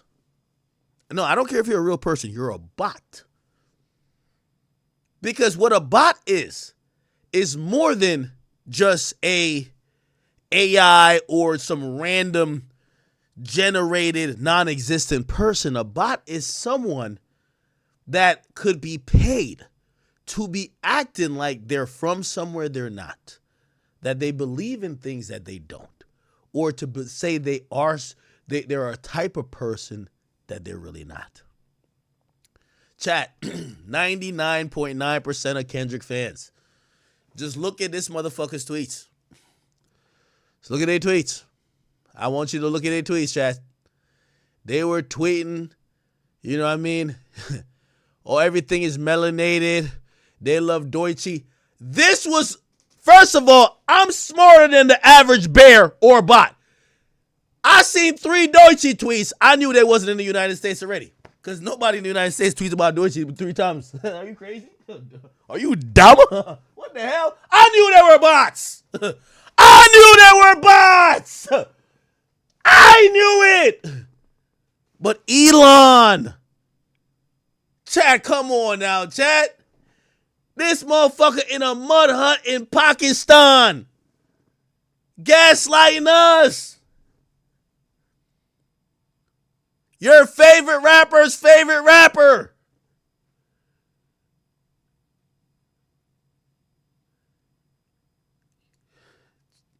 You're in Mumbai, India. How you gonna tell us my favorite rapper? Niggas, stick to Bollywood music and some Punjabi shit. What the fuck? You don't see me coming over there acting like I know the Punjabi shit better than you. Nah, this how Bollywood shit give it up. Nah, this that real Bollywood culture, cuh. No! I leave y'all niggas to do it yourselves. Why do we have a nigga from Mumbai, India, acting like he's from Compton and he's going viral? Trying to say he be on Slauson. He be in front of the marathon store.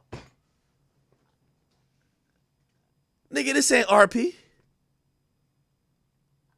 This fucking Punjabi fuck is making curry cowfoot somewhere. Curry cowfoot. Hello, come again. Thank you. This motherfucker is over here telling me what's cultural. What? How dare you? See, I got no problem with y'all niggas overseas. But when y'all praying to goats and cows and rats and dogs, just say this is what us Pakistani niggas feel like. I bet. We ain't thinking about no Pakistani niggas. Good for y'all. Yo, this what we banging in Mumbai, India. All right, nigga. Baghdad fucks with this.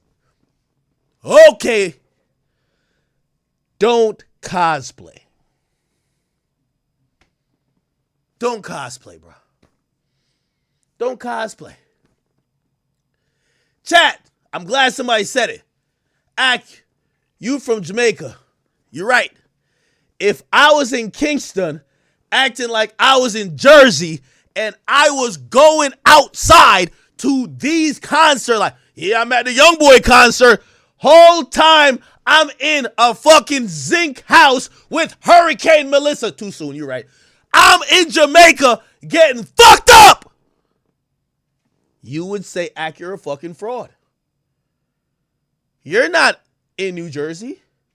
You're not going out to the Barclays and in New York and in Philadelphia. You're not going out to Houston and Miami. You're actually in Jamaica, going from Westmoreland to Clarendon to Spanish Town to Hanover to Trelawney, and you're going over there to Montego Bay. You ain't know nothing about what we talking about, nigga. That would make sense. I'm here to tell you that the entire K-bots are frauds. I looked at all of their locations. I couldn't find one in the United States. I couldn't find one. Maybe it's only the ones I looked up. Not one. That's some powerful shit. All of them claim they've been in Compton, Slauson. One of these motherfuckers said, meet me on Crenshaw. Is there a Crenshaw in India? What? Oh my God. Look at this motherfucker right here. Look.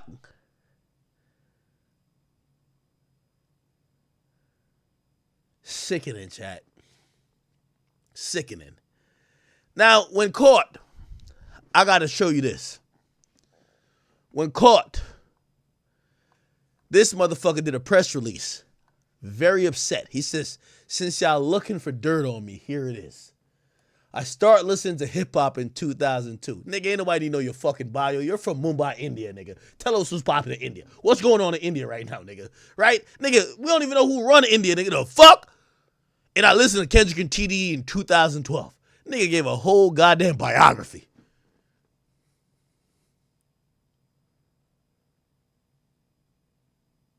Again, if you're tweeting from New Delhi, just keep it a bean. If you're tweeting from New Delhi, what's popping in New Delhi right now, gang? Just keep it a bean.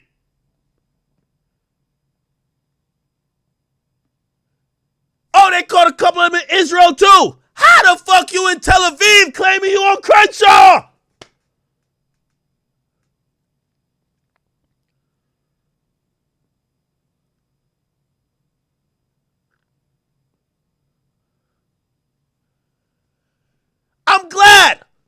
I'm glad we finally got some clarity. Because when y'all Kendrick idiots tweet me, this is, as soon as I click on your profile, this is what I hear from now on. Thank you, Elon. Thank you. It's the Rock in the building. Nah, not the Jay-Z version. Nope. Nope. Hell no. Y'all niggas is in India, nigga. Nope. We can't give you Jay-Z. Nah, that nigga's in New York. This is what we hear, you motherfuckers. This is what we hear from right now. Yes. Yes. You Kendrick fans, this y'all anthem, nigga. It ain't no backseat freestyle. Fuck out of here. It ain't no, what the, y'all ain't no Mad City. Nigga, this is y'all city. Hey. Hey. Tell me about this. Hey. These are the niggas telling me about culture, gang.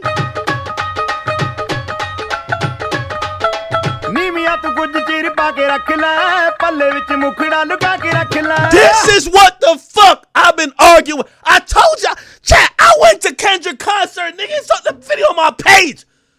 Nigga, fuck that. I missed the pull up. I say, yo, let me go to Kendrick show, man. I gotta see if I see these K-Bots. Niggas been talking crazy to me. Online. I pull up. It's white girls. I'm like, what? Where the niggas on Twitter at? Chat, I swear, go look. Chat, go look. Go to my page.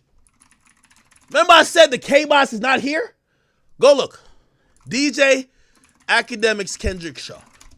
I put up a vlog on it. Go look. I swear. Chat, it all makes sense. It all makes sense. Go to my main page. I barely posted that, but that's just right. Shadow man. Hold on. Where the fuck is my main page at? Oh my God. There's a million things with me. I can't find my main fucking page. What the fuck? How can I find my main page? All right. I got the URL. Okay. Here we go. Look. Are you being metaphorical? I went here. Or should it be? Chat. You know why I pull up outside? Because no matter what y'all want to say, academics is not some figment of your imagination. I'm real, nigga. Niggas let it look been crip walking all day. Jesus. I went there trying to see the K-Bots. Big Ack is there. You see them niggas who's tweeting? Not there. Not there. Never see them. The biggest is in the building.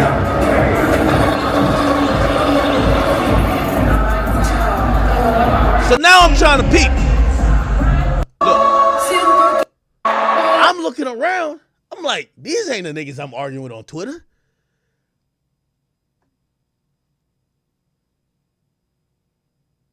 This ain't Vicar and Probin and all of these niggas. Yo, hey, Mr. Singh, like, these ain't these niggas. It's white girls. I was shocked. You know why? The niggas you're arguing with on Twitter is in India. Chat, I uploaded this like 2 weeks ago. You're gonna literally hear me say it. Look. Look.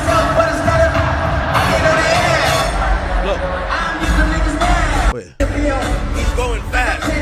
Hold on. Hold on. And yes, I did a BBL review. I'm sure it's like, okay, do I the whole performance type shit?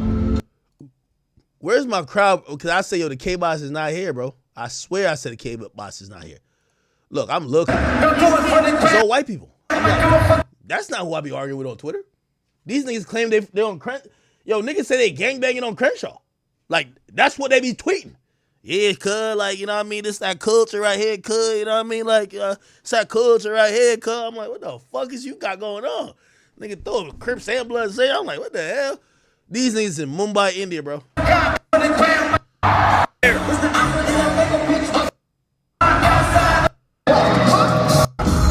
really don't listen to SZA, so I can't really judge. Yeah, there was a bunch of hoes there, too. That's why I thought it was a SZA concert. Like, but maybe it's not a sing-along song. Little white girls. There we go. Look. Did I tell y'all, chat? Word 2. Act never lies. Look. I'm gonna give in real life criticism, you know. It's all them niggas on Twitter that be K-Bots. None of them here. Little white girls. Swear. Look, I gotta look with me. Them niggas y'all be arguing on Twitter, them K-Bots, not here. Not here at all. They broke. I've been telling y'all. Broke this shit. Nah, I was wrong. They're not broke. They just don't got a fucking green card or a fucking passport. Nigga, they're in India. They're in India. Bangladesh. Dagestan. Pakistan. Uzbekistan. Anything with a stand, nigga. Anything with a stand, nigga. They're not here. We found out the entire K-Bots are non-existent motherfuckers. They're not in the suite. What I mean is that, yo, there's actual Kendrick fans, but they're not radicalized. The radicalized niggas is on Twitter acting like they're super pro-black, super cultural. I'm not saying Kendrick don't got fans in America. I'm saying the niggas on Twitter that's arguing all day about Kendrick, they ain't even in America. Facts. Not one of them. How come I don't like Kendrick and I show you me going to a Kendrick show before any of them motherfuckers show you themselves going to one? Come on, bro. Do the fucking math. They're not in America. These motherfuckers, you got to pull up like, look, map of the globe. That's not retarded because that's not even the thing. But, nigga, we're going to find these motherfuckers over here. Let's zoom in. Zoom in. Zoom in even more. Yeah, these niggas in Qatar, Jordan, Iran, Afghanistan, Pakistan, India, Bangladesh, Sri Lanka. Yeah, these motherfuckers over here, Kazakhstan. Yo, niggas in Islamabad arguing with me. These niggas is not in the United States of motherfucking America. I said this. Kendrick need to do an India tour. Because his entire Twitter audience is over there. The fuck? So this goof, he says that Elon Musk F you for revealing that I'm in India. This nigga said he was on sloshing. These niggas be saying the marathon continues on some dumb shit. So you ain't doing shit but just want that bloody engagement for revealing location. He mad at Elon for doxing him. To the rest of y'all who still be following this account for discussion and news, we'll be still be posting it. The nigga posted some weird ass flag. I don't even know what the fuck this is, nigga. All I know, this ain't the United motherfucking States of America, nigga. Again, ain't nothing wrong with you being over there, nigga. How about you put it, yo, this is Kendrick Israel. Is this Israel? That's an Israel flag? I don't know. This is Israel news for Kendrick. This is India news. Like, nigga, go somewhere, nigga. Now, does anybody have the full list? I need a full list of we got to figure out. Hold on. Give me the full list, chat. It's more than India. I don't even want to just dogpile on India, bro. Chat. Nah, I got to play this. Nah, I got to play this. This shit is getting out of hand, chat. Look. Just type Kendrick fans. Yo, we gotta blame this on Bring it over to my place and you be like, baby, who cares? But I know you care. Bring it over to my. This nigga look like Akash Singh, man. This nigga look like Nav, man. Like, what the fuck going on? These are the niggas? What the fuck? This was popping? Again, ain't nothing wrong with that nigga, but you acting like y'all niggas is on Crenshaw, nigga. Like, y'all niggas acting like y'all in Compton and Watts. Yo, what the fuck? Place, you don't know what you did. Take to me, your body language speaks. Yo, this is the new thing. This is what we're gonna do. And I don't care. Drake fans, Kendrick fans, any type of fans. Enough tweeting. Y'all niggas need to start opening up spaces. Because we need to start hearing some of these niggas' voice. Because, nigga, if I come in there and I hear that 7-Eleven accent about to jump out of you, nigga, I'm going to say, why the fuck are you acting like you from Compton, boy? I need that. I need that. No more tweeting. Voice notes. I need to hear your voice. If I hear that, is that, hold on. I'll be like, wait, is that what I think I heard? Bro, real quick, just say, welcome to 7. Say that. You motherfucking from Mumbai. Get out of here, nigga. Get out of here talking about you on Slauson, nigga. Get the fuck out of here, nigga. You gonna tell us where you at. You're gonna stop cosplaying as a black American gangbanger acting like you in Compton, nigga. Fuck out of here, boy. To me, I don't know, baby. Shit's crazy, chat. Look. I don't even know who this goof is. Poland. He better brought the walk over there. He better brought the walk over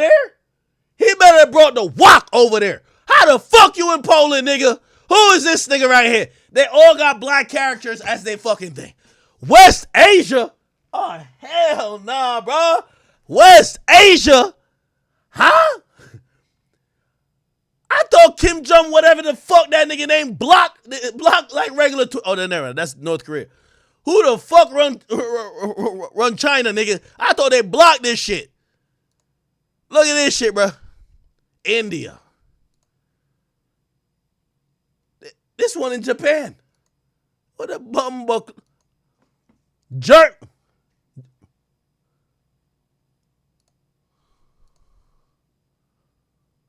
Wait, what?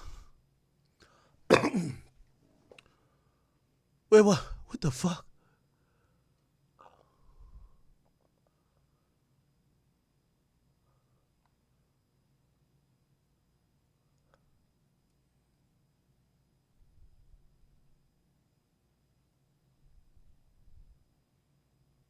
Chat, this is crazy.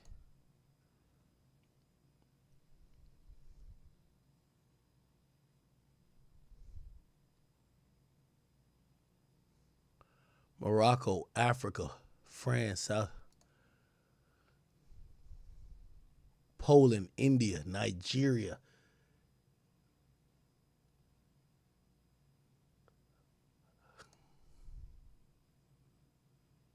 This nigga's in Cuba. Yo, what the fuck? Yo, chat. Nigga name is OK Llama. United Kingdom. King Kendrick. He's in Japan. GNX Clears. Catch this nigga in South Asia. If you listen to him, he in Compton. Yeah. Yeah. No, this is some goofy shit, man. This is some goofy shit. This is Kendrick fans right here on Twitter. Pause! Grab our phones. Kendrick just dropped. This shit fire. This is crazy, chat. This shit crazy, bro. Chat, this is crazy, bro. I'm sorry. My heart. All right. You talk too slow, shorty. Again, Kendrick got fans in America. I'm talking about, everybody know, the worst part of Kendrick's like fan base is these like, you know, radicalized Twitter accounts that they're super pro-cultural and they're all about, yo, this guy got a weird case, this guy ain't cultural, this guy, like, they take such extreme stances, it makes Kendrick look bad. Come to find out, none of them are in the United States. Not one. Not one, Chad. Not one. Not one. Not one. Bumbucklot, dog. Yo, you want to catch these Twitter accounts, man? You got to catch them in Mumbai, India, man. This shit's fucking crazy, bro.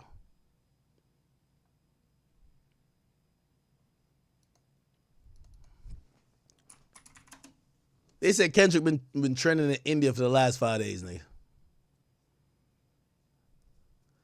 Kendrick had niggas in India calling Drake a white boy. Thank you. Come again. This shit crazy, bro. He had Pakistani niggas going crazy, bro. Did Drake have... Oh, look at this. It's not a joke, please. It's not a joke. I told you it's not a joke. Yo, we rock with y'all Indian niggas too, bro. Just tell us you in India. Ain't nothing wrong with being in India. Like, I mean, I don't want to go there. I don't want to have to, like, you know what I mean, get some new nostrils and shit like that. But, like, you feel me? Like, ain't nothing wrong with India. Ain't nothing wrong with India. Shit. I still think Jamaica do better curry than India, but y'all are India. Like, y'all are curry. You feel me? Like, we do, you know, our curry is kind of lit, you know? But, shit.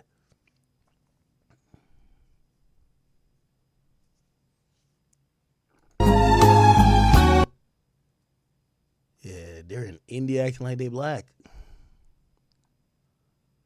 Bumbucklot.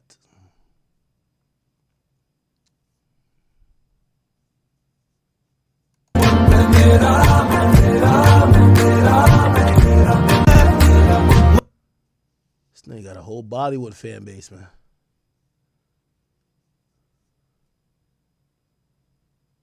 This shit is fucking insane.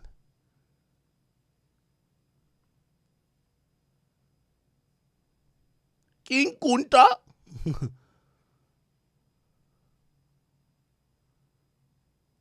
This is where we need an RDC skit, man. Yo, RDC, man, I got a great idea for a skit for y'all, man. Uncovering a K-bot, man. An Indian nigga, Pravin, or whatever the fuck their names be. Something Patel. Their last name is Patel and Singh.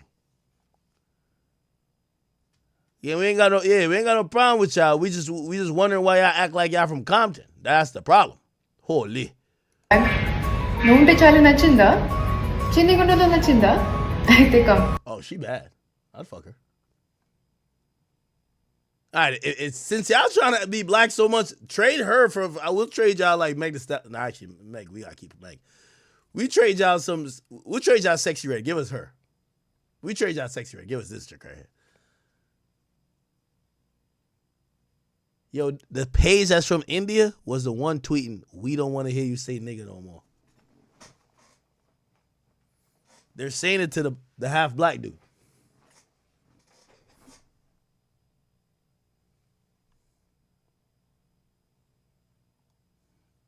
Yo, this is crazy, bro. This is insane, bro.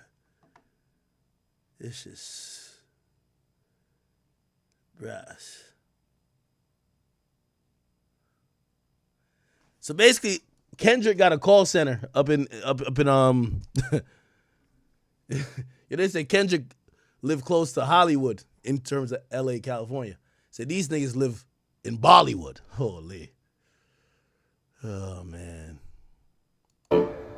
The whole point of it being on Kendrick's fans, why it mattered most than how you're trying to put it on Drake fans. Did Drake make a song dividing Toronto? And also, I want to address it too, because I don't duck no smoke. Hey, I want to remind y'all, for anybody who say, hey, Academics TV is a page that I created 15 years ago when I was at Rutgers University in New Jersey. I created it. It used to be called Team Academics before. So already it's based in the United States because it's made by Big Ac. You heard me? Second of all, I have a group of people who run it, and some are in the United States, some are not. Now, here's the thing. Now, one of them motherfuckers is acting like they're in the United States and a nigga. Okay? I will let y'all know that. But this is my page in here. Okay? So y'all can't use my page against me. I'm sorry. Fuck off. Okay? This is my shit. Okay? At any point, if I want to, I shut this whole page out and it's on me. So it's my shit, nigga. Fuck out of here. You niggas got whole personas where y'all are black people from Compton. Fuck y'all niggas, okay? All right, anyway. Untold from the rest of the world? No, Drake diss songs wasn't about division at all. He was. Bro, let's clown this goddamn call center, bro. I just want to hear about the call center, bro. The call center in India, nigga. The not like us call center in India. Stop buying, viewing, but yo, you know what's like? I'm gonna be honest with you. Listen, I think as time goes on, people are gonna be like, yo, Kendrick really did his thing with the song Not Like Us. But Kendrick is always gonna be looked at a little bit fraudulent because he's the first nigga who blew up Biden. Like, he even said, stop buying view, actually Drake said this to him, stop buying view and bot comments. I can't believe that Kendrick is associated with that. He's associated with bots. Look, another nigga, who's this nigga? India. Yeah, they got a whole call center. He says pedophile is a yite. Does it mean white people hobby? Had to question it. Hip hop all day. United Kingdom. I'm really mad at the United Kingdom stuff. I ain't gonna cap with you. Because Kirko, yeah, but Kirko is a business, like, clearly. Like, I told you, they're not a sole identity. You feel me? Like, we've never seen Kirko's face. If Kirko was like, I feel this, we'd be like, nigga, shut the fuck up, Kirko. Nobody gives a fuck what you think, nigga. Keep putting out news and not act like you're a person that could represent a, like, if y'all not showing y'all face like me, y'all can put out information. Just, you can't stand on nothing like you black. Like, to keep it real, like, oh yeah, no, you dissing the culture. No, shut up. You don't hear that from you. Because you're probably from Mumbai, India, my nigga. Let me see what else.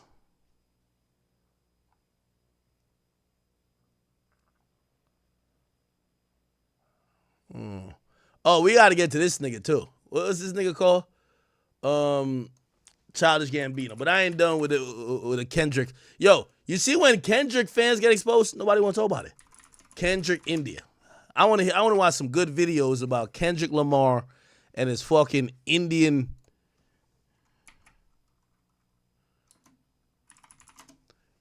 fan bots.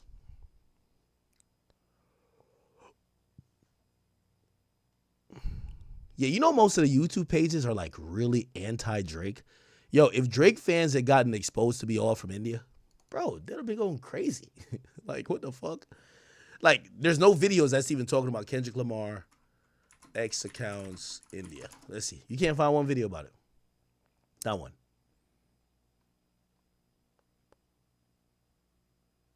You can't find one video about it. You can't find one video about it. Yeah. This, like, yo, I think there's like no OVO like YouTubers except like What's the Dirt. If this was like anti-Drake, oh shit, these niggas have been going up. Kendrick, K-Bot, India. Yeah, you can't find one YouTube video about none of this shit, bro.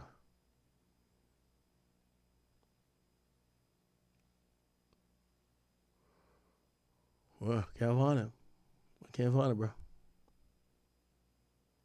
Sheer, who is the self-proclaimed voice of hip-hop. Who the fuck is this nigga? You say he's the voice of hip-hop. What? Who is he? And when you look at where he's from, he's actually based out of Saudi Arabia, which shouldn't be a big deal unless you lie about it. Like in 2022. Yo, pull like this. Yo, my man's right here. What's the dirt? Yo, he from Canada. Like, yo, he's not acting like he's like some black nigga from Newark in Jersey. He's not. He's just like, yo, I'm from Canada. That's why I feel. That's who I am. Nobody's knocking him, bro. There's nobody gives a fuck. And now, here's the thing. For people who aren't making those claims, we're not saying you have to dox yourself. So if you're from Sri Lanka and you want to have, like, whatever, cool. As long as you're not cosplaying. The problem is cosplaying. Where you see him say, I'm American and I agree. Or in 2023 when he claims to be an African American. And now that everything's come out, he's claiming that he's Sudanese. To be fair, I think the guy's definitely knowledgeable about hip-hop and he clearly loves it. Nah, I need him to give me a Sudan breakdown before we get into all this shit. Where my Red Bull at? Did I drink it already? But when you start lying about where you're from and trying to position yourself as being part of something that you clearly I ain't gonna lie, these K-bots that have exposed themselves got me wanting to like investigate Kendrick. Is Kendrick from Compton for real, bro? Because if I found that nigga from Arkansas or something like that, I'm gonna be like, yo, this runs in the family. Yo, if all the K-bot Twitter accounts are from Mumbai, India, Sri Lanka, Saudi Arabia, West Asia, and all these other remote fucking places, I gotta do like, I might be like Trump when Trump say, yo, is this nigga Barack really from America? Even though he is. I might have to go investigate. Is Kendrick from Compton? Because like if all his fans is lying where they from, maybe he lying where he from. I don't know. aren't, that's a different story. Yet, like in this case with Anthony Fantano, the guy's very quick to call out other people and claim that they're not part of the culture. This guy got kicked from a rock music band and started a YouTube channel talking about hip-hop, thinks he's from this culture now. Stick on making videos for white teenagers and let the real men talk. Do you see where I'm going with this? Yeah, I see where you're going with this, but I hate Fantana so much. I don't care if that nigga was from Mars saying that. I fuck with that. And then we see pages like this one, which is clearly a Kendrick. All right, let me watch Dirt's video, man. Yeah, that's my nigga, man. Let me watch Dirt's video, bro. Nah, I ain't letting this one go. Yo, y'all niggas better watch how y'all tweet at me from now on, nigga. Watch how y'all tweet at me, gang. Y'all tweet at me crazy and shit like that. What do you got going on right now? He on live. A classic, but I don't think it's clean. All right, man. You doing some other shit. Let's see this. You got a second page or some shit?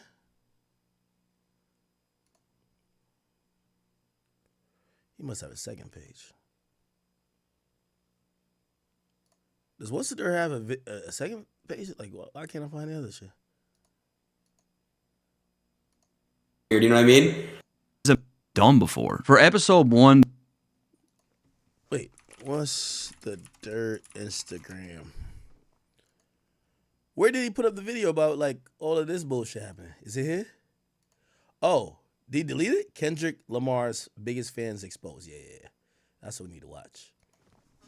Kendrick Lamar biggest fans exposed. You know the funny thing is when I went to Kendrick concert, all right, all of these fucktards they were trying to clown me for actually going outside. These niggas in another country. They go outside, nigga, you might catch an RPG, nigga. Yo, these niggas live in like India, New Delhi and shit like that. Like, where the fuck y'all niggas live at, bro? Elon Musk recently enabled a function on Twitter where you could see the country that people are from. Chat, it's not an anti-Kendrick thing. We talking about the vocal stand pages. It's the vocal stand pages. That's what we talking about. We're not saying that every Kendrick fan ain't in America. We're saying the loudest that are perpetuating and propagating some of the most extreme versions of what Kendrick talks about. Like, yes, Kendrick talks about the culture, but they make it so extreme where they're like, no one is part of the culture but Kendrick. They'll be like, oh, everybody has a weird case but Kendrick. These people will act like they have moral superiority or closeness to be able to be radicalized under the banner of Kendrick because they're acting like they're in the United States, in Compton, on Slauson, on Crenshaw, on all these motherfucking places in LA. These motherfuckers are in motherfucking India chefing up some curry, bro. That's it. Let's keep it a bean. That's why we mad. And for a lot of Kendrick stan accounts, it's turning out pretty bad. And look, we got to call it for what it is. Not like us. Whether Kendrick wanted this or not, it will go down as one of the most divisive songs in the history of the genre. It galvanized people to say, like, you're not like us. You're not part of this. You're not part of this. You don't contribute. You're not part of this. And anything that divides people could never be a good thing, which is why in 20, 30 years from now, Kendrick's legacy might not be looked at in the way that he was hoping for. Now, in saying that, I can't put all the onus on him because I don't think in my heart of hearts that this is what he wanted, but unfortunately this is what happened. And I think really the situation that America is in politically, where the entire country's divided, not like us, kind of became a hater's anthem. So for some people, yes, it became like a cultural statement or cultural anthem. And then, you know, there's some people who just want to dance to it. And it's a fun, upbeat record. I think it'll be like a pump it up type record where it will always find a way into arenas, into sporting events. It's always going to have a place as that sort of anthem. Anyways, for the people that did treat this as like a cultural anthem, the main argument that we would hear online is that you're not from America, you're from this country, you're from Canada, you're not like us, this is our culture, which is fine, but now we're finding out that a lot of those same people, some of the loudest voices in the space, weren't even from America either. So we're starting to see accounts like Curtis Bashir, who is the self-proclaimed voice of hip-hop, and when you look at where he's from, he's actually based out of Saudi Arabia, which shouldn't be a big deal unless you lie about it. Like in 2022 where you see him say, I'm American and I agree. Or in 2023 when he claims to be an African American. And now that everything's come out, he's claiming that he's Sudanese. To be fair, I think the guy is definitely knowledgeable about hip-hop and he clearly loves it, but when you start lying about where you're from and trying to position yourself as being part of something that you clearly aren't, that's a different story. Yet, like in this case with Anthony Fantano, the guy's very quick to call out other people and claim that they're not part of the culture.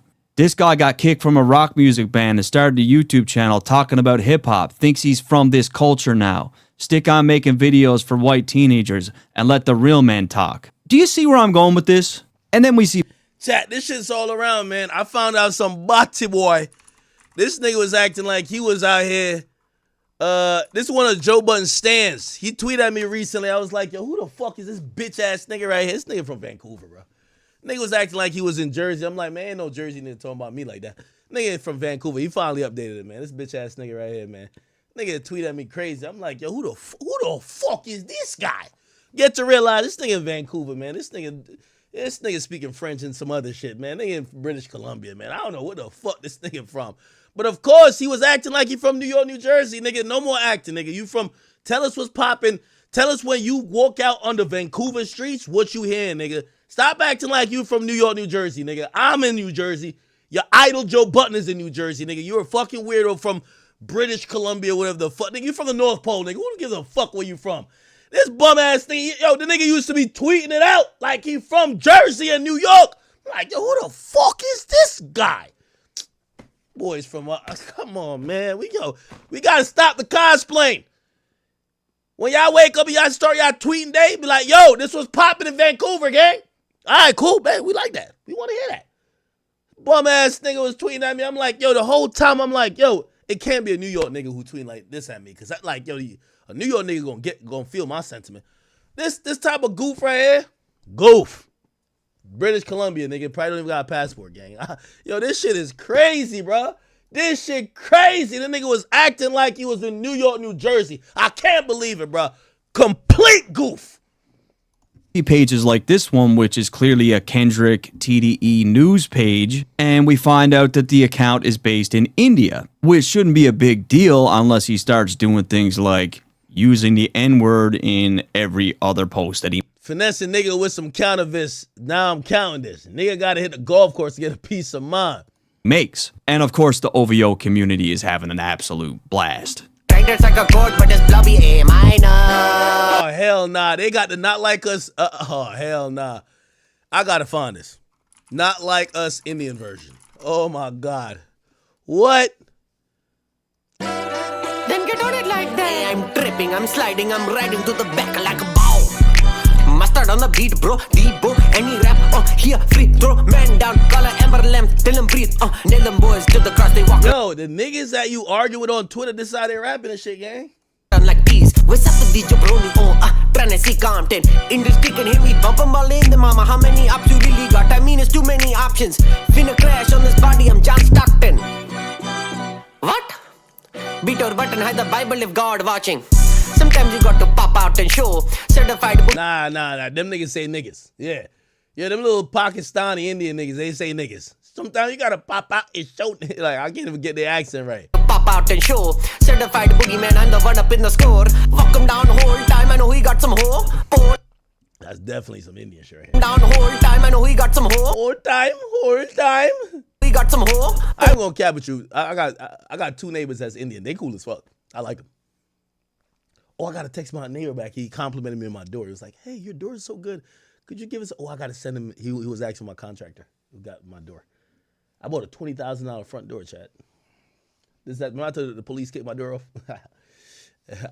like they do not pay that shit back, nigga. I had to buy a new door, so I went big on it. I bought it was $25,000. I didn't even know front doors cost that much. Maybe I got finessed, but it was $25,000. So my neighbor, he complimented. I'm like, that's exactly why I bought that door, because he was like, yo, your door looks so good. He was asking me for the contractor. I was like, I'll get you the contractor. I got to text him back. Extortion, bully death row, say Drake. Say Drake. Drake. Death row, say Drake. I heard you like I'm young. You better not ever go to cell block 1. To anyone that talk to him in love, just make sure you hide your little sister from him. They tell me Chubb's the only one that get your hand-me-downs. Party at the party playing with his nose. Party at the party. Yeah, this is definitely the party at the. Oh, am I getting copyrighted? Say Drake. Say Drake is crazy. Oh, man.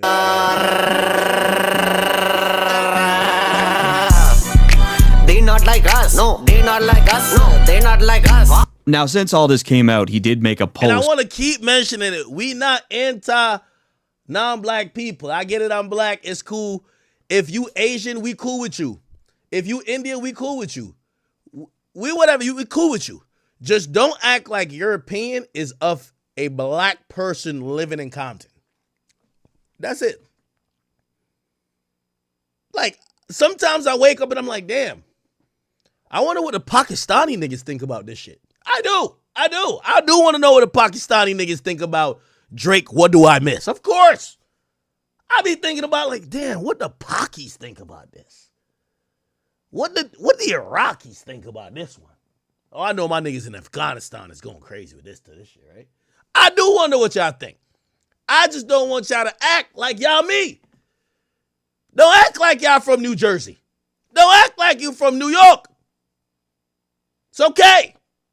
Don't act like you a Philly nigga. Or you from Atlanta. Say twin. Nah, nigga.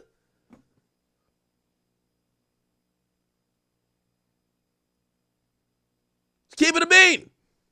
Where he said, since y'all looking for dirt on me, here it is. Started listening to hip hop in 2002 and Kendrick. Chat, I'll wake up sometime and I'm like, damn, I wonder if Kim Jong-un think this new Drake slap. Like, I do be thinking about the rest of the world.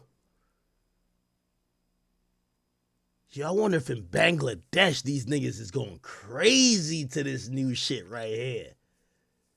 You feel me?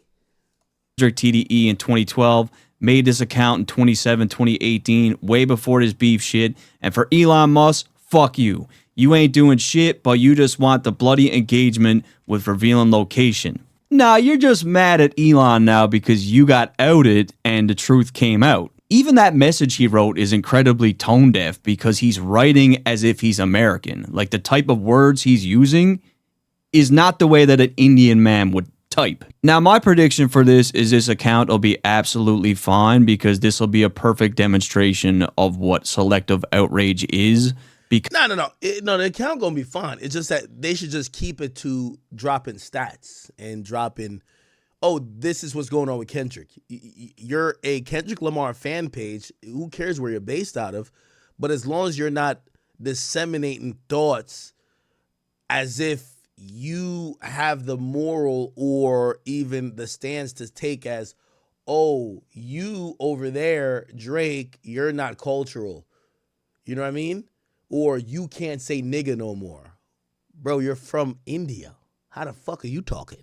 Because this is a pro-Kendrick account, it's not going to matter that he's Indian and using the N-word. People will give him a pass just because he's pro-Kendrick. We've seen situations play out like this. Nah. Niggas ain't giving him no pass. Nah, fuck no. Nah. Listen, sir. And I know Kendrick fan base is toxic. That's why I keep saying the regular Kendrick fan won't stand for this.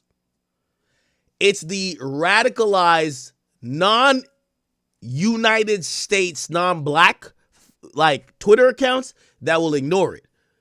The regular Kendrick fans gonna be like, yo, bro, listen, no, we got this. Like, there's regular black Kendrick fans that are pro-black and whatever, and they're like, nah, we got this, bro. Like, you chill out, go over there, we got this.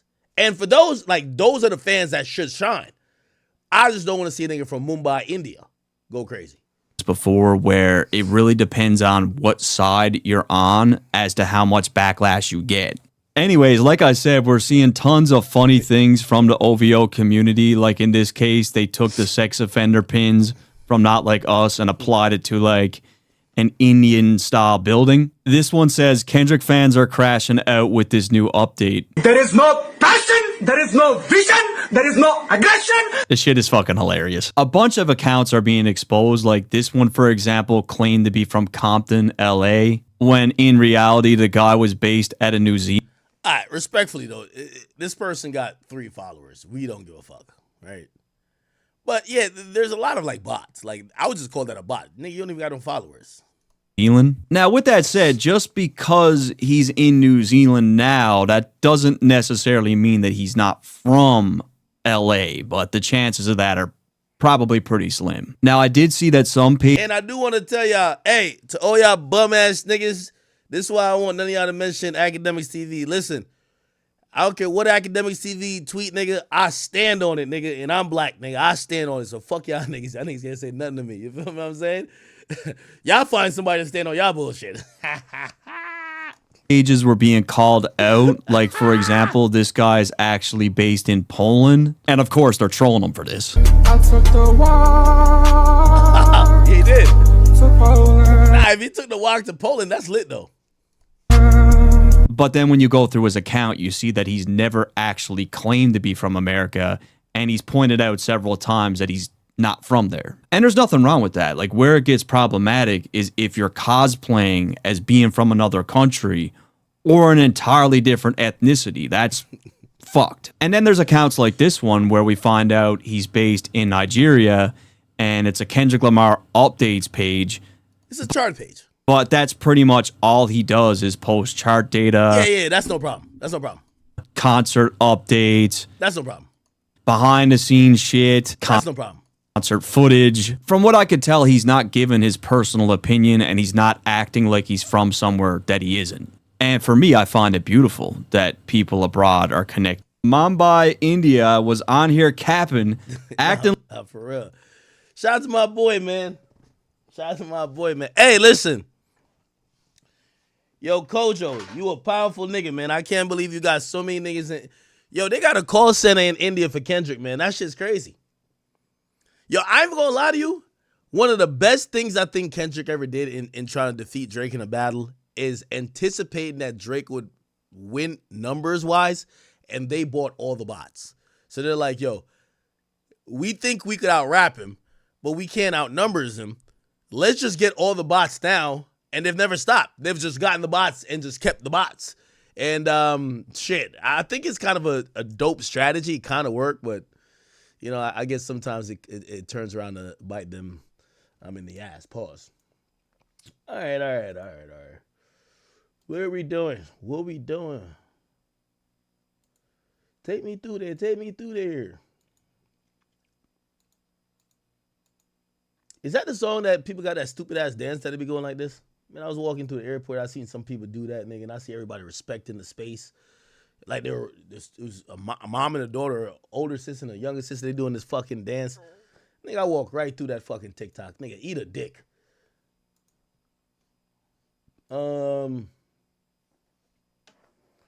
Where's my next topic? I had a new topic.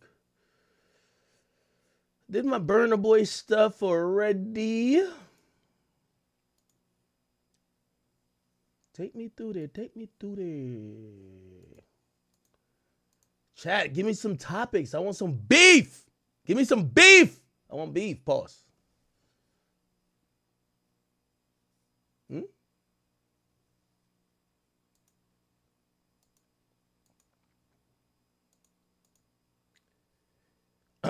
Chat, I'm not going to cover the Uzi stuff yet. I got to review it off stream. The reason why I'm not going to cover it, it's distributed. I'll show you the real reason. It's distributed through Rock Nation Distribution, and they beef with me, so I think they're going to strike me. So I'm going to just chill out, and I'll review it on Kick or something like that. So, yeah, Uzi's now independent. So I guess I could just talk about Uzi, but Uzi's now independent. He dropped this new song. It's called Chanel Boy. You'll see here, it says, this is his new label called Core, but it's through Rock Nation Distribution, the shit that people said was absolute trash. You know how Rock Nation plays with me. Rock Nation has paid me for promo and then literally taken it down. Like, literally struck me. And me and Instagram, we talked about that, or Instagram reps, we talked about that a lot. So I don't want to play this song or whatever. That's why I didn't play it in my intro. I'm taking this, like, again, me and Rock Nation ain't cool. Like, that's obvious. So I'm going to keep it a being with you. This is an independent release by him, but it's Rock Nation release. So I'm staying 10 feet far away from that shit. I haven't even listened to it yet. So I listen to it off stream. If it's good, I'll let you know if it's good, but I ain't finna bump this shit. That's a fact. Tell you the truth. Okay, talk about 6 of them is getting caught by the feds. What? I did hear people say they like this Uzi song though. But anyway, Uzi's gotten out of his record contract with it appears he's not no more in contract with Atlantic. I'm gonna get all the tea. Chat, don't worry. This is where I do my job. I'm finna call 45 people after the stream because I've now realized. And I guess, you know, Joe, you can't clip this. You could clip this. Ooh, why my steak shit up there still? Yo, you could clip this, but in reality, Uzi is no longer Atlantic Records roster. Apparently, he's no longer on Atlantic Record, and that's kind of crazy. So I'm gonna make my calls and figure out what the fuck is going on because I actually did not. Is he on here? Let's see. Jack Harlow's there still, and Jack Harlow falls within Generation Now. Let's see if we can see Uzi. Oh, he's still on the site. Now, keep in mind, it looked like Rock Nation finally got what they wanted. Remember I told you Rock Nation ultimately wanted to do this distribution thing. They wanted to have this label. Their first iteration of label, because they had like a joint venture, didn't really work. But they were trying to steal Uzi away from not only Generation Now, but from Atlantic from a long time ago. They couldn't get him, but it looked like they kind of got him now. And they were trying to do it with Meg. That's why Meg was beefing 1501. They tried to do it with Bobby. That's why Bobby was beefing with Epic, and they were beefing with Epic. But looked like they may have gotten Uzi because now his new single is being distributed by Rock Nation. Straight up. Rock Nation. Rock Nation Distribution, which is the company who's saying they're taking 20% or 15% of everybody's shit, which people have said is a bad deal. But it probably is a different deal for Uzi. It's probably a good deal for him because he's one of the lead artists that's like knocking this out. But I'm going to be honest with you. I'm going to do my calling around. I'm going to figure out what happened with him in Atlantic. There's so much stuff for me to, you know, I do have so much stuff that I've heard about this Uzi situation.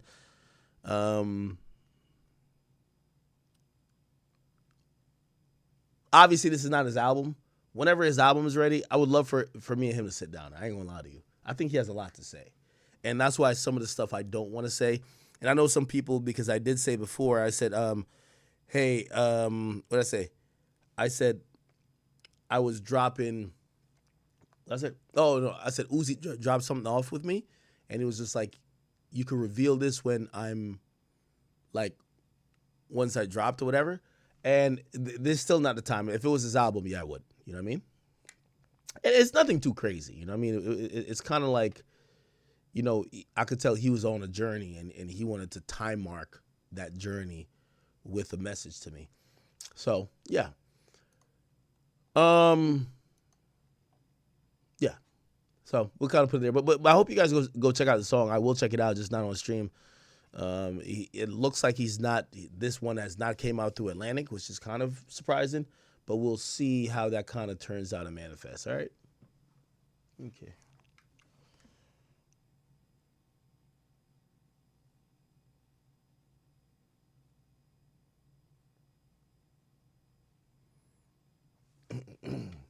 All right.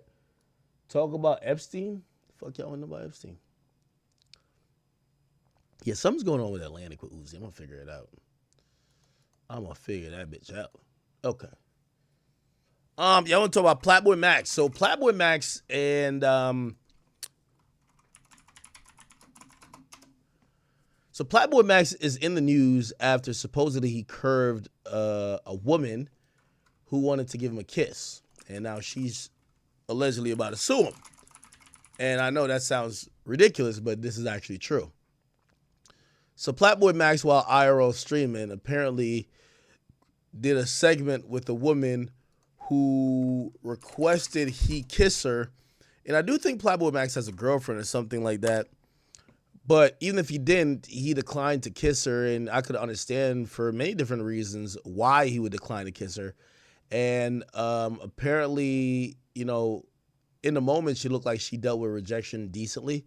But after the stream was done, looked like she went home and reflected on it and the impact of everything happening. And now she is trying to sue him. Let's go. Here we go.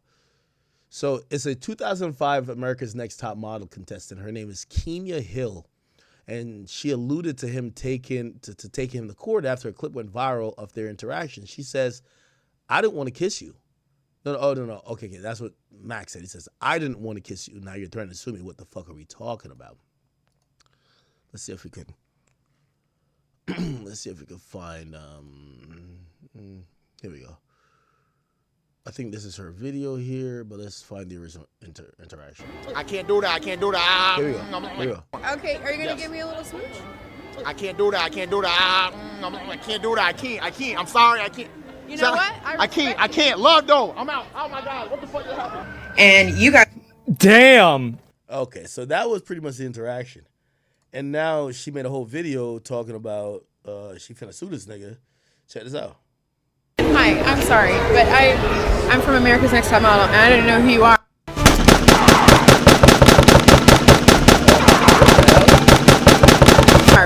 By the way, this is World Star. All right, let's play the whole thing. Hi, I'm sorry, but I'm from America's Next Top Model, and I didn't know who you are, but you're out here talking about black excellence. Yes. What are you promoting? So I'm a streamer, you know. I also make music. I don't know if you know who Fred Again is and Skepta. I have a song nominated for a Grammy with them, Victory Lap.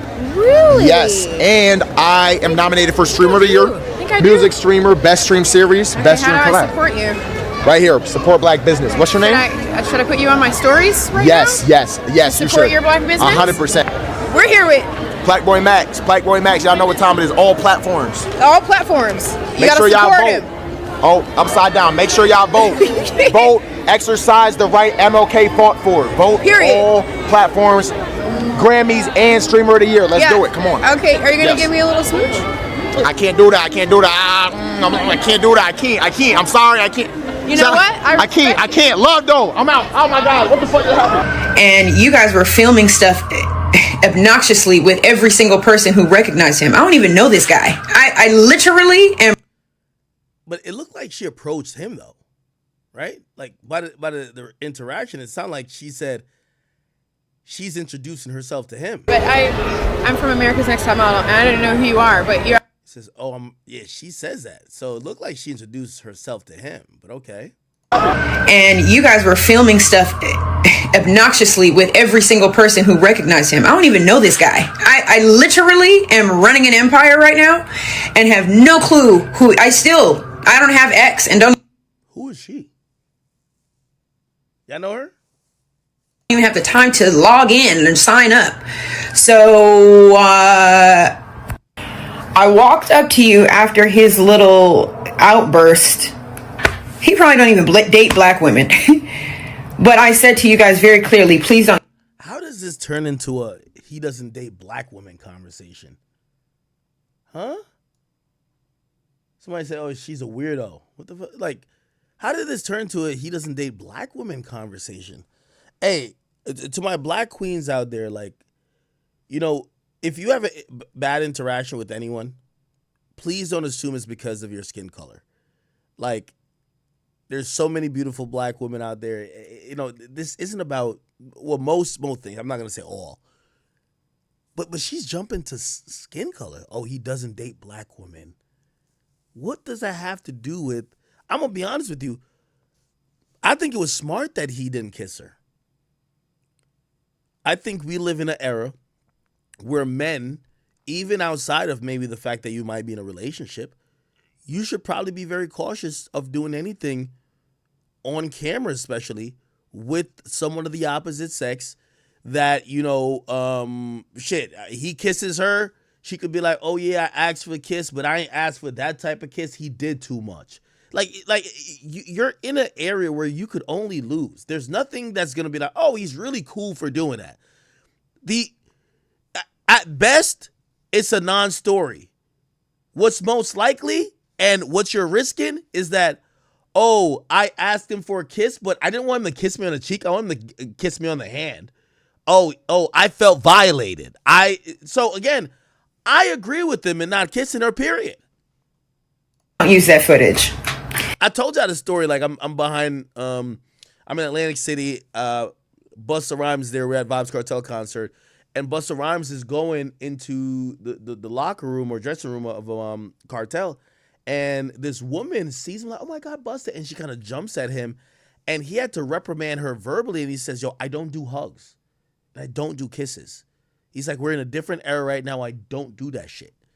And it kind of like, you know, because everybody became very silent and they were watching it. And to some people, I think they were like, damn, why is he doing the most? And I think for him, he was just like, yo, listen, people are getting allegations left and right. I don't even want to put myself in a place where I could. It's nothing against you. I said to you guys very clearly, please don't use that footage. And I don't know what collegiate level you guys are at, if you guys went to college or whatever. But I asked you not to use that footage. Not only did you use the footage, but out of everybody there, you talked to a lot of people. We heard you a mile away. That was the only footage that you used. And I verbally told you not to use it. I have so many things going on right now that I don't have time to take you to court, but I dare you. I dare you to try me, because now you are taking up my time. This 3 minutes that it's taken to post this, I could have been making money. So your new fame, his Instagram, I don't even know who gave him the idea. Do you know the connotation behind the word plaque? And I don't know if this is maybe a different kind of plaque that you're talking about. Maybe it's a different one. But the first thing I thought of, because I don't think he has any real plaques, was plaque on... It's not true. He definitely has plaques. ...your teeth, okay? You maybe want to understand the connotation and the vibration that certain words carry through society. I don't give a damn about who you think you are or any of your followers. But he walked away from me so disrespectfully. And it doesn't matter about America's Next Top Model. You don't ever depart from a real woman in that nature. Hey, I also want to point out, this is why I like my boy Akash going through what he's going through right now. Man, we got to tell some of these bitches, shut the fuck up, man. Like, what the hell are we talking? Hey, you know what I was thinking about? Because I was watching some videos with Akash. I'm not going to bring it up again. Like, or I'm not going to play those videos again. There's some people that have a valid point that red pill is like radicalized because it's so extreme. And what that is like telling men that most of these women are whores, this, that, and third, and they're undeserving and blah, blah, blah. You should be able to have 15 girls. Cool.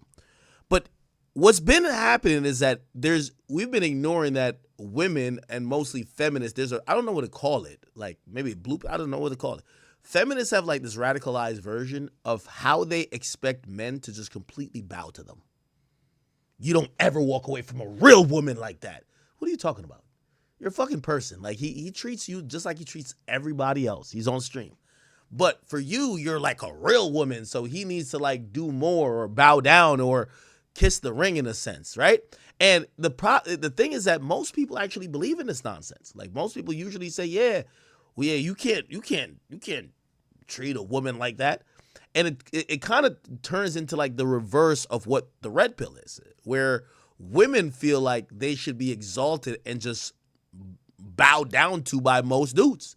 And if you don't do that, they call you lame, gay, usually gay, because they're like, yo, you must be gay. You like men. Or not a real man. That's one of the things they love saying. You're not a real man. And I think she even uses that word here. Any of your followers. But he walked away from me so disrespectfully. And it doesn't matter about America's Next Top Model. You don't ever depart from a real woman in that nature. Ever. You played yourself. And good luck with that Grammy. Good luck. I really genuinely hope you get it. Because that's... And this is what I could say, man. This right here is mental illness. You know, respectfully to her, this is not about a race thing. This is not about being black, white, or anything else. This is also not about your profession or anything else. You're exhibiting signs of, you know, just straight up mental illness. You know? It was ironic. I was kind of looking into certain things, like even, again, I'm not going back into that Akash thing.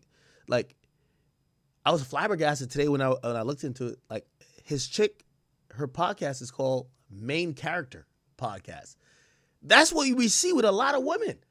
Women are practicing this new shit where men need to bow to their feet, treat them like queens, just make them feel like they're greater than. And this is what feminists turn into. And then they also say, you know, they turn this, they're doing this main character syndrome where life is all about them.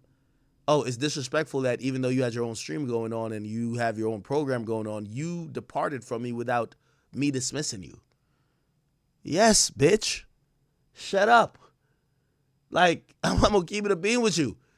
And he was a really nice person. See, a nigga like me not that nice.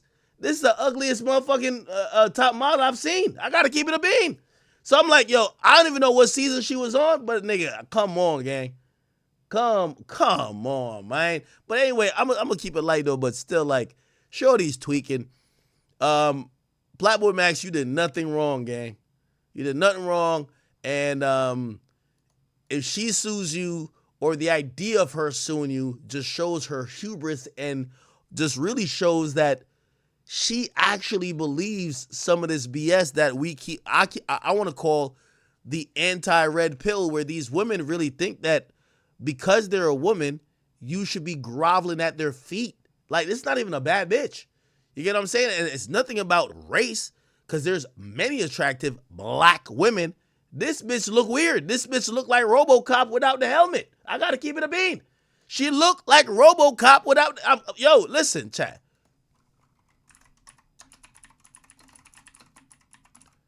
I got to keep it a bean. This is how she look, gang. If I'm lying, come on, chat. She don't look like this? So you going to say she don't look like this. So you're going to tell me, chat, she don't look like this. Chat, I want you to keep it a bean. She don't look like this, chat. So she don't look like this. You chat. This ain't about black and white. She don't look like this, chat. Come on, gang. Come on, man. Come on, man. Like, we got to keep it a bean here, chat. She look like, come on. You know this is true, man. You know this is true. Y'all got to stop playing. Stop playing, chat. Stop playing. Damn. I know y'all know it's true. See, but y'all can't, you see, this is where we've gotten to in a society. Like, we got to be so pussy. We can't even just, like, be honest. Anyway, let me see what Playboy Max said. Did he respond to it? I didn't want to kiss you, and then after I didn't want to kiss you, now you're threatening to sue me. What is up, gangy? As soon as you I just want to hear what he had to say. Rejects, like, wow, I can't. It's kind of late. There's not weird though. He didn't address it. Okay. Oh. You know, whenever. Why do people? I hate when. Lady, do you know how deep my ties are run? Lady.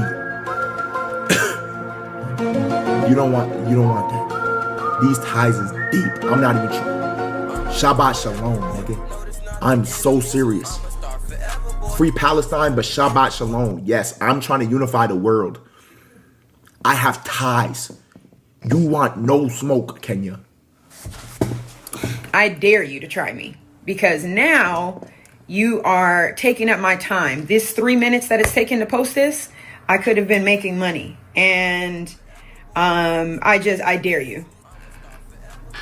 Period. What? You dare me to what? What did she dare me to do? What did I... To try you? What do you dare me to do? Yo, you was flexing your college degree. First of all, where's your family at? I got to start hitting you. Where's your family at? Where's your family at? Where's your family at? Yo, this wouldn't be an issue if you had a family. Your 40 is late. Bro, yo, what the fuck? Yo, chat. Ma'am, you went to college, right? Kenya, you went to college. Kenya, you understand that a live stream is a live stream. What does the word live mean? It means live. I can't edit the live. Oh, she's mad that she's on the video, but it was a live stream. The shit happened live. You asked to get the kiss on the cheek. You airballed. Brick nasty. Not swishing. Not today. It's not your day. You feel me? That's okay. Kenya, you cannot threaten me to sue you because I didn't kiss you on the cheek. You sound crazy.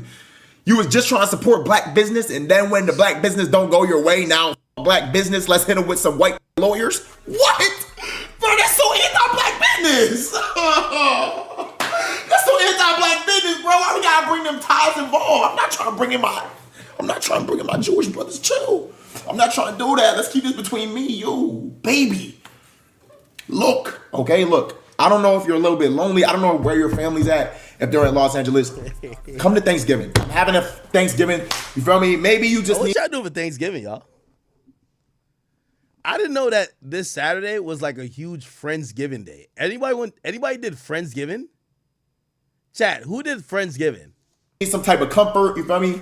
If you need a family, I could be your family. Like, we can figure something out. But I'm gonna tell you this though, Kenya. You gotta chill with that lawyer talk. You have to chill. You have to chill. This not it. I don't even know how this went this deep because it's like, Kenya, it's live.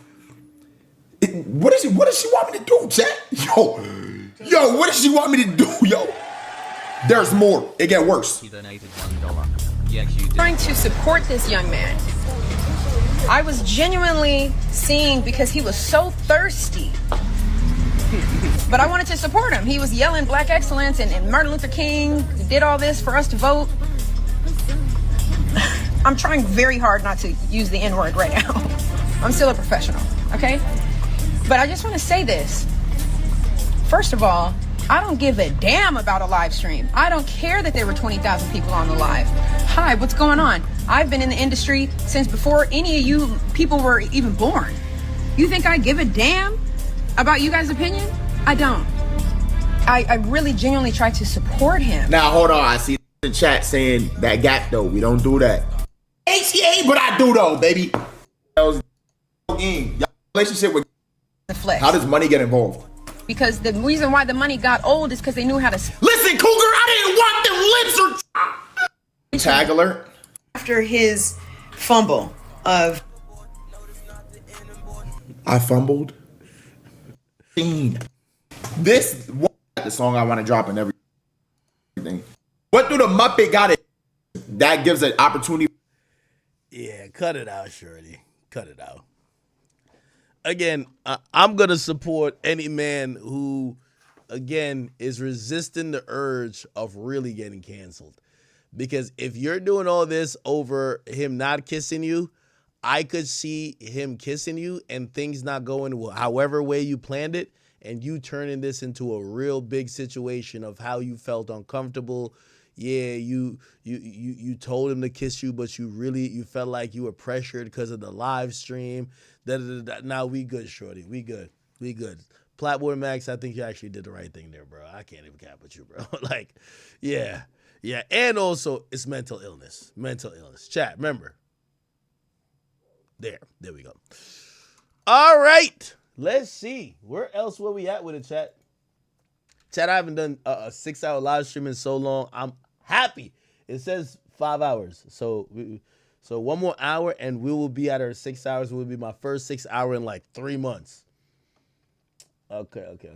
Give me a topic. Give me a topic, chat. Please.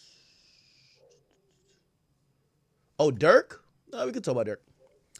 So there's been like these filings in the Dirk case, and most of the filings are Dirk's team trying to, kind of get like this lawsuit tossed. I don't think it's gonna work. I really don't think it's gonna work. It says In October, Dirk filed a MTD disqualification based on the unlawful designation of Bilal Isali, which is a U.S. attorney of California. Other defendants filed similar motions. And let me Google this dude. Because he might have been a U.S. attorney that got... Okay. Is he still...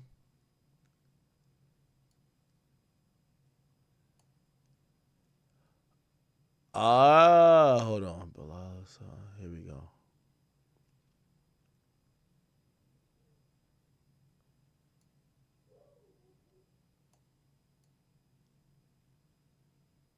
Oh, okay.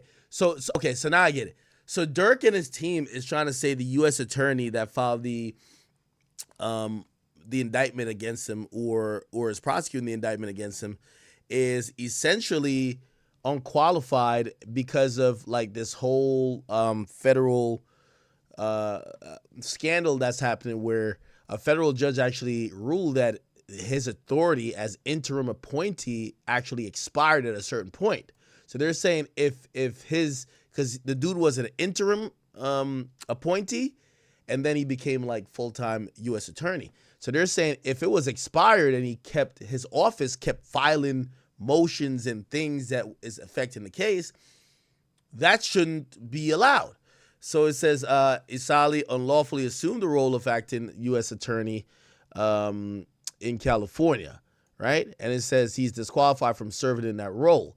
The judge determined that he's been illegally serving in that role since July 2025 due to the lack of an official state confirmation, and he could instead carry on as first assistant U.S. attorney. So essentially they're saying he's not if you don't know, so basically in every district there is one U.S. attorney and then there's a bunch of AUSAs, which is assistant U.S. attorneys. Now, the U.S. attorney has to stand behind every indictment and every complaint because they are the person in federal court that prosecutes it. So if he's signing his signature as the acting U.S. attorney, he could stand behind indictments and charges.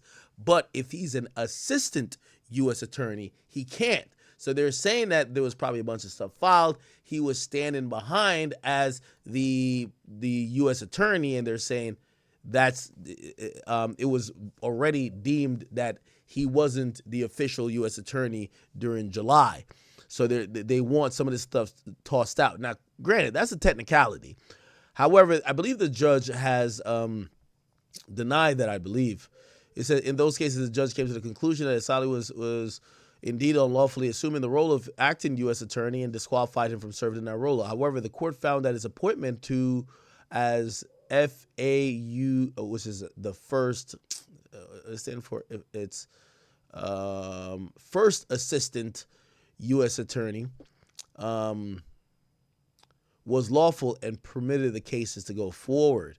So it means that because that office was vacant and he was the first assistant U.S. attorney, he could actually do stuff on behalf of the office.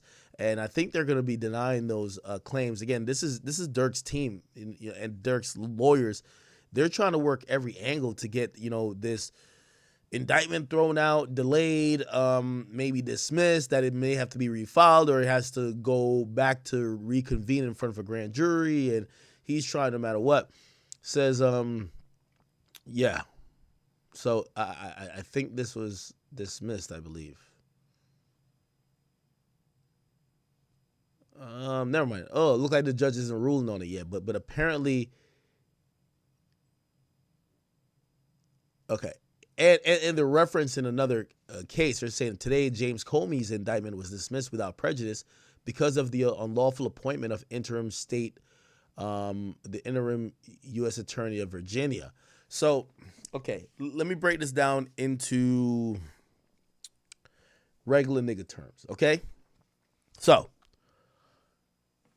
in federal court, there is U.S. attorneys that are appointed by the President of the United States, Okay, the president of the United States not only appoints the U.S. attorneys, the president of the United States also appoints the district judges. District judges serve for life. There is a term for I think is it 2 or 4 or 6 years. That's for I'll figure this out right now. What's the term for a U.S. attorney? I think it might be 4 years. Yeah, 4 years.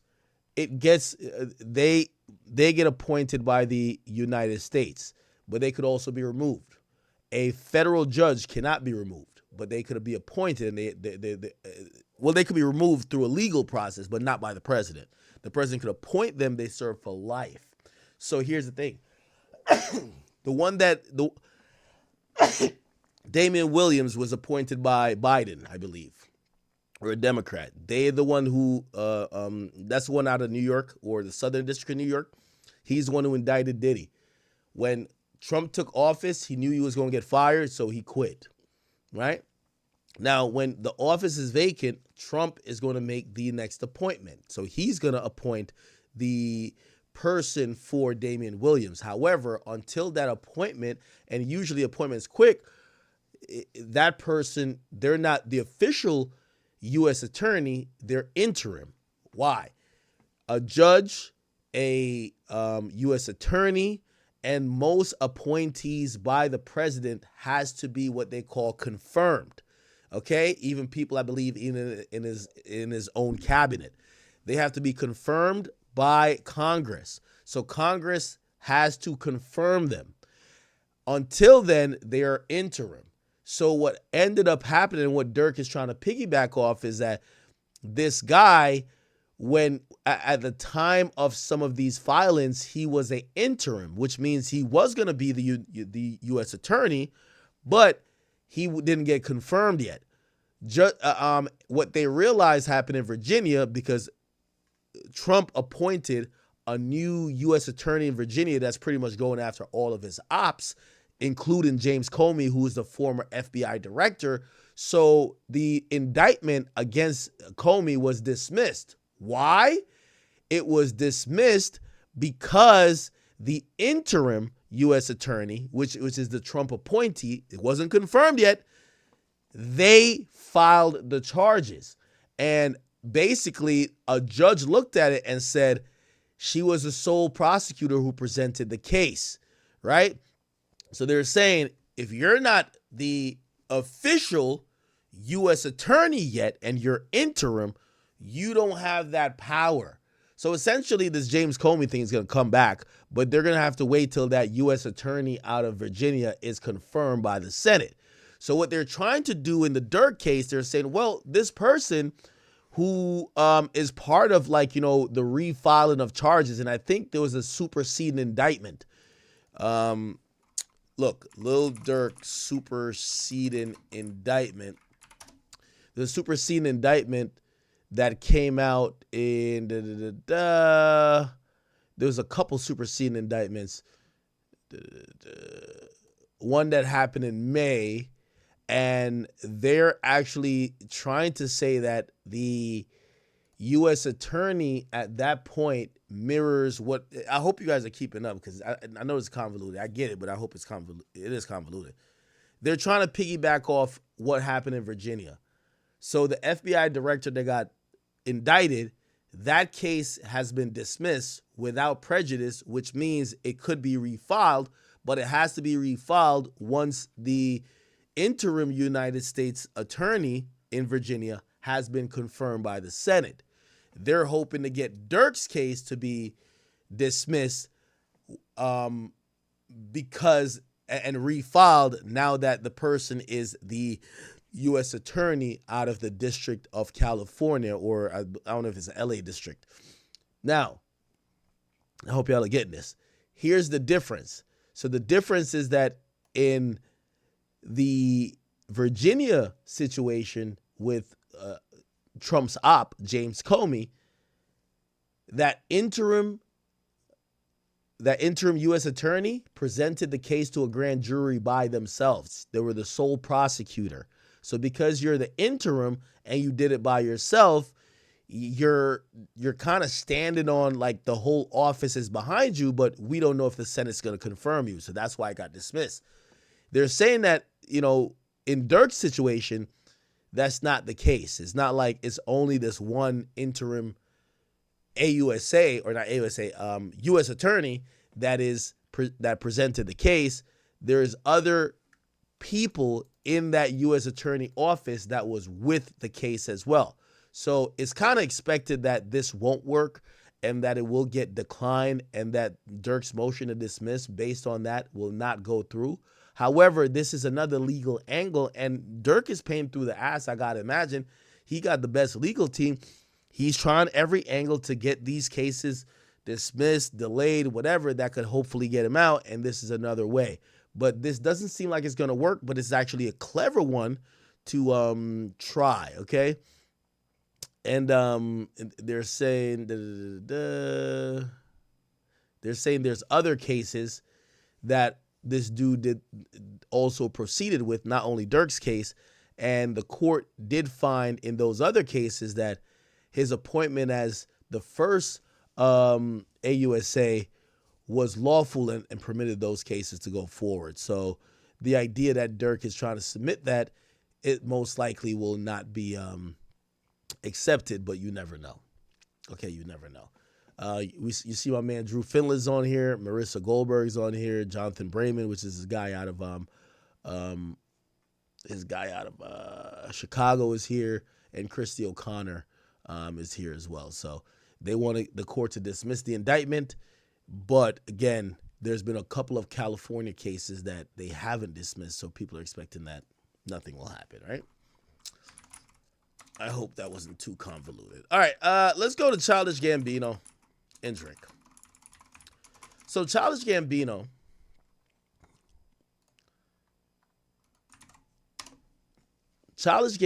if you guys don't know, what the fuck is this?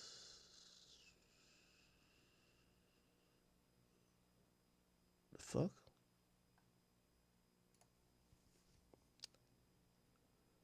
Okay. A beautiful performance at Camp Floggen this past weekend, but what also overtook the news cycle were these cancel cards that he was selling at his merch booth.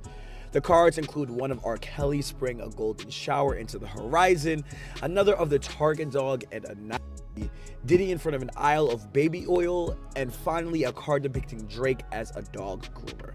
The Drake card is meant to imply him grooming young girls, like Kendrick alluded to on Not Like Us. Besides the cards themselves being a wild thing to sell in general, fans online are calling out Donald Glover for dissing Drake again, seemingly out of nowhere. As a refresher, Drake and Childish Gambino's beef seemingly stems from a 2023 interview with GQ, where Gambino told the outlet that his hit record This Is America was originally meant to be a Drake diss. And it started as a Drake diss, to be honest. It's like, I was like, as like a funny way of like doing it, but then I was like, this shit sounds kind of hard though, so I was like, let me play with it. So we just had that for a long time. Drake responded to these comments in the stage design of his It's All a Blur tour, having a headline reading, quote, "The overrated and over-awarded hit song This Is America was originally a Drake diss record." Scroll across the stage. A year later, some fans speculated that Gambino dissed Drake on his song Yoshinoa when he rapped, quote, "You got your biz in the streets, I wash my hands when I eat, I find your house on the app, people around you ain't slat, they plotting hard when you slack." Drake never responded to those bars, and now it seems like Gambino is doubling down on his jabs with these cancel cards. But who knows? Now Gambino might get some bars on Iceman. Let me know what you think. No, he ain't. So let me show you these. Let me show you these cancel cards. The cancel cards, the cancel cards really have yeah. So it has Drake here, and he's making like he's alluding to grooming. You see Drake grooming a dog, but it's kind of almost like, oh, Drake is a groomer. Kind of playing off what Kendrick saying, oh, say Drake, I hear you like him young. You have Diddy, Baby Oil. Who's this? Target? Why is Target up here? Target got some Hitler shit? And R. Kelly with the piss. Now, the history behind Childish Gambino and Drake is kind of like, we could watch a documentary on this.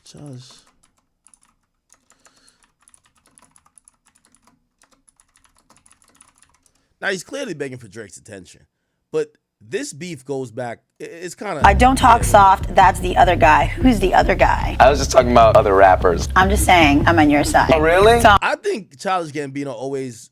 I don't think he wanted to be Drake. I think he wanted to be in the league with Drake. And at points, I think he thought he was better than Drake, but nobody gave him respect. I don't even think that his beef is with Drake. I think his beef is that he's one of them niggas that be like, yo, you know when niggas hate LeBron, be like, yo, man, LeBron ain't the best. Y'all just be on his dick. Like, they're hating, but like they're trying to put their hate towards, oh, I'm not mad at Bron. I'm just mad how much y'all love Bron. Like, he's never came off as I hate Drake. He's always said, I hate how much y'all like Drake. Like one of those. I'm gonna say. Why do you have beef with Drake? You said you were better than Kendrick, Drake, and Schoolboy Q. Yes. What made you say that? Why those three names in particular? Because I feel that way. That's my truth. Like, I said those rappers in particular because I feel like they're the best. Childish Gambino and Drake seem like the exact same person from parallel universes. Both of them are actors, both of them are rappers, and both of them are singers. However, while Drake gave up his acting career to Let me take a piss, by the way. pursue being a full-time rapper, it seems like Childish Gambino approaches his musical career as more of a passion project, while his involvement in television is his main focus. But that's definitely not to discredit his incredible catalog of albums and the artistic integrity that he approaches his music with. See, while both Drake and Childish Gambino were known to merge R&B and hip-hop, incorporating both sung melody and bars within their music, Drake has delivered the world a more mainstream and accessible sound, while Childish Gambino, on the other hand, often dives into broader social and cultural issues, incorporating a diverse range of styles and genres including funk, soul, R&B, and obviously hip-hop. But regardless of the differences within their sound, personality, and impact, it seems that for whatever reason the two have had personal differences for potentially their entire careers. So grab some popcorn and let's try to establish the real reason why Childish Gambino and Drake do not like each other. And it started as a Drake diss, to be honest. It's like, I was like... There's a lot of little nuggets in both of their disses that if it wasn't for these breakdowns, and salute to, guys like this, Rapaholics, because I think they directly get it. Now, it's important to note that this is not Drake versus Kendrick, Drake versus Pusha T, or Drake versus Kanye. A lot of the shots that were ever sent back and forth between Childish Gambino and Drake were very, very subliminal, very lighthearted, and almost indistinguishable from just generic bars if you didn't pay close attention. Now, the first one to set off this entire softcore beef was actually Childish Gambino. In 2011, he was gearing up to drop his first album, Camp, and again, just important to keep in the back of your heads that both him and Drake were some of the first few rappers at the time to be actors and rappers who portrayed more of an emotional, non-confrontational image while incorporating sung melodies and bars within their music. So in April of 2011, Childish Gambino drops a track called Break. On that record, he rapped, "You can't go ham, you're a Jewish N-word." Now, this could have been a diss at Drake for several reasons. Firstly, Ham is the name of the first song that Kanye West and Jay-Z released to promote their album together called Watch the Throne. Before the album was released, Drake did an interview with Tim Westwood where Tim asked him when his collaboration album with Lil Wayne would be coming out. Drake basically said, yeah, we still gotta do that, but I hear there's these two other big rappers that are coming out with a project together as well. Then he sarcastically said, I wonder where they got that idea from. Basically implying that Kanye and Jay felt the pressure of the massive forces that Drake and Lil Wayne were at the time, as the two were frequently collaborating and dropping hit after hit, so they decided to team up and distract the public and really make you remember who the throne belonged to. Kanye even mentioned this at a concert with Drake, saying that Watch the Throne would have never happened if it wasn't for Drake putting so much pressure on Jay-Z and Kanye West. Drake would also rap later that year in 2011 on DJ Khaled's song I'm On One, saying, I just feel like the throne is for the taking, watch me take it. Some pretty aggressive bars considering Drake was a relatively newcomer within the game. So to go at Kanye and Jay-Z, who were already massive legends at the time, was kind of a bold move. Some might say, he tried to go ham on them. At least you might have said that back in 2011. I don't think anyone's used that word since then. Now, on the song Ham, Jay-Z also sent subliminal disses at Birdman, the owner of the record label that Drake is signed to, Cash Money. Back then, Birdman used to always say that he had more money than Jay-Z. So on the song Ham, Jay-Z rapped, I'm like, really? $500 million? Really? You got baby money. Keep it real with these guys, you guys ain't got my lady's money. Baby here is a double entendre, as Birdman also goes by the nickname Baby, and Jay-Z is basically telling him here that he has baby money, that he's not even as rich as Jay-Z's wife, Beyonce, is. Now, I know we're getting a little bit off track here, and I'm going to do a full video on the beef between Jay-Z and Birdman and Lil Wayne, but Wayne basically responded to this diss on his album The Carter 4 on a song that also featured Drake, where he basically threatened to capture Beyonce the same way that Bowser captures Princess Peach in Mario. And this sparked a bit of a back and forth between Wayne and Jay-Z, and eventually even Drake and Jay-Z.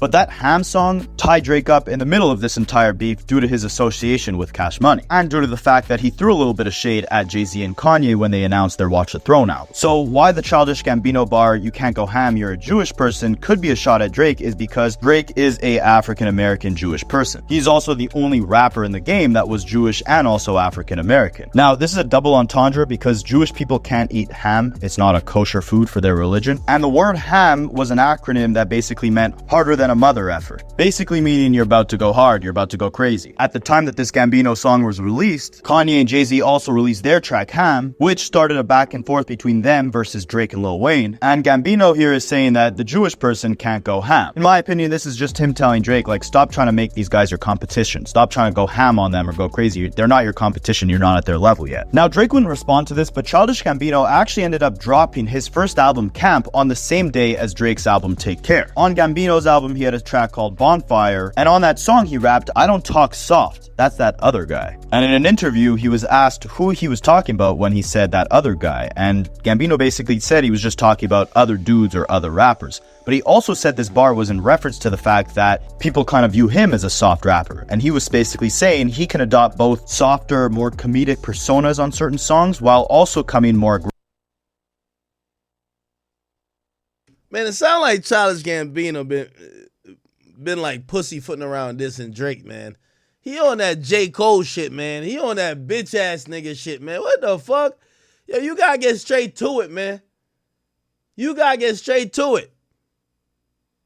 aggressively No Diddy on other records. So while he's saying that "I don't talk soft, that's that other guy" bar was directed at other rappers, he's also kind of saying it was directed at himself. I don't talk soft, that's the other guy. Who's the other guy? I was just talking about other dudes in general, other rappers. I feel like there's a lot of dudes who hear one song of mine and like, oh, it's soft. I'm like, no, listen to my other stuff. And the interviewer also asked him how he felt to be dropping an album on the same day as Drake. And when she asked that, Gambino kind of laughed and said like everyone's trying to pin him and Drake against each other and that they have no beef because Drake is just too big. Now, speaking of a soft rapper, your album drops the same day as Drake's Take Care. How do you feel about that? I mean, like, it's good for hip-hop, honestly. I don't know why people always want to, like, spark beef between rappers. There's a whole Tumblr dedicated to me versus Drake, which I just think is really funny. But, like, Drake is... Nah, this nigga got that J. Cole energy, bro.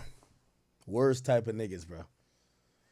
Nigga be acting like he be nervously laughing when he mad. Like, hell out of here, bro. Drake, like, people hardly know who I am. I'm just saying, I'm on your side. You're on my That's all side? I'm gonna say. Oh, really? Why do you have beef with Drake? And the two rappers would only get bigger, and this strange back and forth would only get bigger and weirder as the years progressed. In late 2013, Gambino released his album Because of the Internet, which featured a song called 3005. In an interview in 2014 with Zane Lowe, Childish Gambino played him the album and commented on the song 3005 by saying, "Hit Boy heard me sing the hook of that song. That hook was actually supposed to be on Drake's Trophy beat. I was like, I don't know if it feels right." And then Hit Boy gave it to Drake and Drake made it awesome. Everybody's a winner in that one. We made a different song. So he kept it pretty positive for Drake, but I do find it funny that in the song Trophies, which used the beat that was initially meant for Childish Gambino's love song 3005, Drake actually rapped, "Man, this is not a love song." So could be irony, could be a subliminal, who knows. Later on in that same year, we got some shots that definitely were not subliminal, as Childish Gambino did a show in Sydney, Australia in June of 2014, and during that concert he did a freestyle where he rapped, "These guys think he's Drake. Nah, I ain't Drake. I sing better, I do better, my stuff is wetter." Now, someone in the comments please explain to me what he meant by "my stuff is wetter." I'm not gonna try to decode that bar. The freestyle was also recorded on a potato, so it was kind of hard to decipher. Maybe he wasn't saying "my stuff is wetter." I don't know, you guys check it out. But in that same freestyle, he also rapped, "I'm the best rapper, definitely top 5. If these other rappers think they are, they're definitely not alive. I cut their head off, that's every rapper living. That's Kendrick, that's Drake, that's Schoolboy, that's everyone. I don't give an F, I'll effing kill you guys." Later on, when he was asked if all of these bars that he had for Drake meant that he disliked the guy, Gambino replied, "I don't want people to think that I hate Drake. I don't hate Drake at all. I really like Drake.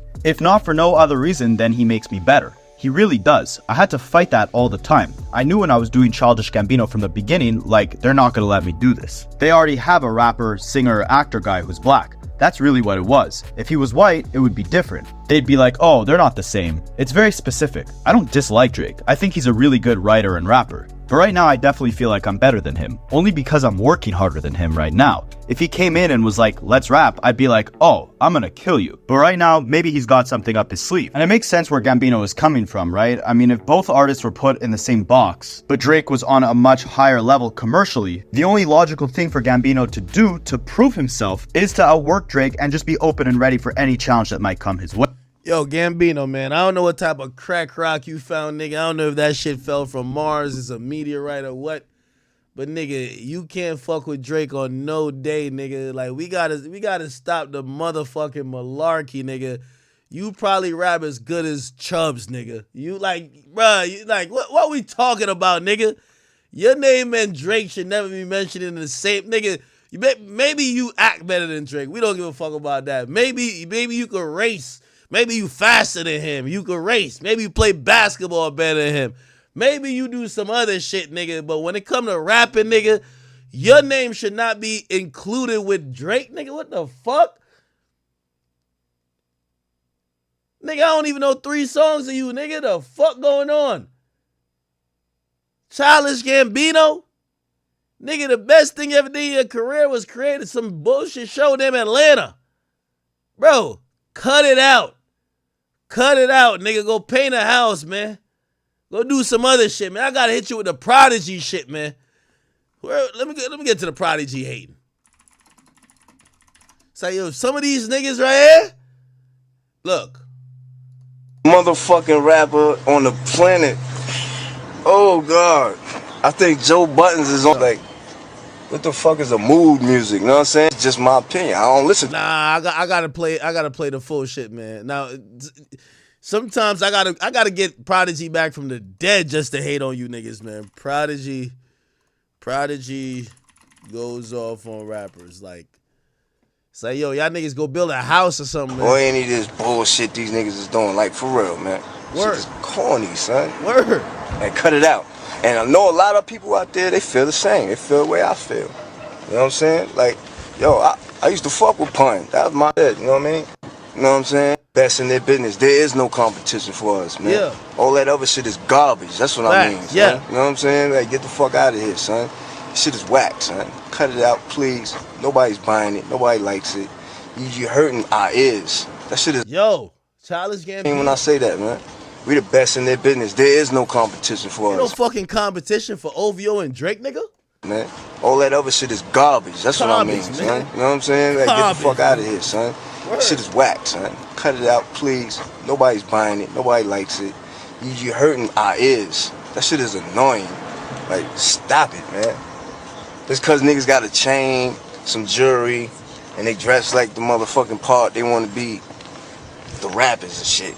Like, cut it out. For real, nigga, keep making sitcoms, nigga. Like, yo, do some other shit, man. You don't gotta rap. Like, rapping not even for you, gang. You know what I'm saying? Let the rap niggas do it. We the Yes, let Drake do what the rappers do. Like, you go make some movies or something. Go do some Key and Peele shit. Professionals, son. We professionals at what we do. Like, cut it out, son. Yeah. Go fucking do some carpenting or something, man. Go do some carpenting or something, bro. You know what I mean? Who bothers you the most in this game right now? Go roll a blunt. You know? Go roll a blunt, bro. Like, yo, you over here like, yo, go roll a blunt. You know what I'm saying? Fucking, who bothers me the most?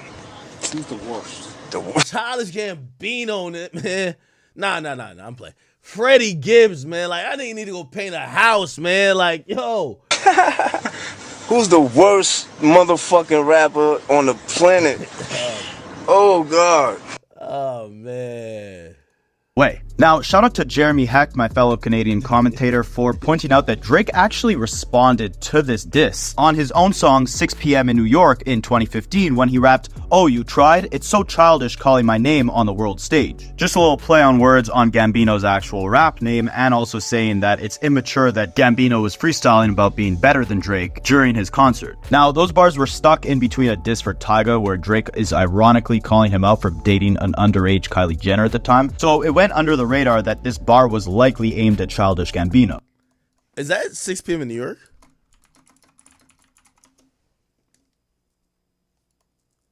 This one is?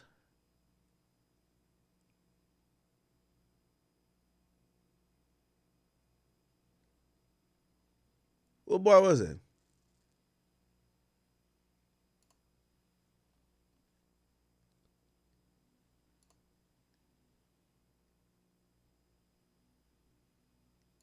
This is an epic song.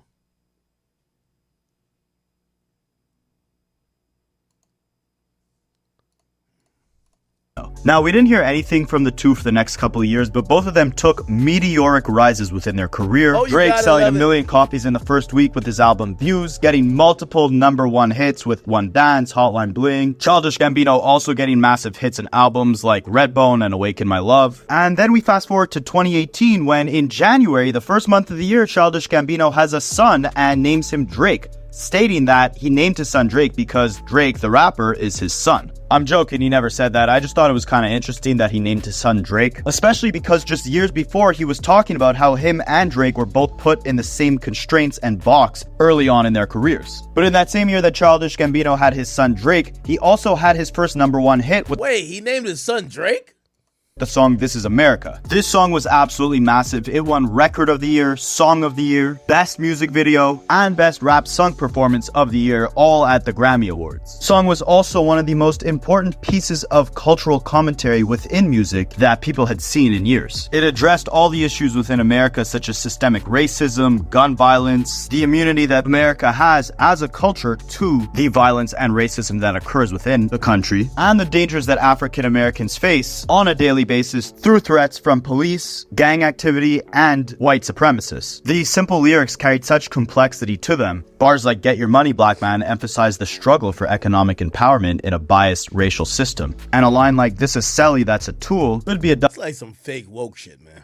double entendre, as a celly, aka a cell phone, is something that every single person casually carries around in their pocket. Due to the dangers within society, we also have to carry the tool, aka the gun, on us at all times as casually as one would carry a cell phone. This bar could also emphasize the fact that cell phones are tools and can be used to document the police brutality and racial injustices. Bro, don't get that deep, man. That shit is not that deep, bro. The eyes of his ex-girlfriend, who is very thirsty to go to this New Year's party that's hosted by Drake so she can get a picture of him for her Instagram, and stated that her Instagram right now only has pictures of Childish Gambino and their daughter. Now, the episode is meant to highlight the superficial side of Hollywood, how people are obsessed with social media, and how living that lifestyle of fame and partying is almost like a simulation. Gambino's ex-girlfriend in the show is looking all around the house for Drake the entire night and can't find him, but instead finds his grandfather, who's a Mexican. As the friends are walking home, one of the characters says that she feels like everyone is in a simulation, and Gambino's ex-girlfriend agrees and also says that Drake doesn't exist. Now, it's important to remember that this is a comedy show and that this Drake dedicated episode was lighthearted, it was satirical, and I'll leave it up to you guys in the comments whether or not you think Donald Glover was taking shots at Drake with the scripting of this episode. And Drake actually reacted to this episode on his Champagne Poppy Instagram, where he shared a picture of the episode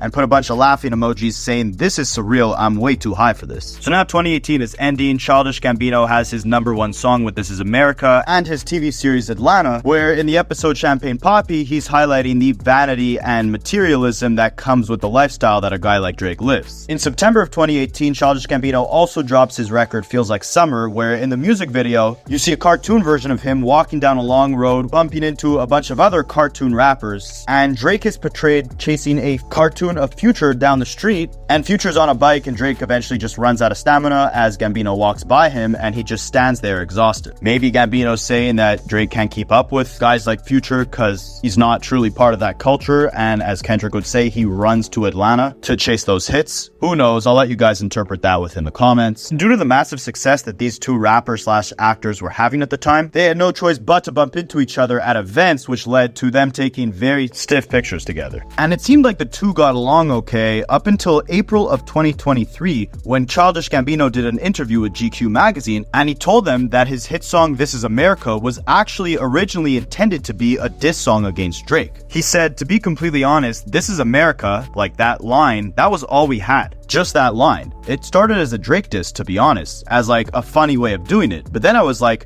this kind of sounds hard though. So I was like, let me play with it. Now, obviously Drake is Canadian, so the line This Is America could have been intended as a diss to Drake in a similar but more lighthearted way as when Kendrick told Drake he's not a colleague, but he's a colonizer. Gambino was conveying a similar message, basically telling Drake, like, hey, you're not a part of this culture, buddy. This is America. They not like us. Now, a side note, as I was editing this video, I saw an interesting post on Reddit basically saying that This Is America was meant to emphasize how vapid consumerism runs America, and Drake is the personification of that. Now, I don't think Childish Gambino was thinking that deeply of Drake when he concocted this track, but it is interesting the direction that the song went in after it was initially intended to be a Drake record. Like, you were inspired by Drake, but then you were inspired to comment on this much larger social issue. Like, did your initial thought of Drake act like a trigger or catalyst to lead you in the direction of starting to comment on these broader issues? Mos Def put it perfectly when he said Drake makes quote-unquote shopping music,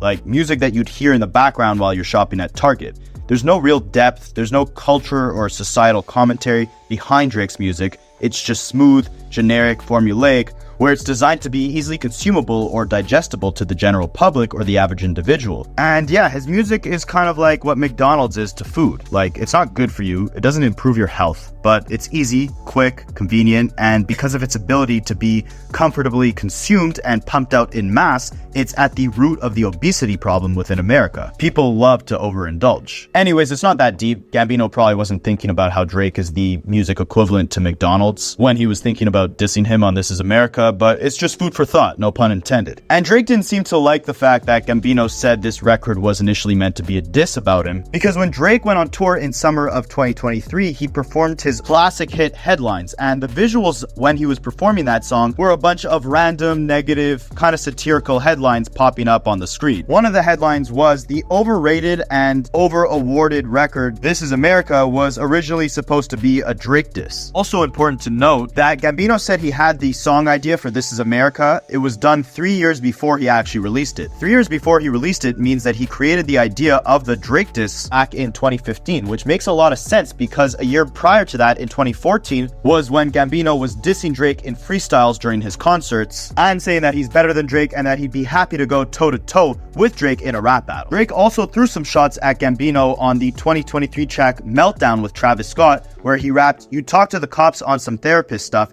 you act like you love this American stuff, but really the truth is you scared of the 6. Now, the 6 is what Drake refers to Toronto as because the area code is 416. And the "you love this American stuff" bar was obviously directed at Gambino because his track This Is America was supposed to be a Drake diss. The bar before this was also "Heard Your New Joint, It's Embarrassing." And many people thought that Drake was talking to Pusha T with that bar, but I don't think it was really aimed at him because the album that Pusha T put out before that was his first #1 album of all time. It was an incredible body of work. Like, there was nothing embarrassing about that Pusha T album. However, if we look at the last album Childish Gambino released before Drake rapped those bars on that Meltdown record, it was his album 3.15.20, which came out on March 22nd, 2020. And it was an unfinished album. It had no album cover. None of the songs had titles. And it was his least successful album commercially of all time. So when Drake said, "Heard your new joint, it's embarrassing," I don't think he's talking about Pusha T. I think he's talking about that Childish Gambino unfinished album. Now, that was the last subliminal that we heard from Drake because obviously, as you guys know, he got roped up just a couple months later in that massive beef with Kendrick Lamar. And at that same time, Childish Gambino was cooking up his next album, Bando Stone in the New World. Now, in promotion of that new album, he actually went on TikTok live in June of 2024 when he had some negative things to say about the whole back and forth between Drake and Kendrick. He said, "The problem is we're not having enough fun. So this rollout that's coming is mostly about fun. I'm trying to have fun. I feel like there's not enough people that are just here to have fun. When I was a kid, There were big things that would unite us. And I just feel bad for you guys. This generation does not get it. Y'all get like bad stuff. Everything that everybody can get in on is usually messed up. Even this year, the most fun we've had was from a fight. A song from a fight, from a rap beef, which I enjoyed every minute of. It was very fun, but still, kind of negative in a certain light, I guess. Oh, just a month later, in July of 2024, Childish Gambino ends up releasing the Bando Stone in the New World album, and the first thing that fans heard is that Does anybody even listen to this nigga?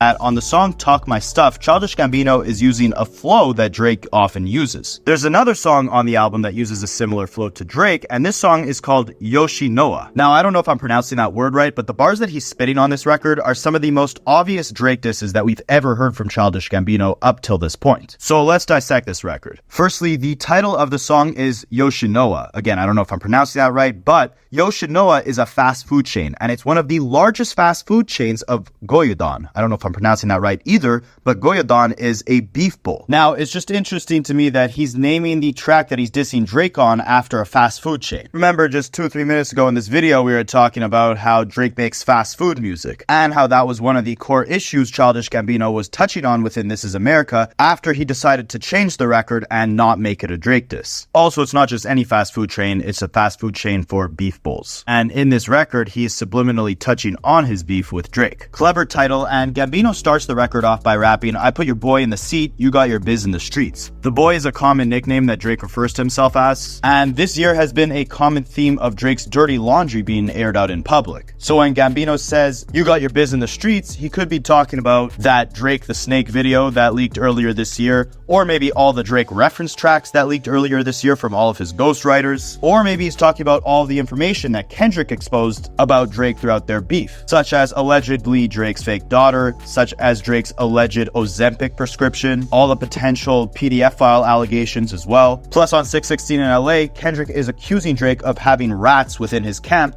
that are revealing information to Kendrick. Plus, I mean, there's multiple different meanings, right? Like all of Drake's relationships with women have been aired out for the public to see. Everyone knows about all his beefs. Like Drake airs out his dirty laundry and wears his heart on his sleeve, and the world has seen a lot of his business. It's all, you know, quote unquote, in the streets, as Gambino says. He follows this up by saying, "Guys don't know where I'm at. I found your house on an app." So yeah, while Drake's life is very public, everyone knows what he's doing constantly. No one really knows what's going on in Gambino's life. He keeps it private, which in turn allows him to live a life of peace and tranquility, the opposite of the vanity and materialism that Gambino portrayed Drake's life to be. Yo, the more I listen to this, man, Drake gotta ignore this loser, bro.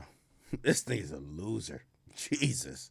Filled with in his Champagne Poppy Atlanta episode. And when he says, "I found your house on an app," he's talking about the fact that on Kendrick Lamar's #1 hit single Not Like Us, which is also obviously a diss record against Drake, the album cover is a picture of Drake's house, and on that house there's a bunch of pins which actually indicate that there's predators that reside within that residence. It's pretty crazy that Kendrick did this. Like, if you're an offender, wherever you live, people can find your house online and it'll have like specific pins which are meant to indicate that an offender lives in that house and in that neighborhood. So that's why Kendrick put those little pins on Drake's house in the cover of his Not Like Us single. And Gambino is basically saying here, like, I see your house, I see that picture of your house with all those little pins, not only on all the streaming platforms when I'm listening to that record, but I also see it on the Predator Locator apps, as any offender is forced to have their residence made public online. Then he rapped, "People around you ain't slat, they plotting hard when you slack, they got a gun in your back, this who you trust when you sleeping at night." Now, slat is an expression commonly used by Young Thug and his collective YSL. People within that collective are also referred to as slimes. And like Kendrick said on Not Like Us, Young Thug made Drake feel like he's a slime in his head, meaning that Drake didn't come from that upbringing. He's not truly a part of that culture, even though he tries so desperately to attach himself to it. Gambino is basically echoing those sentiments by saying people around you ain't slat. They're not part of our culture, and they're also not keeping it solid. They're the first ones that are going to stab you in the back, reveal information about you to your enemies, and turn on you. They have a gun in your back. Gambino also raps, "Mess with my kids, you mess with your life. You messing with these HOES, I'm messing with my wife." Basically emphasizing the fact that, you know, Alright, bro. I don't care. This guy's a loser, bro. I ain't gonna cap. Alright, they said JT crashed out. JT crashed out? Let me see this shit. Oh, it's on Instagram.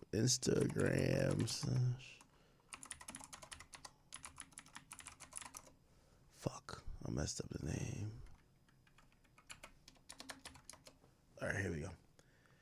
So this is JT. I guess the crowd wasn't feeling her. Boy. Anyways, I want to make my official retirement from the OG community. I will not be doing no more shows for I'm done. But I had so much fun, and I cannot wait to see the legends. What the fuck? She's announcing she quitting. So this was Jeezy's show. It's a bunch of old head and niggas still wearing snowman t-shirts up in there. She gets invited, and I guess she wants to do that pop the pussy music. And niggas who listen to Jeezy, the pop the pussy music they really know is that all you ladies pop that pussy like this, do that, just do it. Do it. Yeah, like they don't want to hear. They want to hear my neck, my back. They don't want to hear this like city girls bullshit. You feel me? Good night. Man, she seemed a little mad. She made an announcement and dipped. Holy. JT, y'all show some love. Y'all show some love to my own girl. Boy. She's mad at Orlando. What's going on? What is going on, JT? It was cute. Girl, no it wasn't. Oh my God. No it wasn't. Come on y'all, let's keep going. Alright, if you a 90s baby, put your hands up. Yo, JT, man, you know I'm rooting for you. I like you, but yo, you was just performing in airplane bathrooms and bodegas, man. You was just performing at Olive Garden, man, on the table, man. Stop playing, man. Yo, Jeezy invite you out. I know we got a bunch of old heads and old trappers that's at his shows. They might be 45, but you can't go to his crowd. You showed up. You should have said, thank you for the invitation, but no thank you. You know what you saw when you got that invite? You said, oh, Jeezy gonna have, I don't know, 5,000 people? Shit, maybe I could get 1,000 of them to rock with me. You showed up to that concert. You know it was old heads.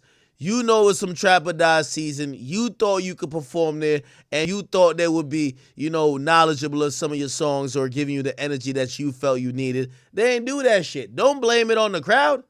Yo, what's up with these people showing up to crowds that don't fuck with them but expect them to fuck with them? Ain't nobody care about you like that. You know your crowd. Your crowd watch baddies all day. That's what your crowd is. Your crowd watch baddies, Blueface and friends. They be on Krishan page. They be like, Krishan, why don't you teach that boy how to walk? That's what your crowd is.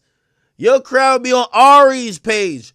Your crowd is not Jeezy's crowd. Why'd you show up there?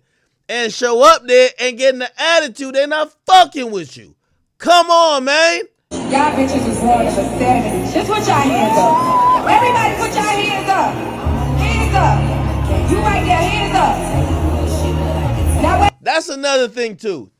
Hey, word to the wise, y'all hip-hop performers. Niggas did not pay their good old money. This is a Jeezy show. This is the only, you know who goes to a Jeezy show? The trappers that didn't go to jail. Or they went to jail and they came back, they reformed. Okay? Here's the thing, man. If you at Jeezy's show, and matter of fact, fuck just Jeezy's show. I hate when a rapper get on stage and he got 55 commands for you and you paid to come to his show. Put your hands up. Widen your stance. Jump. Go like this. Motherfucker, could you perform? Sing it. Motherfucker, I'm doing your job now. No, nigga. I paid to see you. If your only way to perform is twerking, bitch, drop the mic, get down on all fours and shake that fucking flabby ass. Stop telling me what to do. Everybody put your hands in the air. Okay, go like this. Okay, start jumping. Okay, sing the chorus. Bitch! The fuck are you up here for? The fuck? I'm tired of you rappers doing this. Don't get on stage with 55 directions on how the crowd should do your job. The hell you think you got going on? Stop it, man.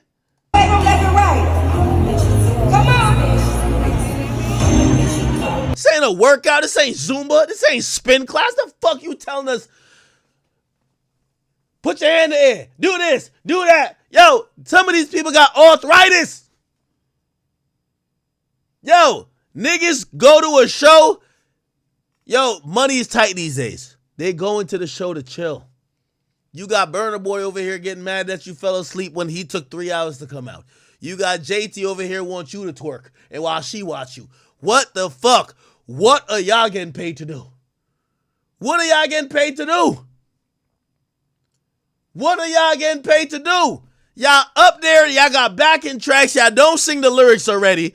Y'all basically just up there like backup dancers because all you do is like this. Y'all ain't doing a motherfucking thing. And then when y'all up there, y'all getting mad at the fans because they're not that turned. So you want the fans to do all the work.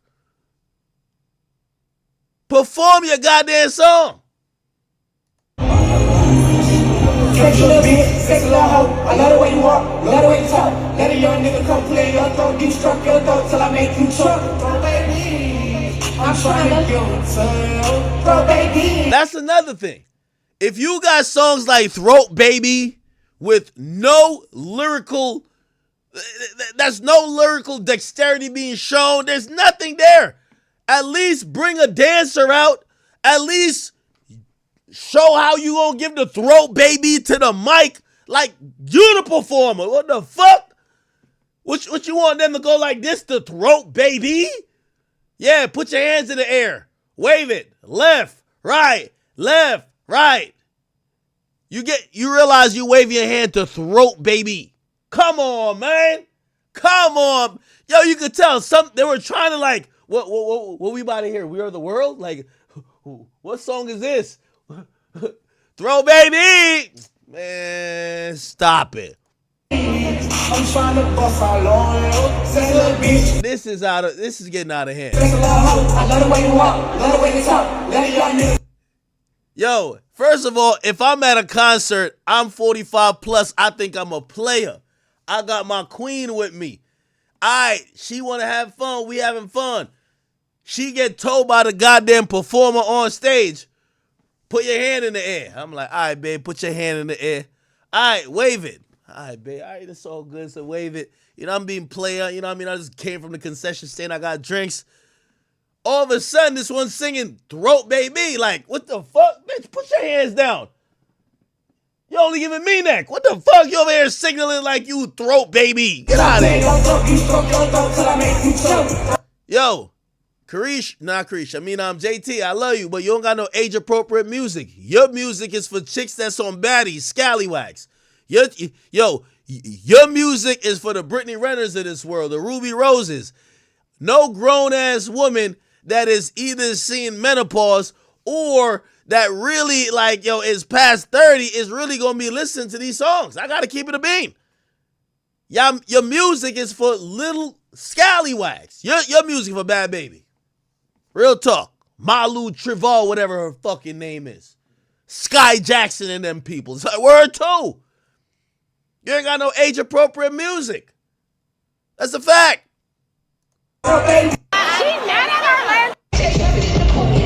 As I felt so bad for JT, everybody was quiet and ready for her to get the fuck off.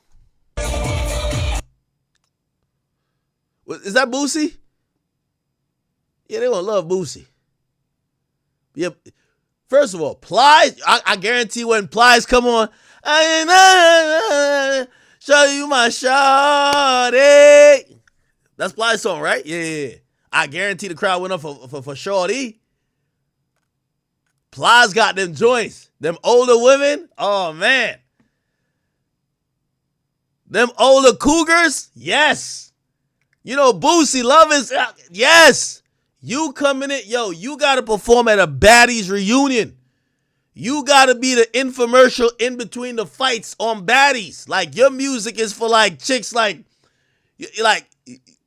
Yo, your music is for chicks who having their first or second period, bro. Like your music is for like 18-year-olds, gang. Like your music is not for no 40-year-old woman, grown ass woman, bro. That's a fact. You making music for the hoes now. I ain't gonna lie to you. I think Sexy Red, well, her music might be a little bit better because like she be having anthems, but still, she might get the same. Like you think a 40-year-old, well, actually there's 40-year-old hoes too. I'm looking for the hoe. Nah, yo, JT, you gotta make some age appropriate music. Let's see.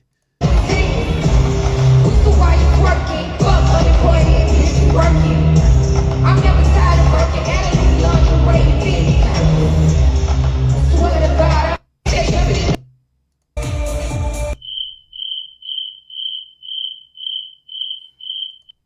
They just put the cricket music. I ain't me. I swear it ain't me.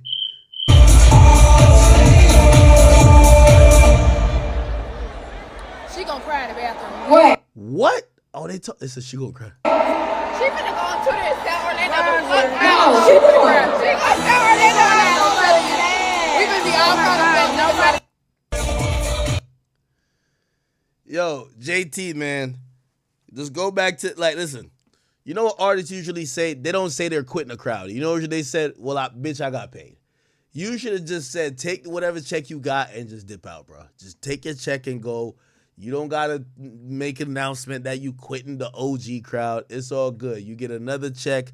You know what I mean? You get to show Uzi that you doing your thing. We love you. It's all good.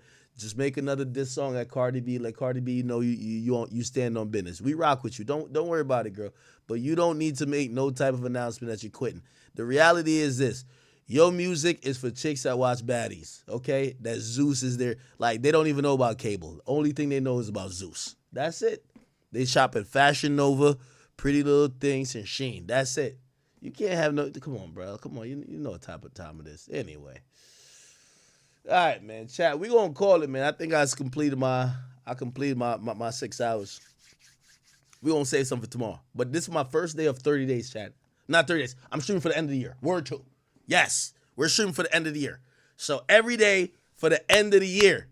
This is day 1. All right? Every day to the end of the year. Every day. Now, I ain't gonna tell you I'm giving y'all 6 hours every day. But I'm gonna give y'all some hours. That's a fact. Every day. Every day. Okay, so if I miss a topic today, don't worry. Let's bring it over to tomorrow because I don't want to kill every topic tomorrow. That tomorrow I'm just like sitting here like I just got to roast and do jokes.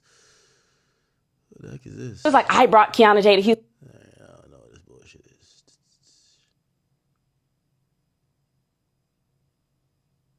Yeah, what page is this? Anyway. Chat, we streaming for the rest of the year. W's in the chat. Let me see it. W's in the chat. Let me see it. Bro, we're streaming for the rest of the year. I'm telling you right now. W's in the chat right now. I'm telling you. We're streaming for, because I got to complete my 30 at 30. And if I started today, 30 days ends on the day before Christmas. Word. I'm not streaming on Thanksgiving. Yeah, I do. Because, I'm not streaming on Thanksgiving. Bro. Because my family eat late. So I'm going to stream early. All right, man. Chat, listen, thank y'all. I'm going to catch y'all tomorrow. And actually, I'm ending the stream. I'm not that drunk. I'm kind of chilling. Get to do a few other things, but I'll be back on tomorrow. By the way, shout out to my guy from Minnesota. He gave me this shirt. He gave me this at my live show. By the way, we're having a live show in Miami coming up. Can't wait to see y'all. Please, if you guys can, keep supporting. We're going to turn in our donation for the relief effort in Jamaica at the end of the month. Also, cop the merch. Please join the Discord. Join the Twitter community. I love you guys, and I will see y'all tomorrow. The rest of the year grind is here. Every day, chat. Every day until the end of the year. Every day. I'm telling you. Every day. Trust me. All right? All right, chat. I'm going to catch y'all tomorrow. I love y'all.